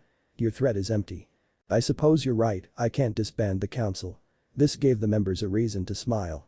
But, I do enforce all the laws in this village and I will not allocate a single second of manpower or any money to enforce any measure passed by this council. You have made your laws, now enforce them yourselves. Tsunade walked from her office, a smile gracing her features. Finally after so long, the council was in their place. She had noticed Anko at the back of the crowd with a healthy-looking Shizune. Looking her assistant over, Tsunade was happy to note that she hadn't been injured in any way. I'm fine, Tsunade-sama, I was only in prison for a couple hours. I'm more worried about the Kumagakure ninja, they were run from the village on threat of death if they didn't leave. If Akatsuki knew this. And they do. Tsunade let out a sigh. Or at least, I'm pretty sure they do. The council knew about Yugito being a Jinchuriki, and I know you didn't tell anyone, so unless one of her teammates ratted her out, then one of the council members is probably a spy for the Akatsuki. Not even Jiraiya could get any solid information on her. It was going to be a long first day back for the Hokage, and the revelation of a spy amongst their numbers was just another black mark that she had to take care of. Yugito and her team had been run from Konoha, and although they had been promised protection from the Akatsuki, there was nothing the Hokage could do about an internal revolt while she was away. They had been far away from the main village and were nearing, what was hopefully, the center of a deep forest. It was with a sudden movement that her teammates turned on her and tried to ambush her. She easily saw it coming and avoided the attack by simply ducking out of the way. Her two teammates, though strong for genin, were absolute morons and didn't anticipate the speed at which they swung their swords. Without a body to slow them down, the swords continued on a deadly path and the two boys ended up killing themselves. Had it not been for the appearance of Zetsu and Karen, Yugito would have laughed at the comedy of the situation.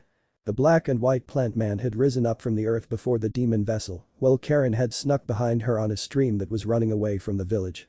Before either party could attack, Aruka appeared behind the blonde girl, covering her back. I couldn't even sense his chakra coming in. Karen thought as she looked over the kindly schoolteacher, thinking him familiar. Suddenly the truth brought her mind to a halt. You? I'll fucking kill you for what you did. Yugito was confused. What could this Chunin have possibly done to a member of the Akatsuki? I remember you from that day. There was so much screaming, so much pain. No one could stop them from dying. You wiped out the entire village, every single one of them, dead. That's why, until I was the only one left alive, they would only refer to you as the dolphin that kills. Do you know how long I had to hear that name? 3 hours. It took 3 hours for the last one to die. 3 hours of screaming. Never has such a short time left such an impression. Even Itachi took the equivalent of 3 days when he tried to break his brother. I guess you're just better than him at ruining a childhood. Here it is. It's really pretty boring, but I'm hoping that by leaving with a cliffhanger, then I'll be more inspired to write the next chapter. As you can see, Hinata's starting to make a move for Naruto. Sunagaker did something that Gaara thought interesting enough to show Naruto. Tsunade flexed her political mind a bit, and Aruka is apparently responsible for the deaths of an entire village. How? Why? Also, Akatsuki is moving ahead, and now at Itachi that's out to kill Sasuke. Wait, what? Thanks to everyone that reviewed the previous chapter, especially those who did it in the last couple weeks. You're really the ones that drove me to finish this. Please review, if for no other reason than to tell me what you think about it. Chapter 28. When Karen announced that Aruka had been the one to murder her entire village, Yugito was interested. When the redhead announced his rather absurd nickname, she couldn't help but laugh. It had to be one of the top 10 stupidest names she had ever heard of. Even the other member of the Akatsuki, well, at least a white part of him, laughed as well. The black half seemed ready to strangle itself just to quiet the other part down. Well, that's a new one, I guess. Aruka had sweat dropped when the new nickname came out. Most people just knew me by the magician. When the kindly Chunin revealed that name, everyone stopped laughing. The magician was known to every shinobi nation as a ninja who was a master of deception and misdirection. He was the first Konoha shinobi since the Yondaime Hokage to cripple a nation single-handedly. It was reported that one day the magician walked into Kurigakure, had lunch, went to a bathhouse and left. 5 hours later, over a quarter of the population had died of an unknown and untreatable poison. Even as they lay dead, red marks would appear on their bodies, as if a branding iron had been pressed to their skin. They didn't stop at just Kurigakure. All over the elemental countries, people would die with those same markings on their body. No one even realized that the magician was a Konoha shinobi until it was discovered that no one from that area had died with those symptoms. To this day, no one had isolated the poison that was responsible, as every toxicrene and blood sample had been contaminated by so many kinds of venom that it was impossible to point a finger at one of them. There had never been a successful identification of the magician, as some claimed he was tall and lean, others squat and fat. Others claimed he was a redhead, others blonde. In a world that relied on information, he had effectively dropped off the map. Suddenly, every question that Yugito had about the scarred Chunin became compounded. Was his name really Aruka? Was that really his hair color? Was he even a man? Could he become woman pretending? Misdirection was a powerful thing in the shinobi world, and there was no better master than this man if he was telling the truth. Aruka stepped onto the water to square with the red-headed woman. "You're from Takishima, aren't you?" he asked, not because he was unsure, but so he could perhaps buy enough time to leave this without having to kill the girl. "No. I am from Itagakure. Orochimaru-sama saved me from that miserable place and gave me the opportunity to exact my revenge on you. I was from Takishima, but there is no Takishima anymore. You made sure of that," Karen responded. Aruka sighed, realizing that conflict was inevitable now. With unsurpassable ease and insane speed, he completed his string of seals before Karen knew what had happened. Small whirlpools popped up, surrounding the redhead, before they turned into conical spikes of swirling water. Karen responded by forming a thin whip from the surrounding water and slicing through the drills on their way towards her. Aruka frowned, something was off. "You've noticed it, haven't you?" she asked, smirking. "All my life I've been preparing for you, knowing nothing about you or your style of fighting has been a blessing in one sense. Nothing you do can surprise me. My Mizu no Muchi, whip of water, is not normal. It allows me to not only slice through any water-based attack, but hijack and neutralize any chakra that you put into the attack. In one sense, I am a living embodiment of Kisam's sword." She began her own set of hand seals before the water rose up and briefly surrounded her before rushing towards Aruka. Sashaha. Water collision destruction. Aruka was forced on the defensive as the wave was too large to avoid. Doten. Doryu Hiki. Earth type. Earth-style wall, he spat a river of mud from his mouth that quickly grew to stop the incoming water, but he soon realized his error. Raikyu, lightning ball, Karen roared as she shoved the tiny ball of crackling lightning into and through the earth wall that Aruka had raised to defend himself. He tried to run through some seals, but Karen got there before he could finish. "I'm not letting you finish those." She tried to catch his shoulder with her left hand which was glowing blue. Aruka dropped to the surface of the water on his hands and just avoided the chakra scalpel that was aiming for his artery. Lashing out his back legs, he managed to catch Karen in her back and launch her forward and away from him. Aruka tried to capitalize on her momentary disorientation. Sugaden dot. Water Fang bullet. Once again the drills tried to skewer his opponent, but in his rush to form the attack, the water was coming from his current position and not near Karen, giving the Kunoichi plenty of time to block them with her whip once more. She spun around, whip protruding and forming a circular barrier between her and the drills that tried to pierce her. As she slowed down, one more drill tried to catch her off guard and her eyes widened at her miscalculation. The water was heading directly between her eyes. She had no choice but to show her trump card. Holding up her hand, the water stopped before it began to fall harmlessly at her feet. Reaching forward, Karen grabbed at something that was nearly invisible in the water before pulling it back and letting the remaining water fall at her feet. "So this is it. This is all the skill that the magician has. I'm rather disappointed, having to use a jellyfish to do your dirty work for you." In her hand she held a jellyfish by the bell, letting the poisonous stinging tentacles hand down harmlessly. "He is impressive, a box jellyfish certainly has enough venom to kill me, but not your finest. You will tell me how you have killed thousands."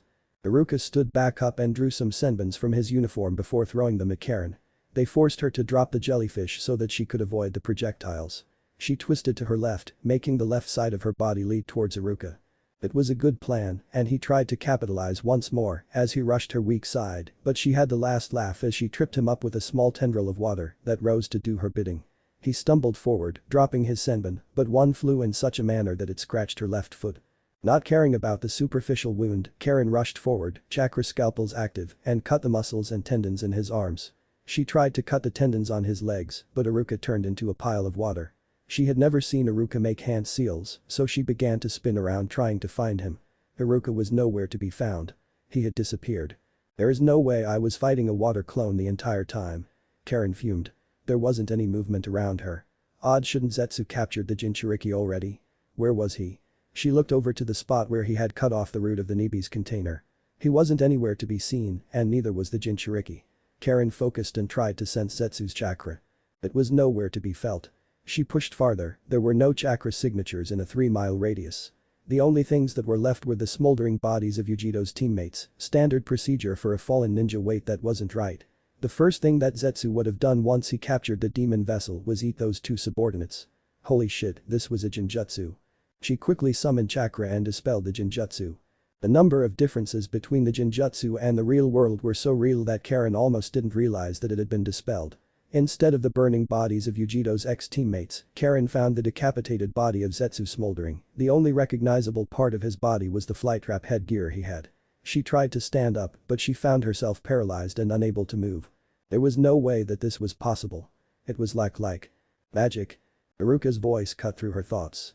You really are the magician, aren't you?" She was amazed at the power this man had, and yet, she couldn't help but laugh. To think, I was defeated that easily by a Jinjutsu of all things. You. No, being a medical specialist, I've spent my time building up immunities to every kind of poison known to man, so for you to be able to do this is quite a feat. The brown-haired Chunin was sitting next to her without a care in the world. He took the news and didn't react. "Come on. Do something. I need some validation." She yelled at him. "How would you have me react? I knew you were a medical specialist just from the way you walked. If you really were out to hunt me, that the first thing you would have done is build up immunity to any poison you could get your hand on. I am not surprised by anything that happened here. Then at least tell me how you did it." She was getting hysterical now. "I thought you'd already figured that out. It was a Jinjutsu from the first moment you saw me." "Not this. Takeshima. Tell me how you did, Takeshima. How did you kill all those people?" For the first time, Aruka seemed to be in deep thought. He furrowed his brow for a moment before relaxing. "Nah. A good magician never reveals his secrets, and besides, I didn't kill those people." With that he walked over to the stream and walked onto the surface. Running through his hand seals he motioned for Yugito to pick up Karen and come with him before he finished his technique. Fuchius no jutsu. A spasm of pain racked Karen and she tried to repress a scream and was only partially successful. It was like her entire body was on fire and her legs and arms began to cramp painfully. She could feel her lower back burn and ache at the same time, as if she had been stabbed in the kidneys. She suddenly felt extremely nauseous and rolled onto her side to empty her stomach.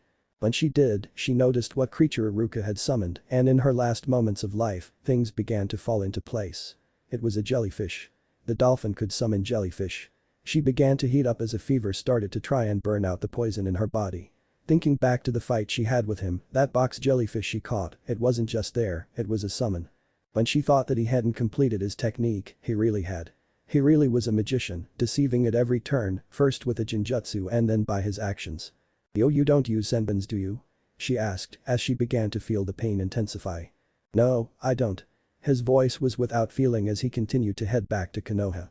Jellyfish made sense, they were extremely toxic and there were so many that he could summon thousands at a time and all the different toxins would mask the true killer from detection. He was one sneaky bastard. She tried to curl into a ball to lessen the pain she was feeling in her back and legs, but the effort was almost too much. She lowered her head and stared at her feet. There, on her left foot was the scratch from that senbon he had dropped in his illusion, but that shouldn't be there. As she stared at it more, the red wound began to curl and expand, becoming a violent red. And another jellyfish. The pain was coming in even more intense and frequent waves. They are called irakanji, possibly the most venomous jellyfish known to man and one of the tiniest. Yugito watched the captive as she spasmed and wiggled around in pain. "It seems to be a very painful way to die, doesn't it?" she said offhandedly. "Irakanji venom is not nearly as dangerous as the bigger jellyfish summons I have, in most cases they are non-fatal if just given time to wash out of the body." Aruka's words were the key that unlocked the box for Karen. "I didn't kill those people." The magician is a master of misdirection, if he goes to his left or to his right, attack the middle he's just as likely to be there as anywhere else. Those quotes floated though Karen's sweating head as things snapped together. Jellyfish venom is highly toxic to fish and prey, but to humans, it is rather slow acting. Irakanji venom is delivered in far too little a quantity to be fatal, but if the victim doesn't notice the small fish but do notice the larger ones, then they get treated for the wrong kind of venom which is potentially deadly. It was ingenious, if only her kinsmen hadn't tried to treat their wounds, they might have lived. Another round of pain went off and she could no better stifle her cry of pain as she could hold water in a sieve. But this time, she smiled as it passed. "I'm not going to die, am I?" Yugito was shocked. For all the pain the Kunoichi was going through, how could she even think such a thing? "Correct, you are worth more to Konoha alive. Whether or not that is a good thing I won't say." Perrin passed out soon afterward and the remainder of the trip back was uneventful.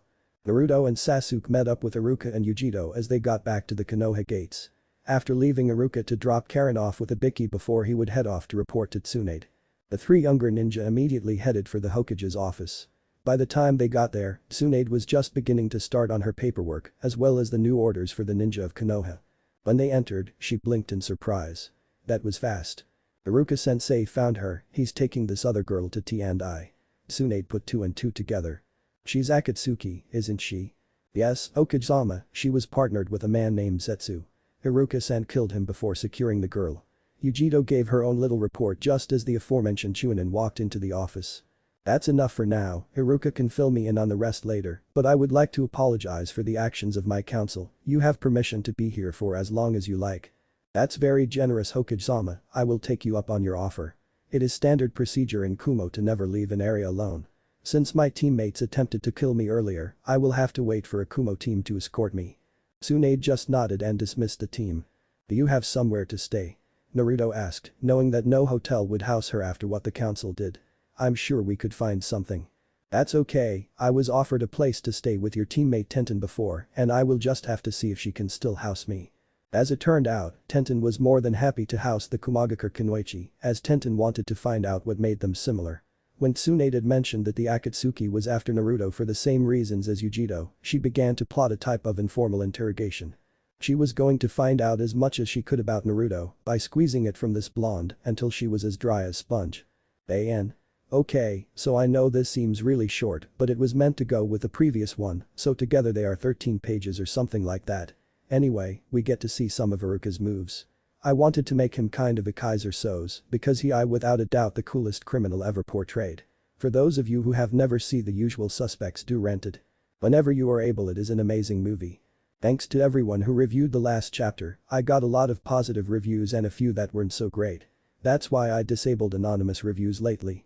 I am sick of people flaming my story and not letting me ask them why or telling them my reasons for doing what it was I did. Anyway, I'm turning them back on, so they'll be back, but please for the love of whatever deity you believe in, don't flame me and run away with your tail between your legs. Anyway, next chapter might be the Itachi vs Sasuke fight, not entirely sure yet, but I will say this, it should be sooner. Rather than later, I seem to be getting back into a rhythm now that school is winding down for the winter. Chapter 29. It took 2 weeks for a team from Kumagakure to come and pick up Yugito. Since Kumo shinobi were still not allowed into Fire Country, Yugito had to be escorted to the border, a task that fell to Team 7, since the majority of the shinobi were still untrusting of the Cloud Nation.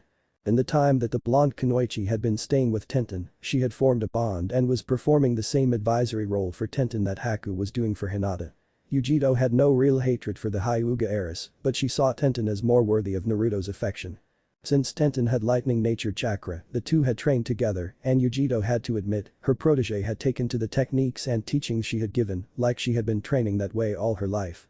It had taken Team 7 a week to return home, and in that time almost the entire ninja population had thrown their support behind their Hokage, while the civilian population was split, not unusual considering their numbers.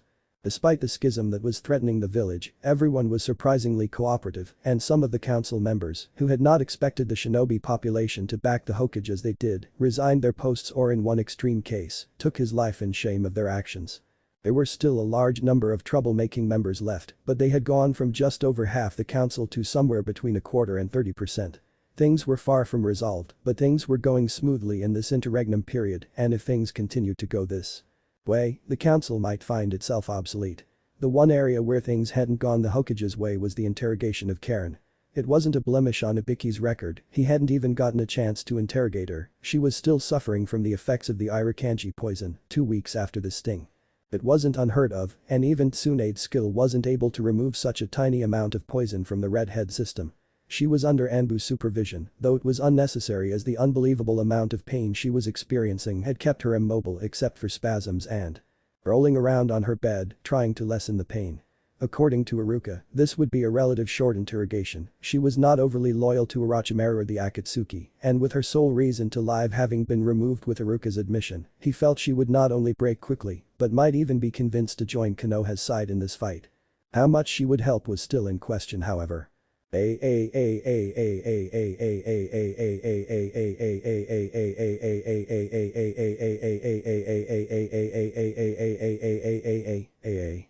the Akatsuki base, Hideki was plotting.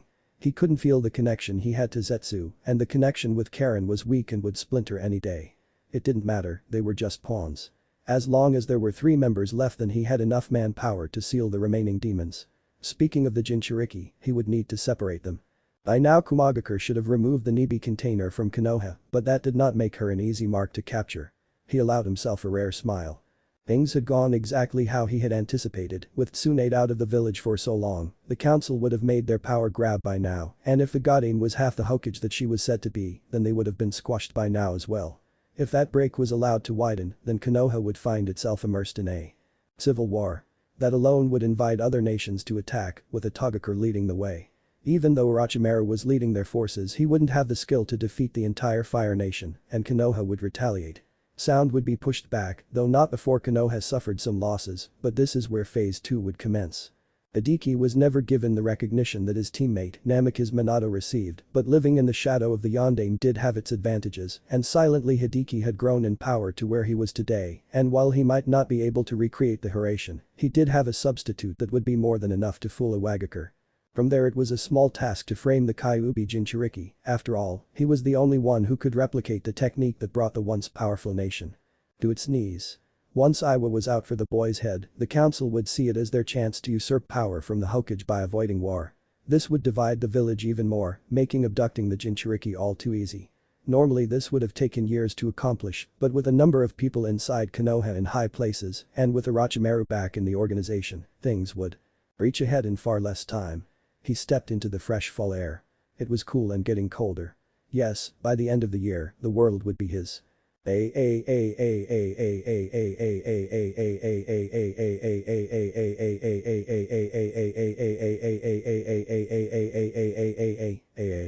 While Konoha was waiting and Hideki was plotting, Kisame was tracking down Jireya's informants with relatively poor results.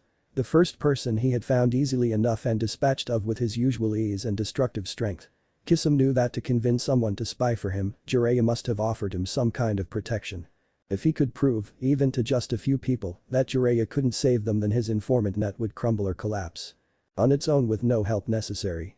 Unfortunately, after that initial kill, the snitches had gone underground faster than he had imagined they would, and of the many names he still had, he had only found and crossed off another 3. The next person on his list was a former Kunoichi who was originally from a small village in Iwagakure, but had since relocated to a remote section of the Land of Waves. He had tracked the aging hag to her home and had broken through the door, expecting to find a shocked washed-up ninja. He was justifiably shocked when instead of his mark, he had to block a scatter shot of Senbin from Zabuza's former accomplice, now a Konoha ninja. Haku stood in the doorway facing the shark man. She wore what was her usual outfit nowadays. The dark blue pants of a Konoha uniform were rolled up to keep them off the ground and keep her sandals from stepping on the leg. She wore a long-sleeved black turtleneck which bled into face mask, exactly like Kakashi's, except that it could be rolled up or down, depending on the wearer's wants and needs. Her jounin vest covered up a sword sheath sandwiched between the vest and her shirt at an angle. The vest had the usual pockets and spaces to hide hold scrolls and other weapons. "I remember you, you're that brat that Zabuza kept around. I'm surprised that you managed to escape my platoon sweepback during the Civil War. I'm afraid you won't be escaping this time. I almost feel bad, you see, the Mizukage paid me pretty handsomely for killing your pathetic clan, and I hate to accept money for an incomplete job." Kisame attacked with his covered Samehada but only succeeded in destroying a water clone. "Bizabunshin, typical Zabuza, I should have known." Kisame sneered, he couldn't sense Haku anywhere and began to wonder if Zabuza had taught her his little miss trick when he felt something come flying at him from behind. He blocked with Samehada and was not physically injured at all, but the cloth wrap that was covering his sword fell to pieces, cut by a score of kunai. Without that covering, Samehada went into overdrive and began to eat all the chakra it could, eventually causing the house to disappear completely, leaving Kisame standing in the middle of a grown-over path. So, this entire thing was a genjutsu from the beginning, not bad. Brat. This revelation startled the shark man more than he let on. If the entire house had been an illusion, then there was no telling how long she had him in her clutches. As if to emphasize his worry, the path too began to break down until he found himself standing on the surface of a delta, one he recognized as being right by the ocean around wave country. Haku stepped before him, her sword, somewhere between the length of a wakizashi and a full-length katana, drawn and held parallel to the ground at her waist. "Pretty dumb move, kid, it'll take even more chakra to freeze seawater, you'll never last against me and Samehada." He smirked, his pointy teeth fully bared. "That has nothing to do with why I chose this location. If I die here, I want it to be by Zabuza-sama's side." She gestured towards the cliff to her left, a wooden cross was barely visible at the top. "In keeping with the customs of the 7 swordsmen of the mist, I challenge you for your rank and sword as the apprentice of Mamachi Zabuza." If it was possible, Kisame's grin grew even wider. "I accept, you. Know that Zabuza never advanced higher than 4th in our group, while I was always the strongest." He dropped his Akatsuki cloak and charged at Haku, Samehada raised above his head and behind his body with his right hand, while his left was forming a hand seal. "Suiton. Mizuum Nabara. Syrup capture field." Kisame spat a sticky stream of water at Haku's feet, hoping to immobilize her, knowing that taking too much time for pleasure would be frowned upon. The brunette just stood there and allowed the technique to pool around and over her feet. When Kisame came within sword range of her, she seemed to blur away in a burst of speed he didn't think possible in the situation. She was behind him and closing quickly, ready to stab into her opponent when he spun around in at a speed that didn't suit such a large man and made to parry her thrust, but instead of continuing with her attack, she disappeared again and tried to attack again, but each time Kisame would put himself in good position to deflect any attack she made and she would blur away. The entire thing was very confusing to Kisame, and the only positive thing he could tell she was doing was keeping him on the defensive. It was like she didn't have a plan or any sense of tactics whenever she moved towards him. Having had enough of this odd tactic, Kisame momentarily let go of Samehada and flew some hand seals, and a whirlpool began to spin, forcing Haku to dodge. Kisame took this advantage and trapped the girl in a Suru no Jutsu water prison, though she seemed to be worried about this turn of events. Kisame frowned and swung Samehada through the prison, destroying a cage bunshin. He felt the attack come from behind him and allowed the momentum of Samehada's swing to continue, which forced Haku to block his sword with hers. Kisame smirked as he turned around and began to overpower the girl. She might have been fast, but she was still weaker than he was, and once they got in this locked position, he could dictate the style of fighting. Now I got you, right where I want you. Kisam's voice broke up as the genjutsu surrounding Haku's blade was eaten away, showing Kubikiri Houcho. He was amazed that a girl that small and lithe could wield such a large blade so effortlessly. His lapse in concentration allowed her to step forward and shift the swords towards the water, twisting them to reveal that a section of the famous blade had been cut out, making the gigantic sword much easier to wield. What she did with that section didn't cross his mind until she took her left hand off Kubikiri Houcho and with lightning-fast speed, drew the wakizashi that she had concealed with a simple hinge, slicing cleanly through Kisame who turned to water before splashing into the sea, and when he didn't immediately reappear, Haku tried to bait him out. I can't believe that you still believe yourself to be stronger than Zabuza-sama. Even if he was only listed as an A-rank missing ninja, he was stronger than you immediately after we left Mist. Zabuza? Stronger than me?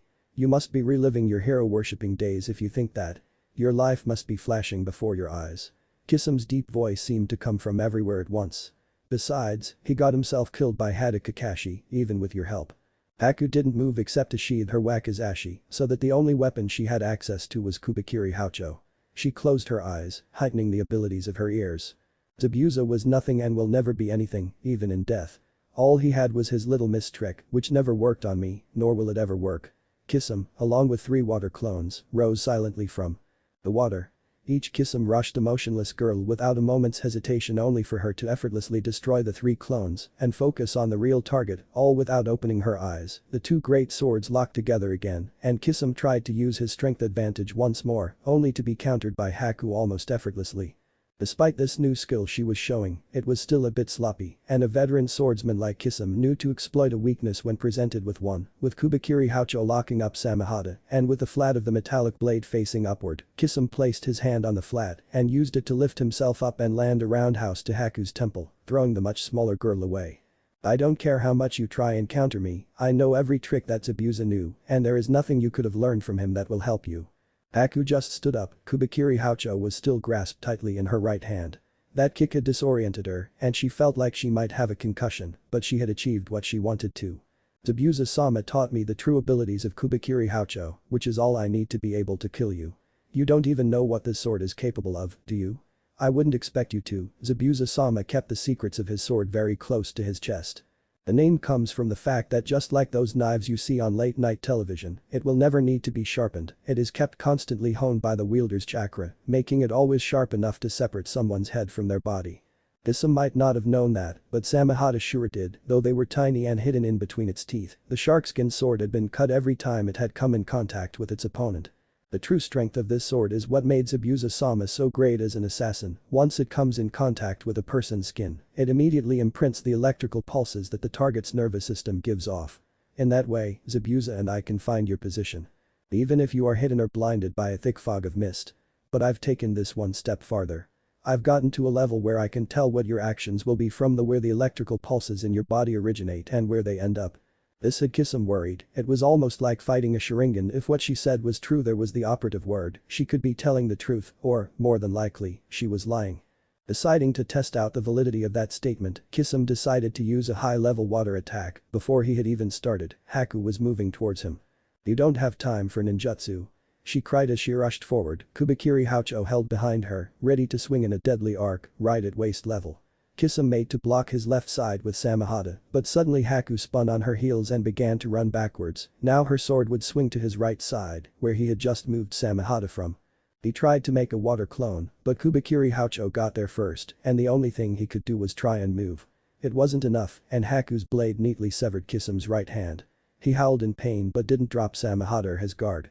I wouldn't affect his ability to perform ninjutsu. He had gotten to the point where he could use all of his techniques one-handed, and the large majority of them could be done without hand seals altogether, but having to fight someone who knew what he was going to do before his muscles even got the message, without his dominant hand was more than he wanted to deal with.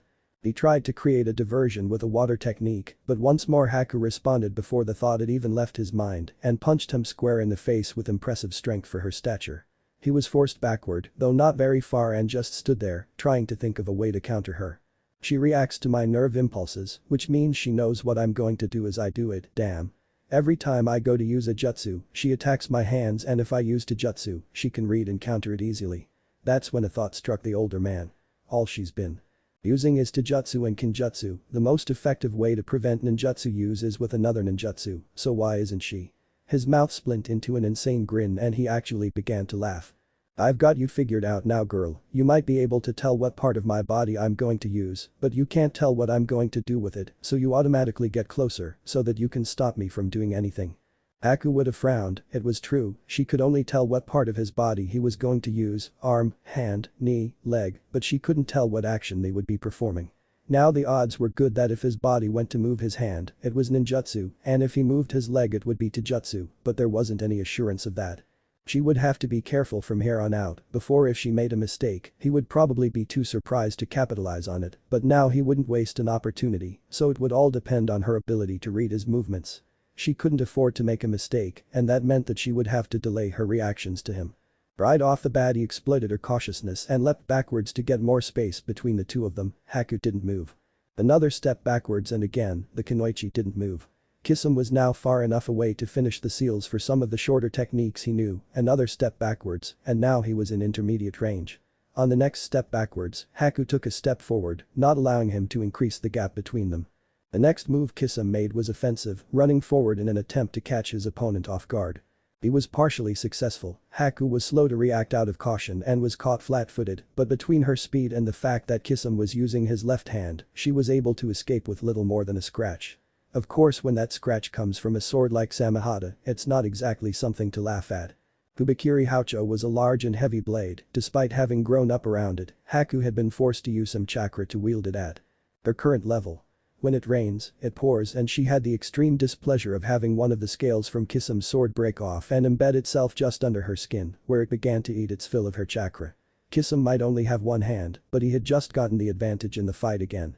Sensing that the momentum had just swung his way, Kisum pressed his attack with a crushing overhead swing of Samehada which Haku was forced to block, her ability to read his movements momentarily forgotten. The force of Samehada crashing into her own blade actually pushed Haku's feet under the surface of the water, despite her chakra supporting her weight. She felt his legs pulse and correctly identified a kick which she avoided by twisting out of the way, but that left her vulnerable to Kisum's follow-up attack, a clothesline with his handless right arm. Thinking quickly, Haku sank beneath the surface of the water to try and buy a little bit of time. She felt the water surrounding her become denser and easily recognized the signs of the Suru no Jutsu. She was hauled to the surface and brought face to face with Kisum's grinning mouth. No clones this time. He smirked and swung his sword. Haku pushed as much chakra as she could out into the water around her, hoping to freeze the water and give her some level of protection, but the salt water took too long to solidify and Samehada was only slowed down a little bit. She felt her arm shatter at the force of the blow and the teeth took a fair bit of skin and muscle with it as it swung away. The only good thing that came from this was that it knocked her free from Kisum's technique, where she rolled across the water until she was able to slow her momentum down and rise to a knee some 10 feet from Kisum. She formed a single-hand seal and seemed to dissolve into the wind. "You don't expect that technique to work on me again, do you?" Kisum asked, recognizing the beginning of the Jubaku Satsu, tree-binding death, that Kurenai had used against him when he had been in Konoha last. Not surprisingly there wasn't a reply, but instead of a tree quickly rising from the ground and arresting his movement, it was a creeping sheet of ice. He released a burst of chakra to disrupt the illusion, but it didn't stop the cold from creeping past his waist. Hi. Kai. He tried frantically to break the illusion, but the ice didn't recede. The only change that he could feel, besides losing all feeling in his lower extremities, was the familiar weight of Samehada disappearing from his hand. At some point, probably recently, that wench had taken his sword. The ice had just immobilized his right arm and was threatening the left one. Within a minute it too was lost to him, he was well and truly defeated. Haku chose that the moment when the ice reached over his mouth to reappear, Kubikiri Houcho strapped to her back once more, and Samehada had been just sealed into a carrying scroll. She pulled her wakizashi, made from Kubikiri Houcho and having the same properties, and quickly decapitated Kisum's still form before she teleported next to Zabuza's grave to nurse her wounds. She was in worse condition than she had wanted to be when she went into the fight. That scale was still embedded in her mangled and broken arm, continued to bleed and burn. She was regretting doing this mission alone now. Normally she would have at least a couple Chunin with her, but now her only choice was to make it into the nearest village, which was still 10 miles away. And try and get some first aid. She grunted in pain as she removed some bandages from her utility pouch and painfully wrapped her broken arm up and put it in a makeshift sling. She was already looking forward to getting back to Konoha so that she could get Shizune or Sakura to heal her arm.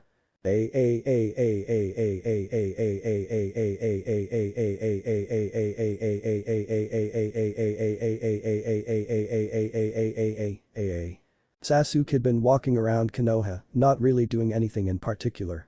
With Haku out of town and his training was done for the day, he was low on ideas to kill the time. He was meandering on an impromptu tour of the training grounds of Konoha when he felt it. It was the same feeling of being watched that he had felt the night Itachi had murdered the entire clan. He stopped and looked around. And realized that in his wanderings he had gotten close to the Uchiha estates through no intention of his own. Sasuke walked through the gate he hadn't entered since he had collected his things and moved in with Anko and Naruto. He stopped at the exact spot Itachi had first forced him into the world of Tsukuyomi and without turning around, waited for Itachi to come out of the shadows. "I'm disappointed, Sasuke, your hatred is as weak as ever." The elder of the two brothers materialized from the shadows of the abandoned buildings, and despite the fact that it was near noon, very little light seemed to be shining on this land. And for good reason, hate is a useless and pitiful emotion when compared to love and compassion. Sasuke turned around, his black eyes meeting the Sharingan of his brothers and locking in contention. For the moment not one talked and a cool gust of air swirled around, fluttering Itachi's cloak and Sasuke's loose pants, making the embroidered flames at the bottom flicker, as if they were alive. Instantly, the level of chakra in the air rose as the two brothers raced towards each other.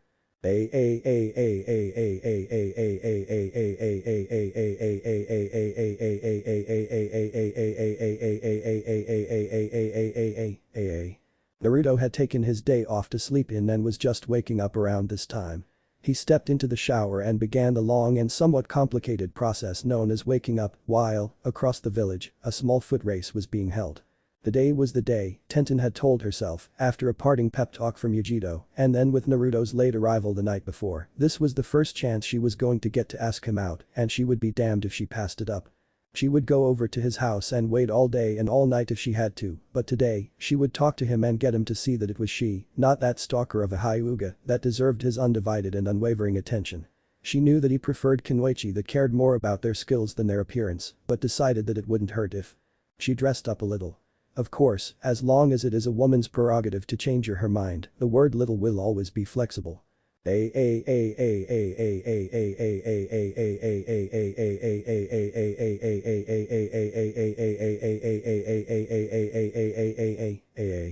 Hinata smiled at how perfect the day was turning out to be. There wasn't a rain cloud in sight, the temperature wasn't too hot or cold, and the fall winds that blew through every once in a while didn't hold the bite that they would in just a week or two. The sun was shining brightly, and Naruto-kun would soon be hers. Yup, perfect day indeed.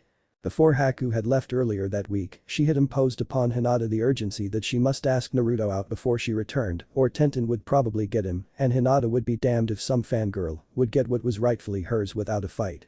She was heading over to his house right now, convinced that there was nothing that could ruin the day.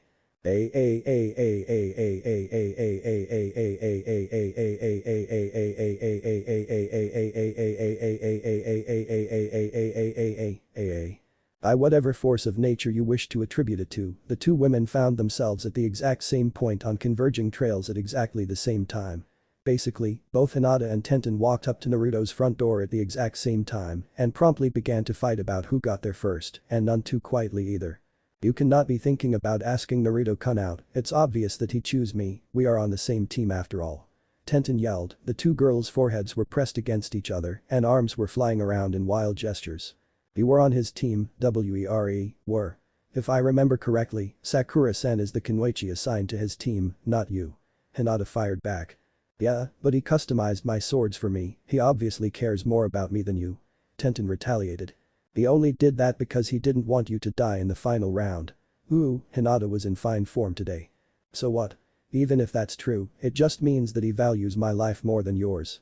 Sitting on the roof, Anko was trying to hold back her laughter and refrain from sneaking inside and getting some paper to make scorecards. "He cares more for you? I'm sorry, who was the one that he beat and humiliated in the Chunin exams? You want to bring up humiliation? You only won your match because dear boy ran out of chakra.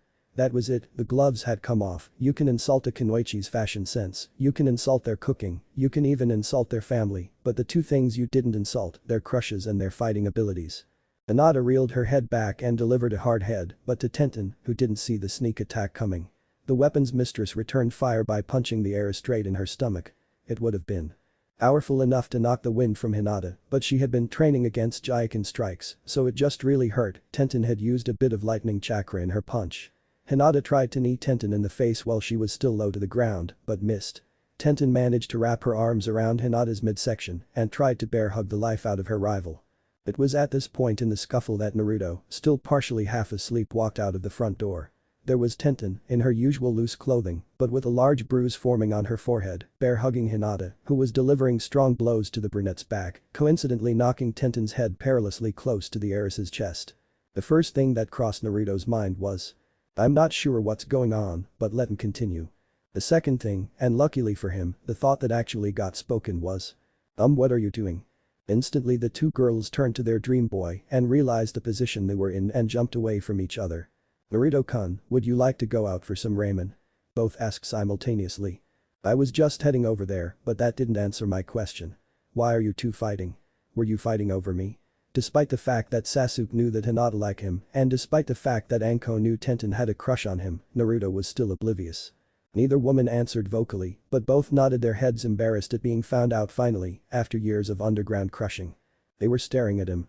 They had this look in their eye like they expected him to declare one the victor. Naruto's mind began to race. While it hadn't gotten past the idea of two women loving him, especially these two, he knew that he had to do something and fast, but how to do it without crushing one of them. "Let me guess, you expect me to pick one of you two, right?" Another set of nods. "Okay, here's what I'm going to do. I'll take the two of you out on a date and at the end, I'll make my decision." "Okay? I get to go first." The two had tried to stake their claim and were about to get into another round of fighting over who would actually get to go first when Naruto raised his hand in a pacifying gesture. "I said a date, not dates. You'll both go on the same date with me. Saturday night, I'll meet you two outside the Hokage Tower since it's midway between all of our houses." He was about to say that they should be ready for anything when he felt it. The unmistakable feel of Kamikawa's Shikai being released, and it was coming from the Uchiha clan estates. He broke for it, Anko and To with two feuding. Inoichi bringing up the rear.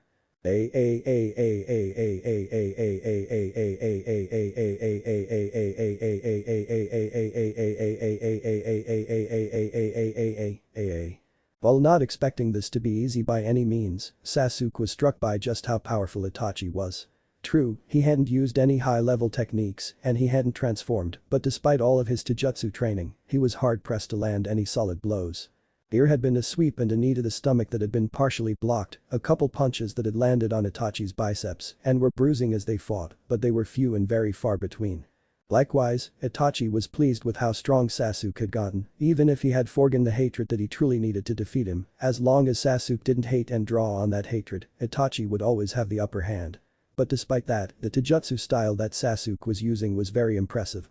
While not being as heave and powerful as Mido Guy's style, it was faster and the combos could be chained together at lightning-fast speeds.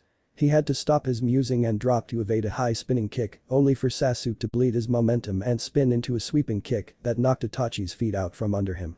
In that moment that he was airborne, Sasuke's right elbow slammed into Itachi's sternum, knocking the elder brother into the side of the nearest building, only to turn into a section of log. Itachi responded by trying to pull Sasuke underground, but upon emerging from the ground, had to evade a Kaiten. Kakaku no Jutsu, Grand Fireball. It had been such a long time since he had so much fun in a fight that a smile actually graced Itachi's lips. Stepping up his attack, he made a sword of fire, just from elemental manipulation. He was prepared when Sasuke threw Kamikawa and released its initial form. Bankai would be coming, but it would have to wait until the right moment. He could feel Naruto and Anko heading for them, as well as two others trailing behind, that if he was correct, was Tenten and Hinata. They would be here soon enough, but he couldn't afford to think about them right now. Itachi's flaming blade had come too close and too powerful for comfort, and all of his concentration would need to be used to make sure he didn't get barbecked. He blocked and deflected strike after strike, steam rising off every encounter the two blades made, but the extra reach advantage prevented Sasuke from using taijutsu, his great advantage over his brother. "Sasuke." Naruto's voice reached the fighting, and Sasuke knew it was time. Protaholo's Kamikawa. Protect them Kamikawa. A second silver rune glowed and then bled into nothingness. Itachi wasn't sure what was happening, but things quickly became clear. Sasuke tossed his sword into the air, flipping it end over end, and as it spun, the black metal of the blade created a black circle in the air, just over the brothers' heads. It suddenly expanded and upon contact with the brothers, sucked them into the hole. "Damn it." Naruto cussed, he knew that Sasuke would use his Bankai, he had told them that he would only use it on Itachi, but he had wanted to help out his brother. What happened? Where is Sasuke? Tenten and Hinata had shown up after the Uchiha brothers had disappeared. Sasuke used his Bankai, he's out of our reach. Anko had dropped any mask she had, the only emotion on her face was the worry that any mother had for her son. What does it do? Why isn't he here? Hinata was keeping her eyes on Naruto, trying to gauge his reaction. It cuts a pocket in space and will hold any two people or two things there indefinitely unless he wills them released. There is no way to get in or out, hence the name Kawa. It is his ultimate defense, even if he can't kill Itachi, there is no chance that he can get out.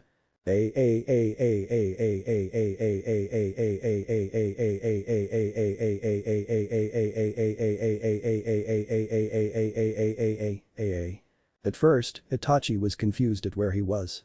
It was just black. Not like it is at night, but there were no buildings, no people, he couldn't even tell if there was a floor or sky, if he was motionless or falling.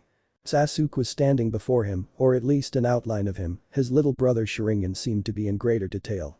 Ever since you murdered them, something about you has seemed off to me. Your explanation that day, tell me why you really killed them. The fiery sword he had formed disappeared as Itachi eyed his brother some more. When I achieved the Manjutsu Sharingan, I became a demon, I murdered those weak relations of ours simply to test my strength. As if to emphasize his point, he shifted to his own demonically influenced form. His skin turned paler than he was, and the same black lines appeared as with Sasuke. A pair of horns grew from his forehead, though one was much shorter than the other and twisted, as if it had been ripped off. Sasuke quickly transformed as well, the only differences between the two were size it seemed. Sasuke spread his wings in an intimidation move and grinned manically. You're lying. You haven't lost a bit of your humanity. Sasuke was challenging his brother. What do you mean? Of course I've forsaken that weak part of me, and you have too, how else could we have achieved this? Transformation. This form, this accursed form does not make us demons. You justified your actions on that night, and you justified them today. A true demon needs no reason to kill, no matter how much you might want to forget your humanity, it is still a part of you, and you can no easier separate yourself from it than you can break from this dimension. Itachi's face showed anger for the first time in many years, it was impossible for Sasuke to be correct, he had shed his frailty, he had transcended all that an Uchiha could be, all that a human could be. Enough, this is an admirable sacrifice you have made, thinking you can trap me here to save your brother, but once I've killed you, then I will break free and fulfill my objective. The two fallen angels clashed in a powerful flurry of punches and kicks, but neither landing a hit, as each arm and leg that was thrust forward was blocked or dodged. All form of weapons had been forgotten, the damage they could cause was forsaken, in favor of the satisfaction that landing a solid strike with one's own hands would bring. Inside this realm, the two brothers fought, neither with a distinct advantage. Itachi, who had more experience in this form, was counteracting the prowess his little brother had in Taijutsu with sheer strength and tactics. Sasuke wouldn't use anything other than his own strength until Itachi used his Manjutsu Sharingan. The whole point of separating them from the real world was so that the stronger of the two brothers, champions of two separate ideals, would be free to fight using whatever tactics and knowledge they had without interference. Just like in the world of Tsukuyomi, time moved at whatever pace Sasuke wished, they had been fighting for what seemed like over an hour, yet Naruto and Anko had only just finished explaining the purpose of Sasuke's Bankai. Another flurry of activity as Itachi and Sasuke clashed again before separating to size up the other. I'm afraid that I don't have the time to waste on our little reunion, so pardon me for killing you so quickly. I think you'll find that the Manjutsu Sharingan has quite an interesting effect in this form. Itachi rasped out in his demonically deepened voice before the three tomo in his eyes bled into the triple windmill pattern of the accursed Manjutsu Sharingan. That was far from the only change though. The black lines on his skin widened and bled together before turning a dark purple color and covering every inch of his skin. His muscle mass seemed to diminish, though Sasuke seriously doubted that his strength had gone down at all, and a surge of chakra, so strong that it shredded his cloak, rushed from his body. Hideki-sama tells me that in this form, I am the faster than the Yondaime when he wasn't using the Hiraishin. True to his word. Itachi disappeared in such a burst of speed that he actually overshot Sasuke and missed with his attack. The youngest Uchiha was in awe of the speed he had been shown. For his brother to move that fast was almost impossible, he was faster than the Sharingan could predict and faster than the nervous system could react. If he hadn't been practicing against Naruto and Anko, he might really be screwed, but having arguably the two fastest people in the world as sparring partners means you pick up a few things. Oten. Yomi knew Madara used a technique in an attempt to slow down his brother, but Sasuke doubted if it would have any real effect. Despite the change of terrain, Itachi was not slowed down, and Sasuke had to dive to his side to avoid the counter-attack Itachi made. Time for plan B. He grumbled to himself as he ran through the hand seals for the syrup capture field, which Itachi merely floated to the top of, despite having his feet covered in the sticky liquid initially. Undaunted, Sasuke began a new technique, and Itachi had had enough. He charged forward at his insane speed and had Sasuke set up perfectly for the initial stages of the Amit Range, front lotus, when he suddenly lost control, as the once sticky liquid he had been running on turned into a super slick surface of ice. He fell flat on his face and slid past Sasuke, but before the youngest Uchiha had a chance to capitalize on the comedic opportunity, Itachi used Shunshin to right himself but didn't counter-attack, noting the Akabishi that Sasuke had littered the area with. He decided to try and wash the spikes away with a Suiton technique, but the impediment stood firm. Having no other choice, Itachi spread his now purplish wings and took flight. Sasuke grinned, he had successfully negated the speed advantage that Itachi had, and now the fight was on even ground or air again. With one powerful sweep of his black feathered wings, Sasuke took flight and leveled off with his opponent, and once again the fight picked up. For the next 20 minutes, at least to the combatants, fireballs flew from one area of the sky towards the other, ranging in size from pumpkin-sized to larger than some middle-class summons. The conflagrations never hit their mark, or if they did, the target turned out to be a clone of some sort, and the fight would continue. The longer this went on, the more Itachi started to become irate, and the more he was tempted to use Tsukuyomi, despite the threat to his eyesight. Suddenly Sasuke's attacks increased in ferocity. He threw a long chain of straight punches at Itachi's face, which the older brother blocked easily enough, but when he tried to force him distance with a kick, Sasuke quickly tried to connect with a knee or change up his punches and try something that was more looping. In one swift moment, Sasuke succeeded in breaking Itachi's defense and landed a looping right hook to his brother's temple, which opened up a whole series of targets for the younger brother. In short succession, Itachi's body was riddled with a hard left hook, a right and left jab, and then a rising knee to the chin. As Itachi flew backwards, he locked eyes with Sasuke and drew him into the fear Jinjutsu of the Manjutsu Sharingan. For the next 72 hours you will be shown what will happen to your family once Hideki-sama gets through with them. He meant for Sasuke to see Naruto's lifeless body once the Kyuubi had been extracted, Anko's headless corpse and Haku, beaten, raped and finally decapitated, yet Sasuke seemed unfazed. Did you really think that I wouldn't come up with a counter for this eventually? He posed before gathering his chakra for a Kaiten Rasengan and charging forward, hoping to make Itachi either shop a trump card. He got his wish, as Itachi recognized the potential in his little brother's attack and couldn't dodge in midair. The black fires of the Amaterasu burned toward Sasuke's charging form, forcing him to try and block with his miniature son. The two attacks ground against each other for a moment, but in the end Sasuke was forced to leap away, his chakra wasted against the black flames. Instead of dissipating or burning out, the black fire actually pulled back to Itachi, completely under his control. I can use the flames of the Amaterasu as both an offensive weapon and an impenetrable defense. You have no way to penetrate it, it is simply a matter of time before it catches you, and I am the last of the Uchiha clan. Itachi boasted before lashing out with his dark weapon. Sasuke dodged a strike, but in corroboration with Itachi's words, the flames pursued him relentlessly, and soon he found himself missing them by less and less. Sasuke was forced to try and get Itachi in between himself and the black flames that threatened his life. By gaining altitude and then going into a 90-degree dive and playing a little game of chicken with his older brother, Sasuke was successful, though it didn't have the destructive side effect he was hoping for.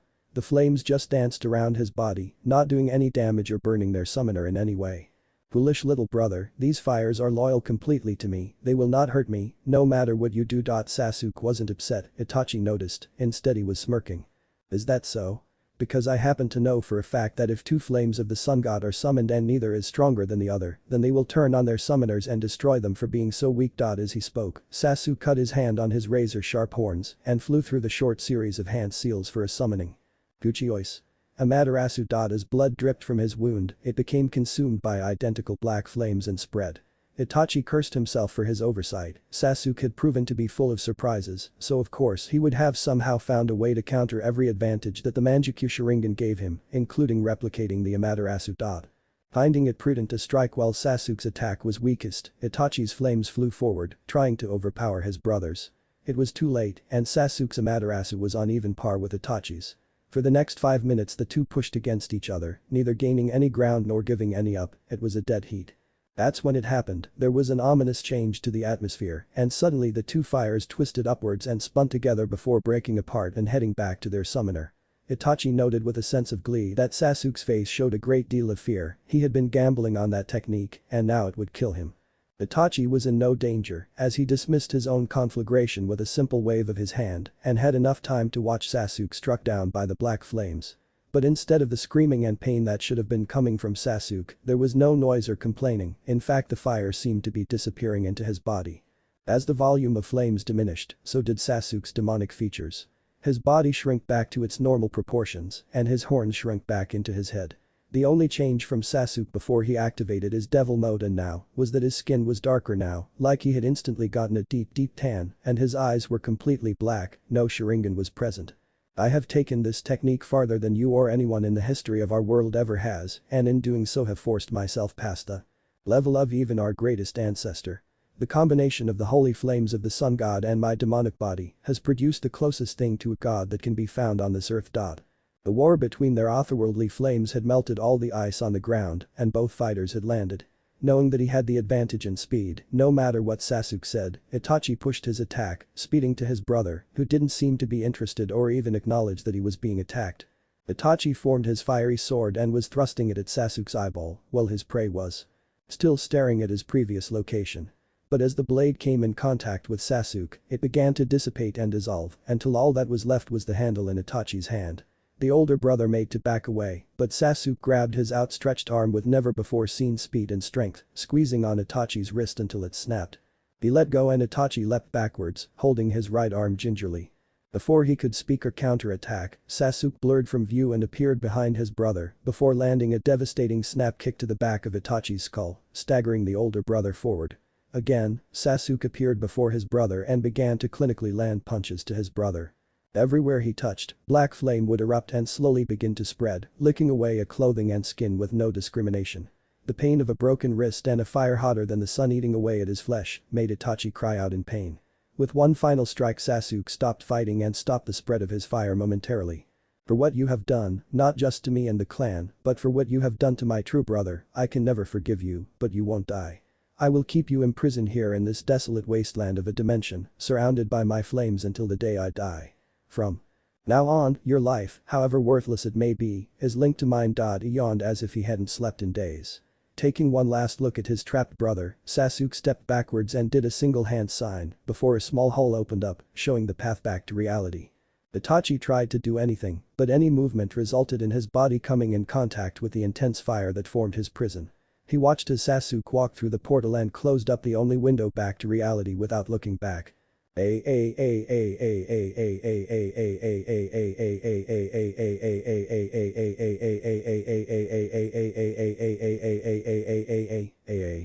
first thing that everyone present noticed when Sasuke emerged from the dimensional pocket he had created was that he appeared completely unharmed. That notion was thrown out the window when he basically collapsed on top of Naruto, throwing both boys to the ground. With a little help, they got him to the hospital where Tsunade was waiting to check him over. Absorbing the Amaterasu had been a desperation move. He hadn't perfected the technique and actually suffered some pretty serious burns internally and externally. He was out of chakra and just overall fatigued. Tsunade didn't expect him to even wake up for over a week, considering what he went through in a short amount of time. At the end of the day, Anko and Naruto went home with the knowledge that Sasuke should make a full recovery, though Tsunade wasn't sure what kind of side effects would come from swallowing such a dangerous technique. Only time would tell.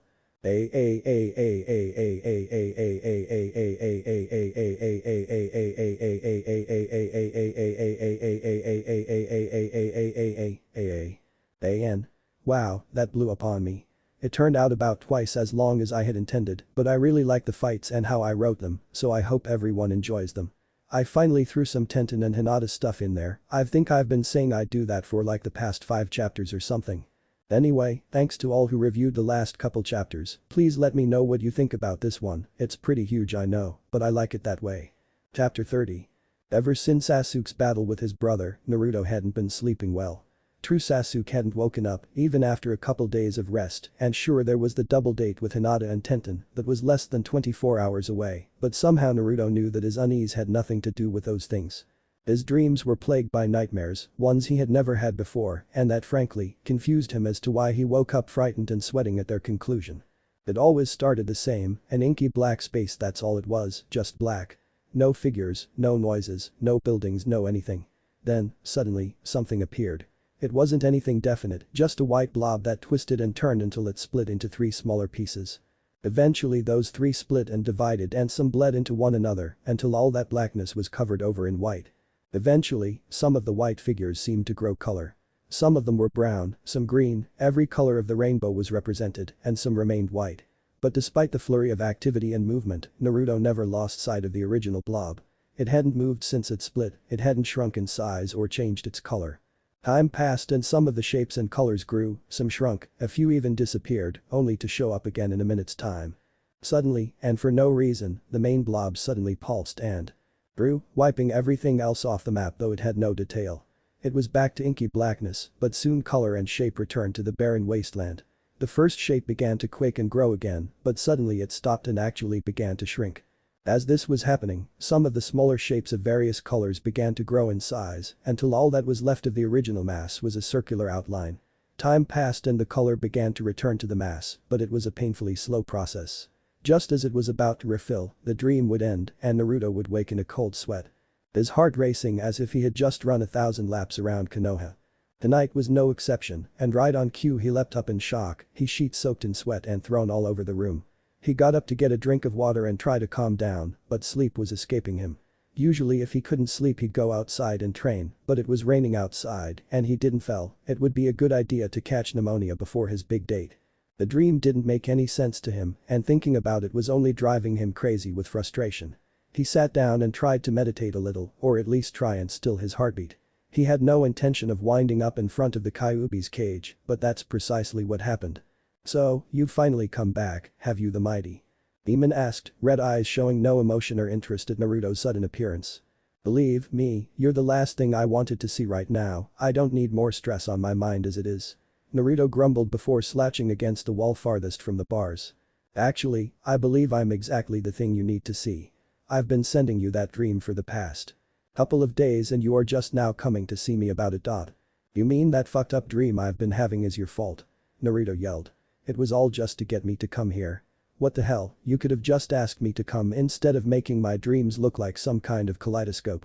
I am the Kyuubi, I do not go to people, they come to me, which is how it works, and that is how it will work," the demon roared in reply, successfully shutting his jailer up for the moment. "Look kid, there isn't much more time before the Akatsuki comes to collect us, and if you want to have a shot at beating the guy who trounced your ass last time, you have to know what you're going up against. That is what the dream has been trying to explain to you, the history of your real opponent. Real opponent? Hideki is the leader of the group, do you mean that beast he's trying to awaken?" Though the gigantic demon's muzzle and face were cloaked in darkness, the motion of his eyes was enough to clue Naruto that he was nodding. "The beast as you say has a name, it is Yume. Order. Order? That's a dumb name, what is so bad about order? What's he gonna do, arrange my sock drawer for me?" Naruto joked, but the Kyuubi found nothing funny in his vessel's behavior. This coming from the boy whose entire name is based on food. This shut up the boy for the moment. "Tell me, in the dream, what do you think happened, what does it all mean?" For a minute, Naruto was quiet. He thought about it, but couldn't find an answer he was sure about. "That I shouldn't ever let you have a set of blocks to play with," he offered weakly. The Kyuubi didn't respond with words, but sighed at how dumb his guest was sometimes. "Let me try to explain it using small words and visual aids so that your puny mind can get this. How to put this, you have heard the stories of how the world was created, correct? Okay, take whichever one you want, many of them have this in common. In the beginning there was nothing. Just like your dream, there is nothing, no life, no world. No anything. Some people refer to this nothingness as chaos. Suddenly, something comes into existence, some people say the world was created by a god, some say by gods. Others say that from nothingness, the god or gods themselves were born and then they went on to create the world. Either way, summing from nothing, got it?" Naruto nodded his head, this was kind of making sense. This genesis of life was called by some people, order. Everything that ever was, everything that ever is and everything that ever will be, all of that falls under the heading of order. Now hold up. Let me get this straight. Order is everything in the world. I thought we were talking about the Akatsuki's plans to resurrect this thing, not theology. Order, as it pertains to the Akatsuki, is simply a demon, millennia older and many times stronger than I or any of the other tailed demons, even combined. The only thing that it has in common with the story is that it is the exact opposite of nothingness. So how does that make it insanely strong?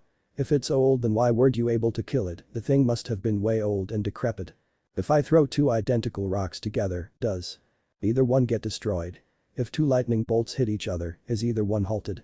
Since order is everything, it can be hurt by nothing, do you get it? Naruto was confused, but because he had nothing better to do, he tried to work it out. What's the point of fighting then? Order can't be hurt by anything, you just said so.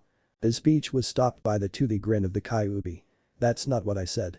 You say order cannot be hurt by anything. I said that it can be hurt by nothing. If you wish to have a chance against order or even Hideki, you must learn to wield the exact opposite of order, the exact opposite of everything.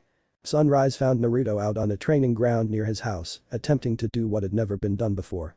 Not even the Kyuubi had been able to use chaos or even come close to figuring out how to. That was, until Naruto ended up as his vessel and gained control over all 5 of the chakra elements. For the first time since the fox had learned of the plan to release its former master, there was a speck of hope at the end of the tunnel. At first Naruto had been reluctant to accept training from the demon that had nearly destroyed the village, but eventually was persuaded. The task he must learn was monumental in cost and almost mind-shattering in terms of control, needed to even hope to get a result. Naruto had thousands of Kage Bunshin working on trying to learn this trick, but each one would dispel themselves after just one attempt, so he had to continuously reform them, as well as trying it himself every once in a while, hoping for any semblance of improvement. And you're sure this is the only way to do it? He asked the demon in his head. Oh, and what did you have in mind? The Kyuubi retorted. This. Naruto began to form a Futon. Rasengan in his hand. Then a Suiton. Rasengan, then a Doton. Rasengan. With each addition, the spiraling ball of chakra grew more powerful and began to turn a pale yellow color. Then Raiden. Rasengan was added and the pressure required to keep the technique together became far more intense and the color lightened to nearly nothing. Finally, he tried to add the final element, Kaiten. Rasengan to the mix, but when he tried, the entire thing blew up in his face, burning his arm terribly and almost removing the entire thing. Quickly the Kyuubi's chakra went about, healing the damage, and before too long, his right arm was as good as new. I don't get it. He yelled at himself as well as his prisoner. That should have worked. Every element combined like that, the weaknesses and strengths of each one should have balanced out one another. Good move, idiot. I told you, the only way that you can even hope to get to a state of chaos is by using them all at the exact same time. If you add them one at a time like that, you only go around the circle of elements. You need to use them all simultaneously to get a truly neutral mix. Why? Naruto demanded as another score of clones destroyed themselves and were replaced. It's preschool math, for heaven's sakes. The Kyuubi was getting very annoyed with Naruto's lack of patience. Let's say you start with wind. Element like last time, that's one element. Then you added water, it doesn't cancel out the wind, so. That's another one, so you're up to 2 elements total, got it? Then Doton, which is stronger than water, so that gets neutralized, but you still have a total of 2. Lightning is stronger than earth, so Doton is gone, then lightning is negated by the wind, and fire combines with wind to blow you up. Oh. Naruto finally got it and went back to trying to do it as he was instructed. If he actually manages to get this down, the Kyuubi used as Naruto failed once again and nearly blew himself up. It'll be a miracle. While Naruto tried to kill himself, Tenten and Hinata were just waking up. Each one considered this the most important day of their lives, and neither could wait for the evening to come. While each one was confident in their own abilities, there was the edge of nervousness that a first date always brought to keep their heads grounded. By the end of the night, one of them would have their heart broken, and although neither one wanted to admit it, they were both unwilling to admit that they didn't want to see the other girl loose. Tenten knew that this was Hinata's one chance at a relationship that she chose. If Naruto didn't choose her, then she would most likely be forced into an arranged marriage with some foreign dignitary or some other clan heir, maybe from Konoha, maybe not. Hinata was combing her hair, thinking her own thoughts along the same lines as Tenten. Naruto had proven what the shy girl had known all along. He would be something special with enough time and some support. Obviously she wanted him for herself, and despite the fact that Tenten was showing more traits of a fangirl than a serious girlfriend, she was a good friend, and Hinata hated to see a friend in pain. Tenten might not belong to a clan or a family with enough clout to warrant an arranged marriage. Her parents had been exerting pressure on the brunette to find a man who was strong enough for their tastes, or they would find one for her. This wasn't anything formal, and all they could really do is threaten her, but Hinata knew something that Tenten didn't. The only one that fit in the category that was still available was Lee. Kiba was happily dating the daughter of one of teammates' former clients, a wealthy businessman from the closest village east of Konoha, and Shino had a pretty heavy relationship with AM from Ichiraku Ramen stand of all people. Apparently, her father was once a ninja and was highly regarded by the yondaime who knew. Taoji, as far as Hinata knew, wasn't dating anyone, but then again, the Akamichi clan had always prioritized oddly compared with the other clans, so he might not have begun looking yet, or maybe he was already engaged, you couldn't tell with him. Shikamaru and Ino were often seen hanging around a lot, and though it didn't mean that they were dating, people tended to treat them like they were already engaged. Sasuke was dating Haku, and that seemed like a stable relationship. Sakura hadn't had time for any kind of romantic interest from the time that she became Tsunade-sama's apprentice until recently. Apparently while in Sunna, she had started seeing someone, at least that was the rumor. No one was quite sure who it was, or even if it was true, but everyone from Kankuro, the older brother of the Kazukiage, to one of the council members' 13-year-old son, was being named with no regard for the truth. That just left Lee and Niji in Tenten's age group. Lee was still trying to chase after Sakura and Niji was. Hinata blushed at the memory. She had been looking for Naruto-kun after he had returned from rescuing Gaara and had accidentally walked in on Niji making out with Hinata-sama. Niji's voice made the girl jump in surprise. Your father wishes to see you as soon as you are ready. Just a moment. She replied, checking her appearance over to make sure she was presentable for her father before exiting her room. As she had expected, Niji was still waiting for her. You didn't have to wait for me, Niji-san. Your father actually wanted to see both of us, so I figured I might as well wait for you. He told her as they began the walk to Hiyashi's office. It was far from a short walk, and so the two talked on their way. Hinata wondered if Niji knew why they were being summoned, but he had no more of an idea than she did. They reached their destination and knocked on the woodwork before being granted entrance. The first thing that both realized was that Hanabi was already there, and the second thing was that Hiyashi was angry. Perhaps that was an understatement. Hiyashi was royally pissed off. And it seemed like these three were going to be taking the brunt of his anger. The evening came around and it was time for Naruto to meet up with the girls at the Hokage Tower. As he had expected, both girls had shown up early and were eyeing each other wearily. Tenten had let her hair down a bit and instead of being held up tightly, it fell loosely to her shoulder blades before it was bunched together into a ponytail that was quite long and continued to the small of her back. She wore a red dress with silver accents that somewhat reminded Naruto of the outfit that Sakura used to wear all the time. Short skirt ending and full shoulder coverage. It was much more form-conscious than Sakura's ever was, but for a male with no sense of fashion, there were enough similarities to compare the two. Hinata had apparently gone all out for this date. She wore a light blue dress that came down to her knees and had straps that held the entire thing on her shoulders. It came over her bust, and the straps made a square most of the way over her chest, but it covered enough skin to still be considered conservative. Naruto thought that she looked very beautiful, what with the way that the dress contrasted against the darker royal blue of her hair and her paler skin. Not that Tenten was bad in comparison, both girls would have had any guy with a pulse falling at their feet if they dressed like this all the time. When the girls had arrived at the meeting point, they were disappointed that Naruto wasn't there yet, but he still had about 10 minutes, so they didn't hold that against him. Hinata kept looking at Tenten with surprise in her face. She couldn't remember a time when she had seen Tenten with her hair down. Nor could she remember ever seeing her rival in a dress or without any obvious weaponry on her body. She wore very little makeup, just some lipstick that made her lips stand out a bit more from her bronze skin. Likewise, Tenten was amazed to see what shy, timid Hinata had worn to the date. Especially considering that it was approaching December and the weather was only going to turn colder as the night progressed. The dress was simply beautiful, both in design and fabrication, and how it made Hinata look when she wore it. Hinata hadn't worn any lipstick, and the only hint of makeup was just a light shading of eyeshadow. The most peculiar thing that Tenten noticed about her opponent in love was that Hinata seemed distracted and didn't seem to be happy to be finally going out with the boy she had been pining after for so long. That's a very nice dress you're wearing. Hinata complimented without lifting her eyes from the road. Thanks, I could say the same thing about yours. Mind telling me where you got it? I could use some nice ones like that when I'm dating Naruto-kun. Tenten hadn't really meant that last barb, she was just trying to get Hinata to care about tonight. There was no fun in winning the race if the field all quite halfway through. I don't know, it belongs to Haku, she's lending it to me for tonight. I could ask her for you if you wanted. She offered, lifting her head just a little bit. That's when both girls noticed Naruto walking up, both their jaws dropped and their eyes widened. His streaked hair was as shaggy as ever and hung around his head like a porcupine. He wore a pair of black pants and a sweater. That wasn't because of the temperature, but because he didn't want the girls to see his arms, which were quite bruised after today's training. He looked like a model out of a magazine that other girls looked through and giggled over like schoolchildren.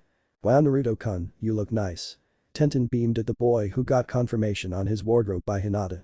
Thanks, but you two look so nice that I look pretty plain in. Comparison. They both blushed at the compliment, even though it was true. "So, you two hungry for anything in particular?" he asked. Trying to get the night started. When neither of them spoke up, he offered his own suggestion. "I know this place over by the academy, it's got seafood and almost everything else you can think of." When both girls nodded in approval, they trio headed out. Dinner was quite good for Naruto and simply amazing for the girls. Of course, Naruto was judging the food and the girls were swayed by the ambience. After they finished, they walked around for a little while, killing time until the movie they were going to started when Naruto tensed slightly before relaxing. "Something wrong?" Tenten asked. She was doing most of the talking between the two girls and Hinata just looked at Naruto's face in worry. Naruto didn't respond immediately, but after a second just shook his head, as if shaking off water. "I thought I felt something, but it must have been my imagination. Come on, we should go get our seats if we want good ones." He smiled and both his dates felt their hearts lighten at the sight. Naruto had felt something. Yugito was in way over her head. The Akatsuki had come calling, and he was much stronger than she had thought a ninja could be. She threw the Haration marker that Naruto had given her, but the man that had come for her disappeared from sight and then reappeared with the kunai in his hand. "I'm afraid that help won't be coming for you," he calmly said as she watched the marker on the weapon was sliced into tiny, illegible pieces. Before she knew what to do he had started hand seals that she didn't recognize. He puffed out his chest before spitting something at her. She didn't recognize it, it had seemed to have the consistency of molasses but was brighter than any light source she had ever seen. Not knowing what this was or how to react to it, she put up a powerful defense of electricity, kind of a static field, and hoped for the best. Sadly, she got the worst. When Hideki's attack contacted her barrier, it seemed to slow for a moment, but suddenly her shelter just cracked and whatever he had used got through. Before she even realized what had happened she saw a spark and she was engulfed in a gigantic explosion that sucked all the air out of what remained of her defensive shield and she fell to the ground and lay on her stomach. Almost immediately she felt the Nibi's chakra trying to get out but it didn't feel like when it tried to heal her. She couldn't place it, but before she could figure out the puzzle, her attacker appeared over her and placed a paper talisman on her forehead before she fell unconscious. "I'm sorry, but you won't escape your fate by abandoning your vessel and killing yourself, Nibi." His eyes were hard when he spoke that, but suddenly turned a tiny bit softer. "Poor stupid Jinchuriki. You didn't realize that more than two elements could be used in conjunction to form different attacks." He slung the girl's prone form over his shoulder before touching the ring on his hand. The hole seemed to cut itself out of thin air and he walked through and without another word the doorway back to his lair shut itself without a trace. The movie had ended and the trio was heading back to the Hokage Tower so that Naruto could render his final decision. Tenten was feeling confident in her chances since Hinata really hadn't said or done anything all night, which even for someone as shy as her, was awfully weird. More than once she had contemplated asking if she was okay, but Naruto had actually asked the question for her and Hinata had answered in the negative and the night went on. When they got to the tower, they heard what seemed like yelling coming from the still-lit office of the Hokage. Naruto immediately headed towards the entrance to the office and Tenten and Hinata just followed.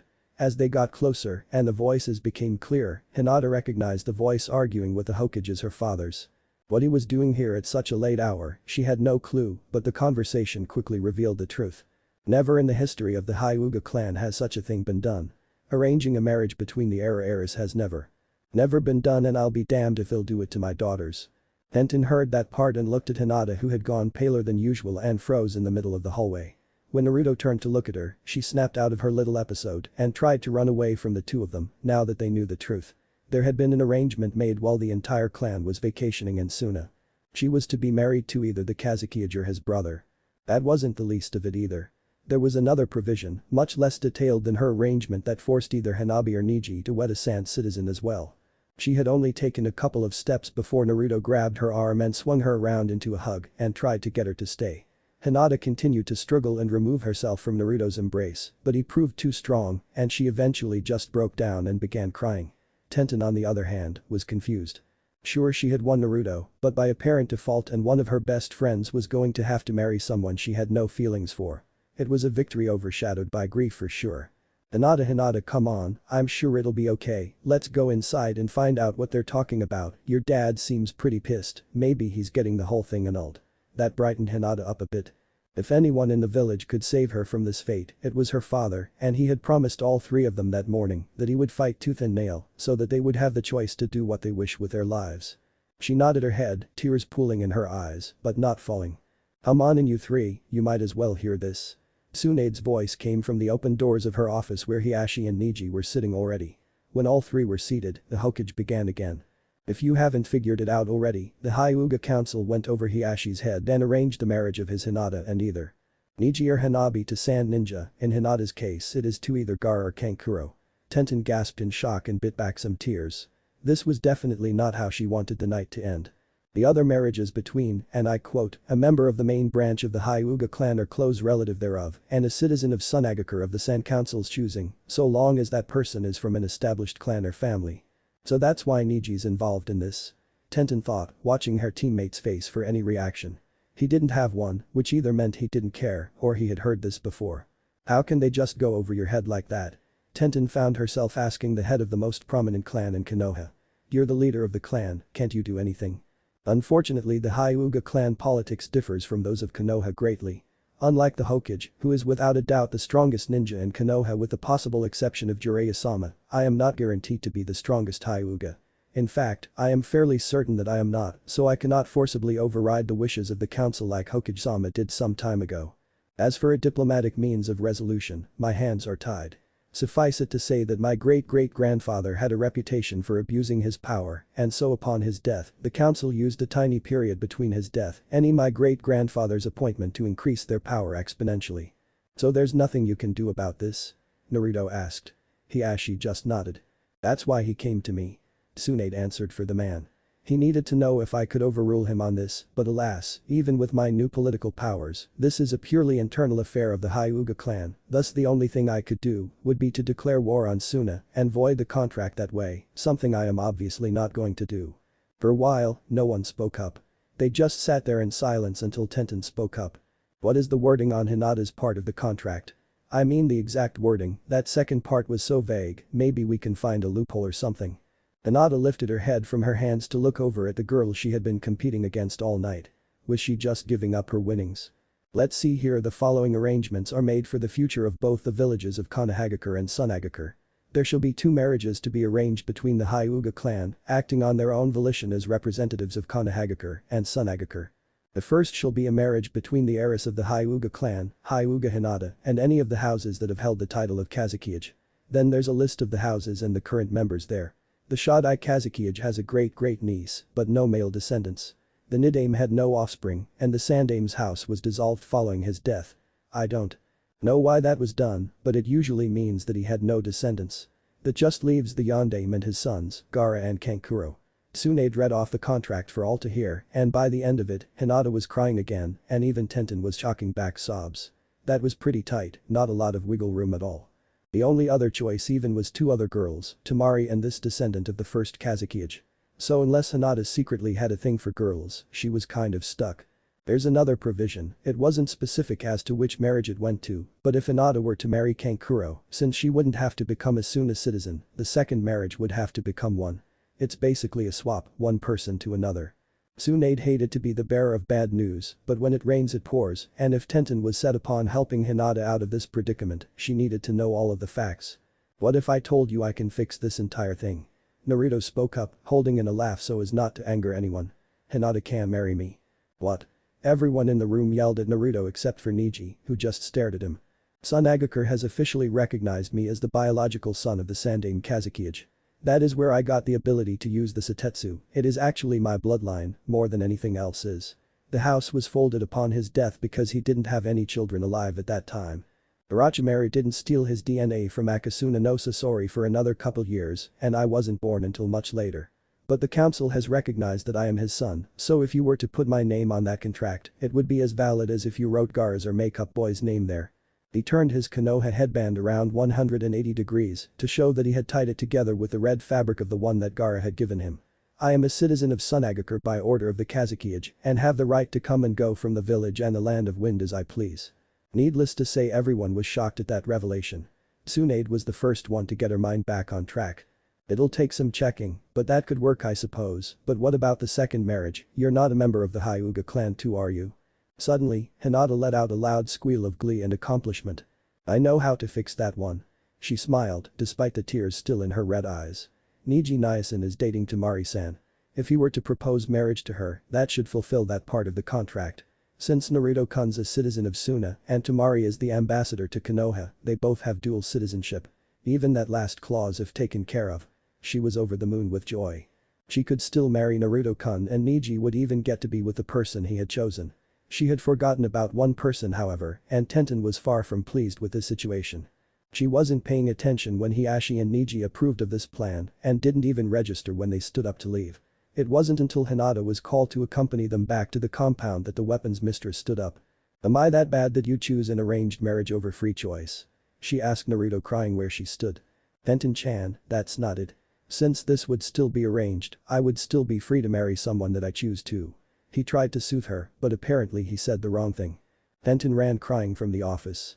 She could not be with a man that chose her second to an arranged marriage. Oddly, the thought that she'd be sharing Naruto with Hinata was not as big of a turn-off as it sounded to the other ninja that were in the room except to Hinata. "Am I nothing more than arranged marriage to you?" Hinata yelled, tears again flowing freely. "I'm so bad that you need another wife, one that you can choose of your own will." Quickly she followed Tenten's example and fled from the room. Naruto was about to go after them, but was stopped by Tsunade's hand on his shoulder and the cold looks from the elder Hyugas.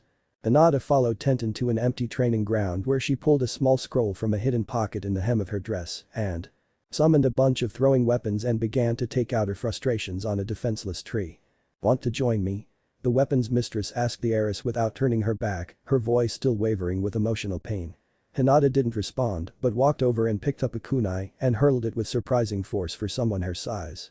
They continued to pincushion the tree in silence for the next 20 minutes until they ran out of weapons to throw. Hinata was panting a bit, she wasn't used to throwing projectiles so hard. "He's a great guy, you two'll be great together," Tenten quietly intoned. She tried to keep the sadness from her voice but was only marginally successful. "He's only doing this to save me. You're the one he chose of his own will. You deserve him more than I can always just marry Garakun, it might not be so bad." She too tried to keep any hints of pain and disappointment from her voice. "He chose you first though. He cares for you more than he does for me." There was no hiding it now. Tenten was choking back tears. No one could compare with Naruto, no one showed as much kindness or compassion. "It seems to me that he cares for the both of you." Anko's voice brought the two from their pity party. The two younger girls gave her a questioning look, inquiring about her presence. "I was on my way to pick Naruto up from the Hokage's office. Apparently when the two of you ran out your dad and cousin did a number on him for hurting you two so badly. The thing is, he didn't mean to hurt you." She had been leaping from tree to tree and dropped to the ground to talk with the two girls who had loved they still loved her son. "Hinata, you've been watching him from afar for a long time, always thinking that he didn't notice you or that you weren't good enough for him. But you never noticed that all his bluster, all his security would go out the window around you. I remember the first time I ever talked with him about school, right after he and Sasuke moved in with me. The first thing he said was that Aruka was the only person who seemed to give him a fair shake, and the second thing he told me was that there was this really cute girl who kept getting picked on by the others because she had pearly eyes. That's a quote by the way, so if you see him, feel free to tease him to no end about it." She paused to see if Hinata was feeling any better and was pleased to see that at least some part of her speech had gotten through. She turned to Tenten. "And Tenten, you should have seen him when he was working on your swords.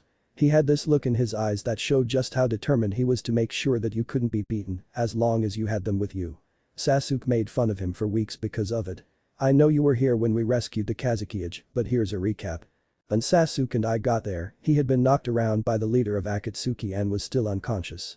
When he woke up, Sasuke and I were in the room, along with Tsunade-sama and Hinata, you were there too, do you remember what he said?"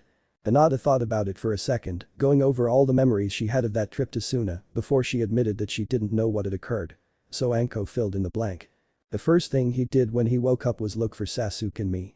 When he saw that we were okay, he noticed that Hinata was in the room, you had just helped fix Sakura's arm, so you were still asleep, and he asked if everyone had made it back to Konoha alright, did Tenten make it back okay? Do you see?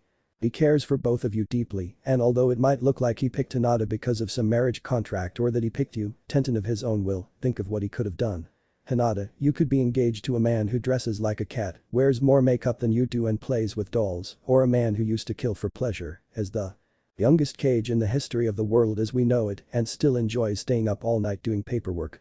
As for you, Tenten, he could have said, well I'm sorry, I do care for you, but I have to save Hinata from marrying a cat guy or the man I consider my best friend." While Anko had successfully drained almost all of the hostility from the situation, what little was left reared up. But do we mean so little to him that he needs two of us to make his life worthwhile? Tenten asked. I asked him what he was thinking, and he gave me something about marrying both of us. What's up with that?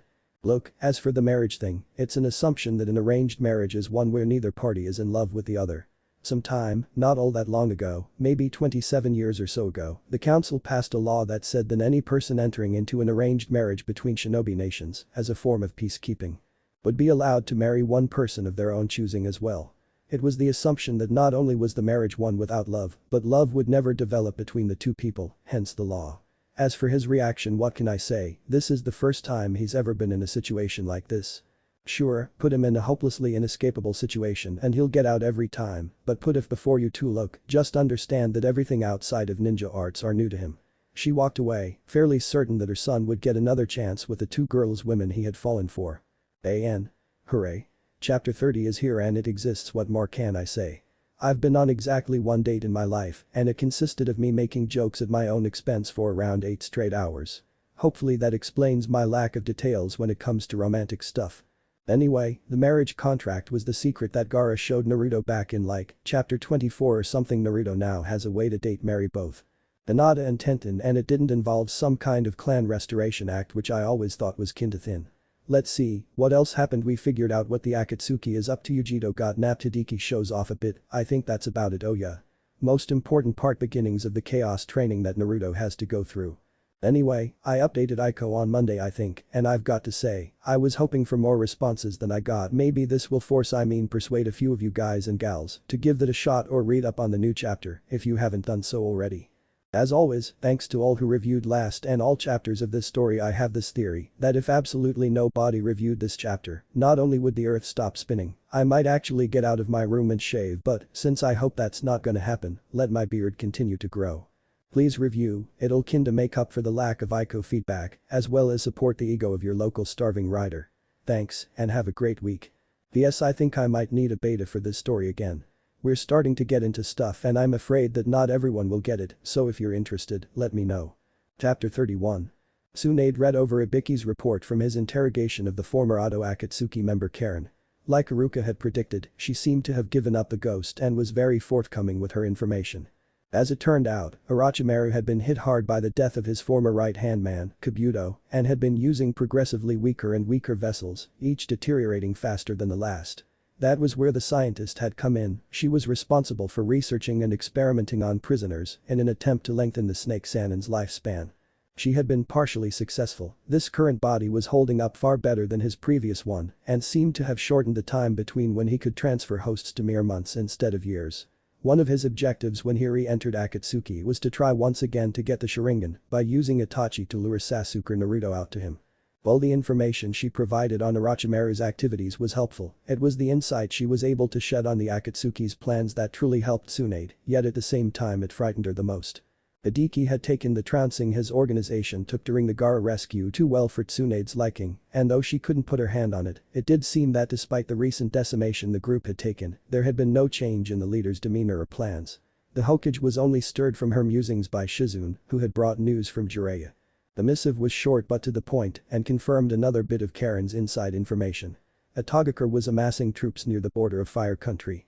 Sasuke stirred in his hospital bed, the first movements he had made in the week since his fight with Itachi. His eyelids squeezed shut tighter, trying to keep the morning sunlight from penetrating. In the end it was futile and he rolled onto his side and pulled the blankets over his head. Thankfully no one was in the room at the time, or they might have marveled at how childish the teen was acting. His reprieve from the light was short-lived as the protective covers were pulled from his head by Anko, who seemed to be rather pleased with herself. "Rise and shine," she ordered, gripping one side of the hospital mattress and flipping it over, spilling the still reluctant Sasuke, who quickly removed himself from the pile of sheets and blankets. "What the hell was that for?" he yelled at the top of his lungs, arms pantomiming flipping a mattress off its frame. "Well, for one, you've been asleep for a week straight, 2, I felt like it, and 3, well there isn't really a third reason, but give me 5 minutes and I'll come up with something." Anko smiled, glad to see that her son was up and about once more. "A week, really?" Sasuke seemed shocked that he had been invalid so long. "So, what did I miss?" It took the better part of an hour, but Anko spared no detail in recounting Kuruso's less than spectacular performance with Hinata and Tenten, at least what she knew of it, he'd have to grill his brother for the whole story later. Once the light-hearted comedy at Naruto's expense was out of the way, Sasuke asked about how Naruto was and what else had happened while he caught up on his Z's. Well, Haku returned from her mission just a couple of days ago, she would be here now, but every time she comes in to see you, one of the medics insists on admitting her for the wound she took in her fight. Sasuke wasn't sure whether or not to be pleased that his girlfriend came back with her sense of humor intact or worried about the injuries she suffered at the hands of the late Kisame. As for Naruto, Anko paused for a second. Look, I don't know what happened or if you'd even know anything about it, but last night, when I picked him up from the Hokage's office, his right arm was well, the term overcooked sausage was used a couple of times. And you want to know if I know what's happening with him? Sasuke surmised. I'm afraid not, if he's working on some new technique, then he's just started it, believe me, if he hadn't already told you, he would have told me, Naruto can't shut his mouth when it comes to new jutsus. Anko was relieved that her sons weren't keeping secrets from her, but was still concerned about Naruto's health. If it wasn't a new technique, then what could have caused that amount of damage and deterioration? Well, let's see about getting a medic in here and getting you out. Anko chirped, trying to wash the worry from her face. I get the feeling that Haku-chan would be pretty disappointed if she knew you were up and didn't see her. Sasuke laughed, though deep down, he didn't want to face the wrath of his girlfriend any more than he had to. He was sure to get quite the tongue lashing for doing something as reckless as he did, what with taking on Itachi with no backup. There were very few things, Naruto decided, that he hated more than waking up in a hospital bed. There was shots and Tuchi and Aya Michiraku's birthdays. Now don't get him wrong, he loves them like family, but closing the store down on their birthdays was almost torture to the ramen addict. Yup, waking up in hospitals was a solid third on the list, and to be fair, the first place event took place in a hospital, so maybe he just hated hospitals. The sun was just beginning to peek over the skyline, and instead of wasting precious time, Naruto gathered his belongings and headed home to change out of the clothes he wore the night previous. Progress had to be made on this technique, or else well there wouldn't be any more hospitals to wake up in. The Hokage read over the latest intelligence reports she had been getting from the border. Atogakure forces were less than 48 hours away from the border, meaning she either had to send reinforcements there now, or she had to recall the patrol and scout teams, and she had to decide now. Knowing that confrontation was inevitable and that fleeing would only bring the war closer to the walls of her beloved village, Tsunade began to assemble her assault and strike teams. 20 minutes later, and after far less debating and shuffling than she had imagined, the blonde Hokage was done and a smile graced her face. She was either a genius for coming up with this strategy or insane for risking the lives of so few shinobi. Shizune. She yelled at her assistant, who promptly threw the doors to the circular office open in surprise. I need you to get these people to meet me here as soon as possible. As Shizune turned and walked out to fulfill her duties, Tsunade felt a hint of worry creep into her mind. Could a group of 50 beat an entire division of 300?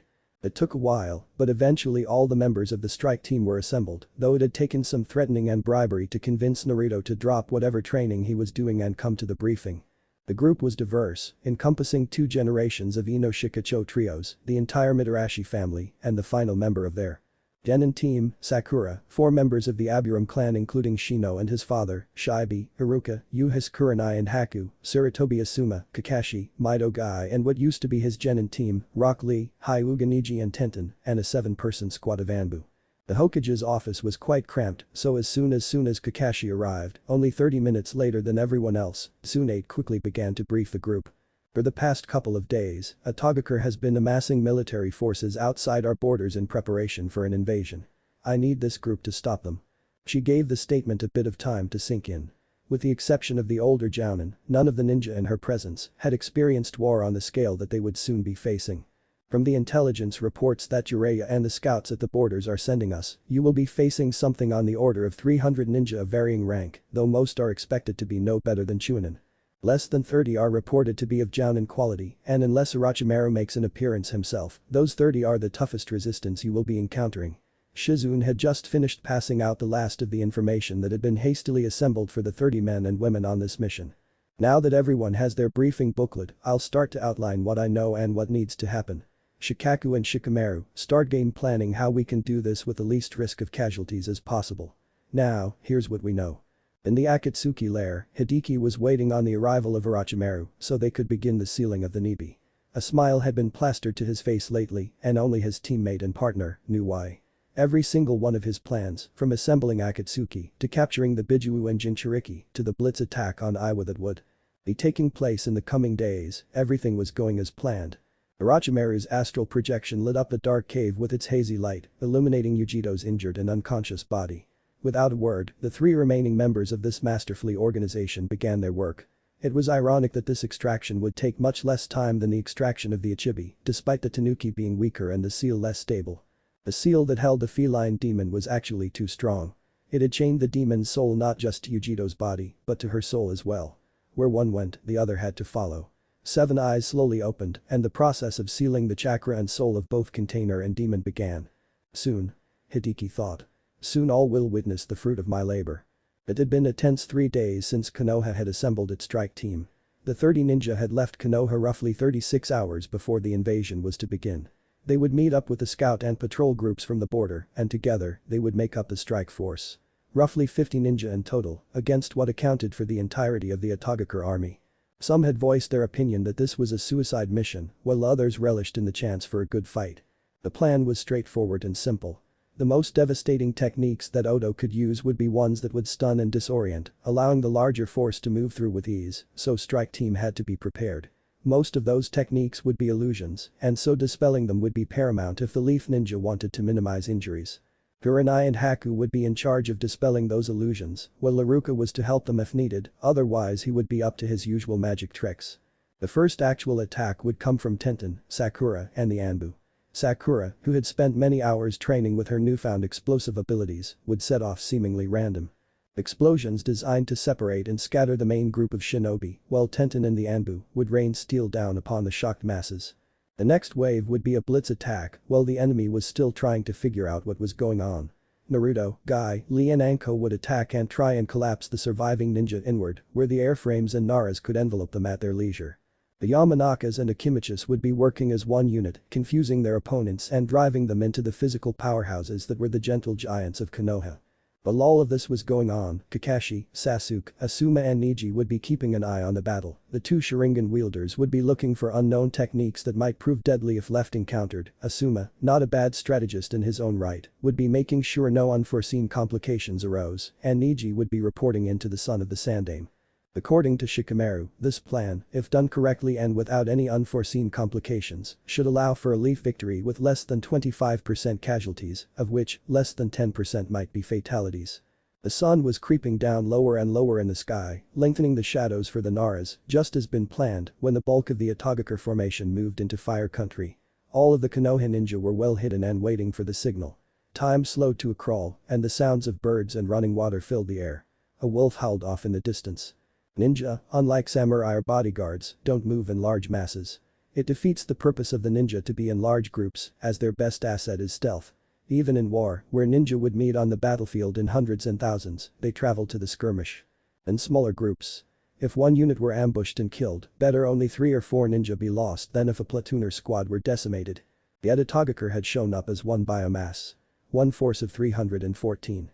To the Konoha shinobi this was both good and bad news. Had they come in staggered groups or small platoons, ambush tactics could have been used to their full effectiveness.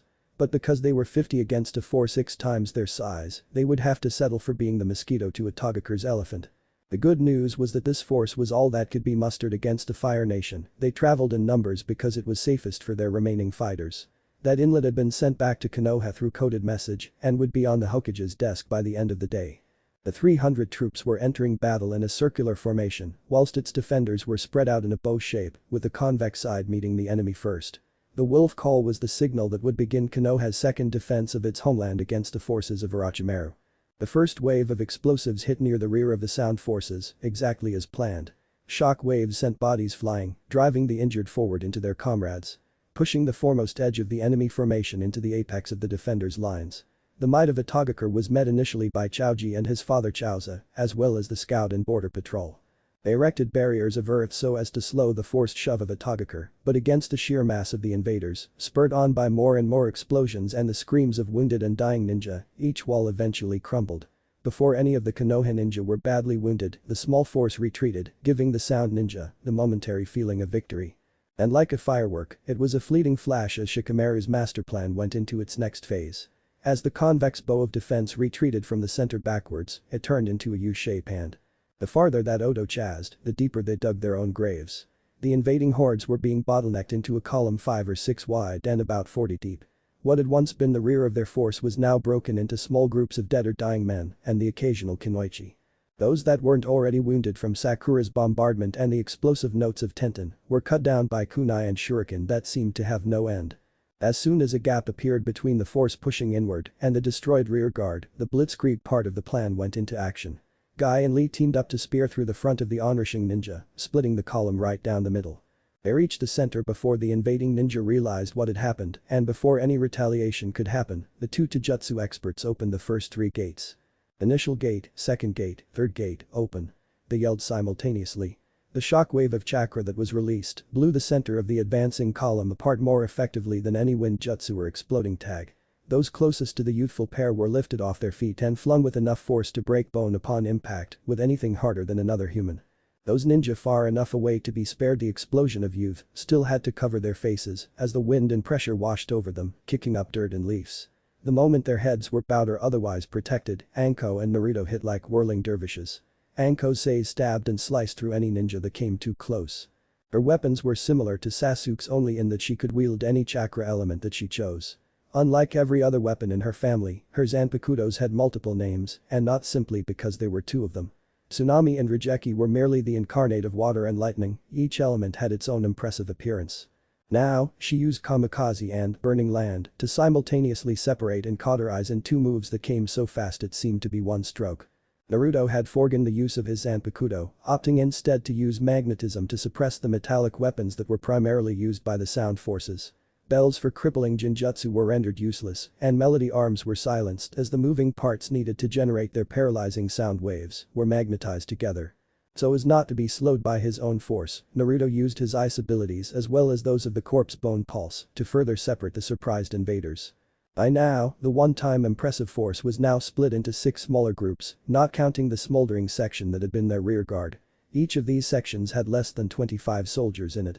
The invading ninja had been cut in half with only a handful of injuries. Now the Aburams, Naras, Yamanakas and Akimichis went to work, draining chakra, attacking from the shadows, and creating havoc from within the Odo ranks themselves. Within the first minute of this combined assault, the invaders were looking for any way to retreat, only to find themselves surrounded. They still outnumbered the Konoha Shinobi, but from their original number, only 75 were still alive, and only about 50 of those were in fighting shape. Quite suddenly an odd thing happened. Over half of the remaining ninja turned on their comrades, independent of any Yamanaka mind control. These were the poor of Itagakure, who had been forced into joining the military or faced death. They had no attachment to Orochimaru, and once they saw that their final assault had been crushed, had promptly decided to seek clemency from those they sought to destroy.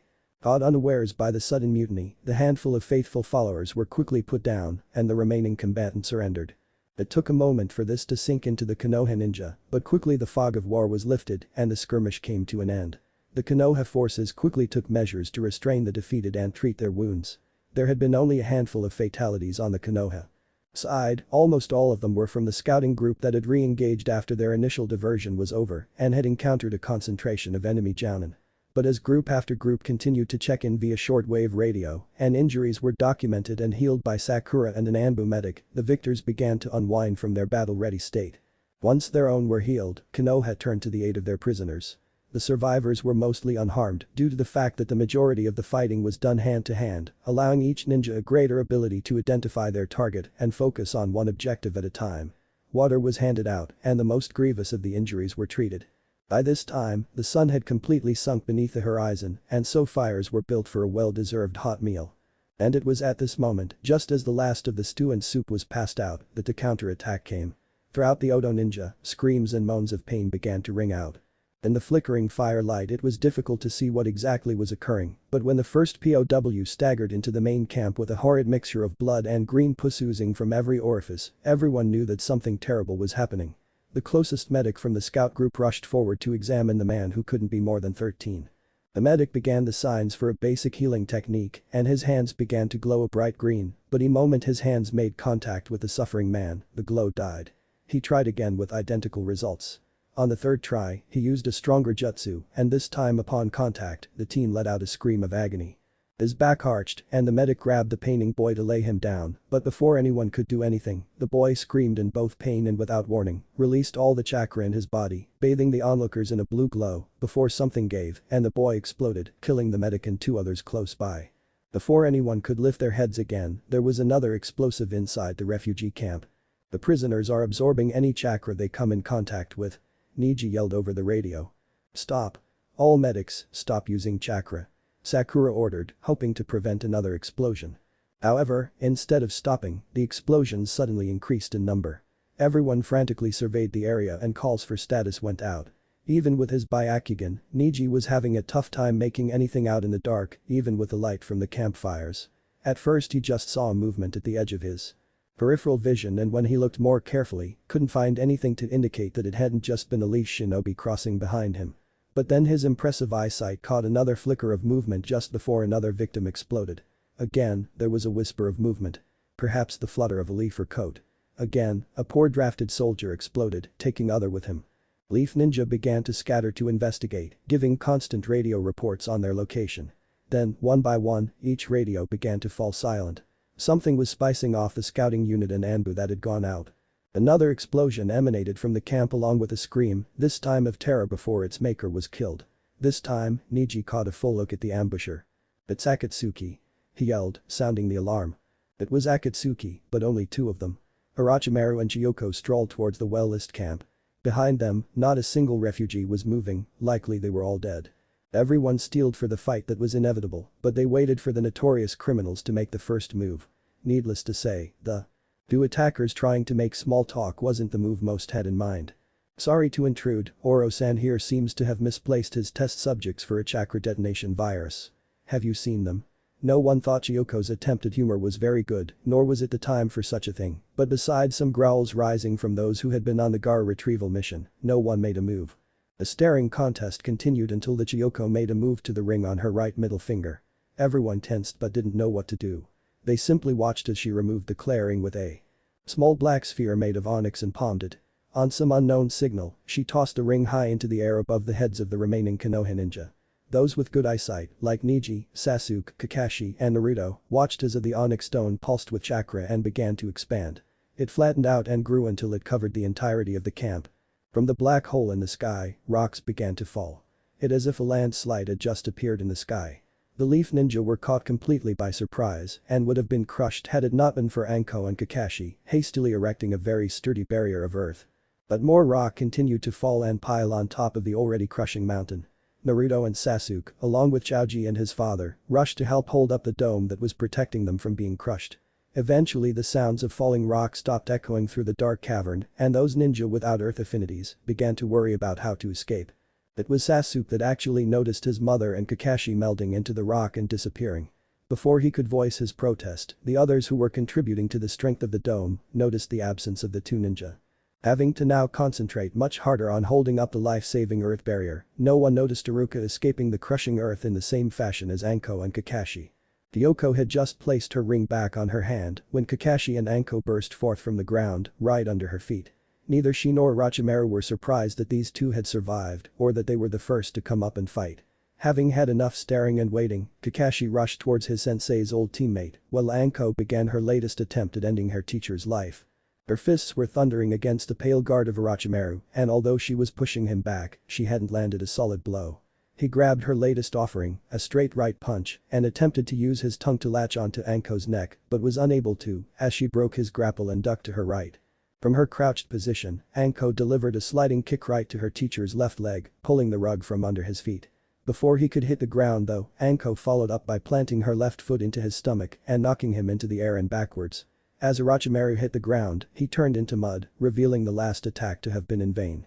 His next attack came from behind Anko as he attempted to impale her with his kusangi, only for the legendary blade to be pinched between Anko's sai. With a whispered rejeki, the sai in her right hand transmuted from metal into tangible lightning. The deadly electricity attempted to conduct itself down Orochimaru's blade, but was stopped when he managed to break Anko's guard and ground the sword. "Since when have you ever attacked from behind when you had the advantage?" Anko chided as she twirled rejeki and stopped, now holding it in a reverse grip. Orochimaru, never one to let a shot at his strength go unpunished, proceeded to use Kaiten Kyuenden to create a blinding wall of fire in an attempt to use the kusangi again. He was disappointed but not surprised when his former experiment extinguished the fire easily and again intercepted his sword with her sai, pinching his blade between two tsubas made of lightning. Once more he was able to push chakra through the blade, slowing the electricity enough for him to withdraw and ground his fabled sword. Her tribute to the Nidain was beginning to annoy him slightly, and he began to plan his counter, while nimbly dodging her strikes. He hated to admit it, but even though he was dodging and blocking her strikes, her constant suffocating offense wasn't leaving him any room to counter. Reaching out to the cursed seal, he attempted to get some sort of reaction from it, but instead of the strong connection that should have existed at this close range, the cursed seal seemed to be beyond his reach. I see that idiot Jiraiya managed to seal up my gift more effectively. He gloated, dodging a sweeping left and threading the blade of his kusangi through the tsuba of Anko's sai, using her own defense against her momentarily. He knew that she hated to be reminded of what he had put her through, it was always a sore point of hers, too. Be reminded of a time when she wasn't able to defend herself to help herself. It was that spirit that had attracted her to the snake Sannin in the first place. Instead of anger, as she would usually have responded, Anko merely grinned like the cat that had swallowed the canary. It wasn't Jiraiya that did this. It was Naruto who was able to turn your taint into a gift. Not in your perverted sense of the word, but an honest-to-goodness, tangible gift. The kusangi was still locked with Rejeki, but with the point of the sword stuck into the ground and a strong output of chakra from Orochimaru, the deadly lightning wasn't reaching him. For the moment he was in control, but he was again usurped by Anko's overhead swing with her left hand that he was forced to avoid by retracting the kusangi and leaping away. Anko didn't stop her attack, and on command, her second Zanpakuto transformed, reverting from metal into dirt and sinking into the ground up to the guard. From this point, a fissure began to grow and deepen, following Orochimaru's leap through the air. He would land right into his own doom if Anko had her way, but of course the pale snake had a trick up his sleeve. He summoned a snake large enough to prevent him from falling into the ground and lived to fight another day. He didn't care as he watched the summon become buried alive by the ever-widening gap in the ground. With a fleeting thought that Manda would be even more difficult to deal with, he returned to the fight. He used an earth jutsu to divert a nearby river and changed the battleground to an aquatic one, sinking fissure beneath 4 or 5 feet of murky swirling water. He watched in pleasure as Anko cursed. Burying the giant snake had seemed like such a good idea at the time, but now she wished she had left the gaping maw formed by her weapon to divert the raging water. Boltusai gave her a highly capable defense against the kusangi, one wasn't nearly as good, perhaps only marginally better than a kunai. Orochimaru knew this and pressed his attack, leaving Anko the one backpedaling. Despite being on the defensive, Anko was able to dodge and weave at her leisure, leading Orochimaru in circles. Without her second weapon, Anko could only dodge for now, this fight was now a stalemate.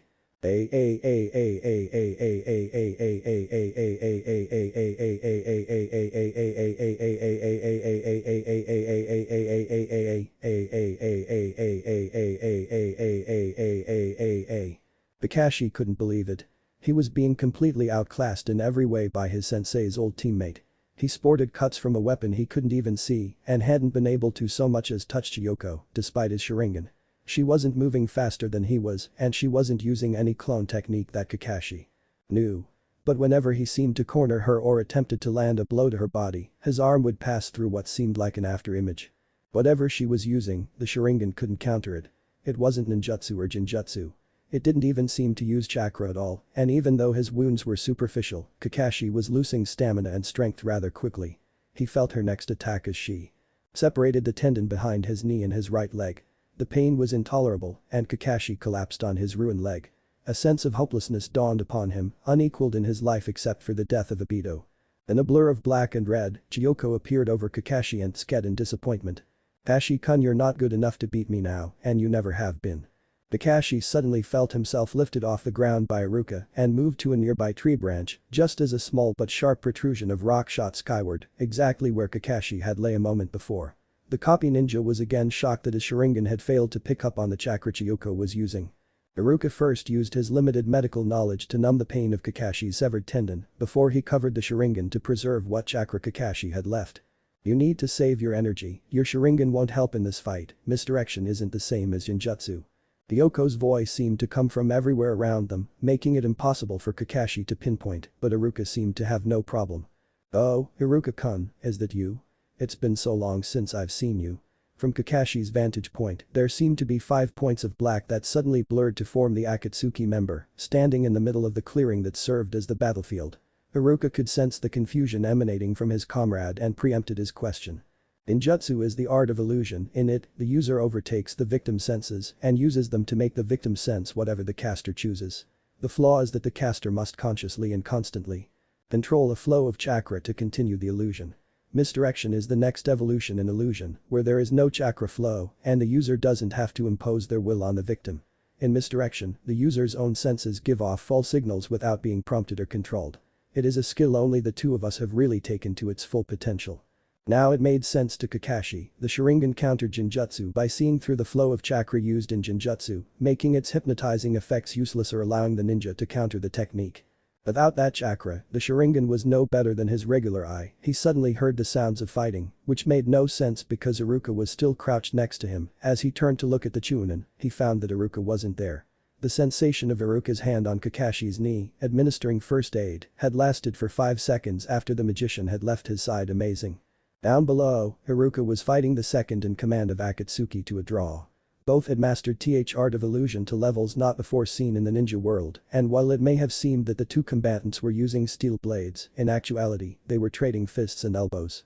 The mesh armor sewn into both fighters' clothing was being strengthened and manipulated by chakra, making the sounds of knife battle, but to the eyes, there weren't any weapons. The brain, in an attempt to reconcile this fact, drew in the non-existent weaponry. This was the most basic example of the art these two warriors utilized. It was fairly simple to play on a body's preconceived ideas. You hear hooves, you think horses, not zebras. You hear the sound of metal on metal, you think kunai, not mesh armor. Aruka, despite the gap in age and experience, was finding that they were on equal footing, and it felt wrong. Chiyoko should have had every edge in this fight, and yet she was stalling. What was she waiting for? Backup? A timed explosive? Or was she trying to push them to some bobby trap spot? Whatever her rationale, Aruka felt the hairs on his neck stand up as the fight wore on and on. "Why are you stalling?" he asked, dodging beneath a right cross and attempting to sweep his opponent off her feet. "Oh, don't worry your little head off, Aruka-kun. It'll be over soon enough and I'll be out of your hair. Until then, why don't you think of this as a test?" She smiled at the younger man in a warm manner. "Because you already tested me, remember? You wanted me to abandon Konoha like you did and join you. You were never one to do things that weren't necessary. Why are you even here?" Kyoko smiled again, pleased by Aruka's abilities and thought process. "You're aware, I'm sure, that to seal the power of a Bijuu takes a tremendous amount of power. But not just chakra. To undo the power of human sacrifice takes another sacrifice. That's why we've gone through so many members. Each time we seal a demon, at least one of them dies. Not necessarily in the process, but immediately afterwards. I'm just here to make sure that Orochimaru doesn't escape." The implication of her statement hit Aruka. The Nibi had been caught and was now sealed. Yugito was dead. Kyoko suddenly picked her head up a bit. "Well, it's time for me to go. You've grown very strong, Aruka-kun. I'm sure you've made mom and dad proud." Before Aruka could react, his sister vanished in a bright flash of light and smoke.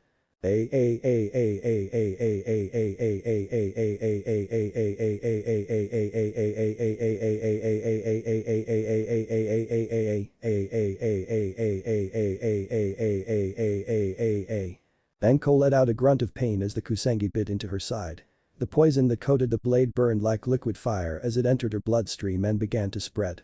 From the feeling of numbness that spread through her side, this was a very strong neurotoxin, designed to attack her nervous system, eventually halting her brain's ability to send signals totally, including her ability to breathe. She was now fighting the clock as well as her sensei. She had hundreds of possible moves she could try out, but time for maybe only the four. She transformed her final sai into its earth elemental form and threw it at Orochimaru, who easily dodged the weak attack. "Getting that desperate already?" The Sannin taunted as he watched a fissure grow and eventually swallow up the weapon entirely.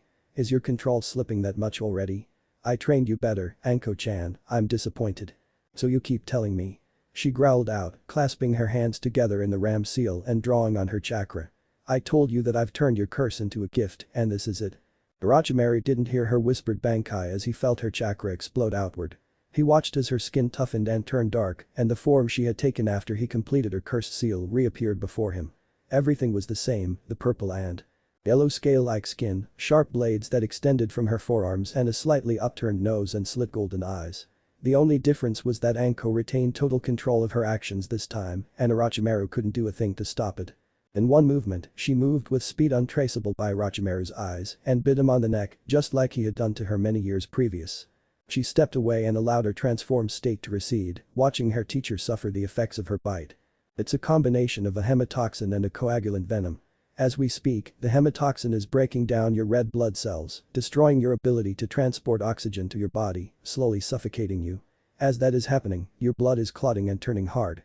The official cause of death that Tsunade-sama will note is some kind of infarction. True to her word, Orochimaru's breath sped up and became very shallow. He felt lightheaded as his blood pressure dropped and then solidified. All in all, it was a particularly horrifying way to die. Anko watched her mentor die. She had her revenge, and in the end, it left more of an empty space than the hunt. He had ruined her life, made her a social outcast, a pariah. Every time someone spoke behind her back, for every insult that had been hurled at her, every time she had been avoided simply because she was associated with the traitor, this was for all those times. He had given her nothing but pain, all the times he had her train until she passed out, every time she was forced to fight stronger ninja in life and death situations. He gave her bruises, pain, isolation, a curse-sealed odd, and he had also given her a son. Naruto, having him around made everything she had gone through worth it. For all the pain, Orochimaru had been the first person to believe in her abilities. He taught her almost everything she knew, he believed in her. Staring at his lifeless corpse, Anko felt the sudden urge to thank him.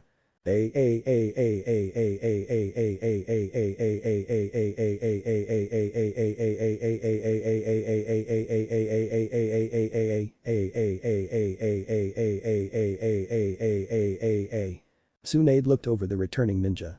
They were remarkably well off considering the odds they were up against. She was glad to see so many ninja return, though the village would mourn the loss of those who didn't return. The loss of Orochimaru would hurt Akatsuki, though the news that Yugito had been captured was worrisome. Now only Naruto stood between them and their goal, and the remainder of their organization would be brought to bear against the boy.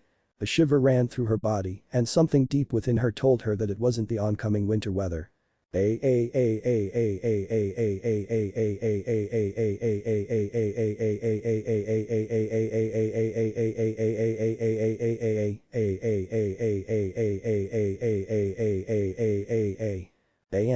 There. I wrote the thing. I hate it, well, part of it, but I wrote it. I swear that we'll finish this, but I don't know when. I'm writing again, which is a good sign, but well I work in slow and mysterious ways.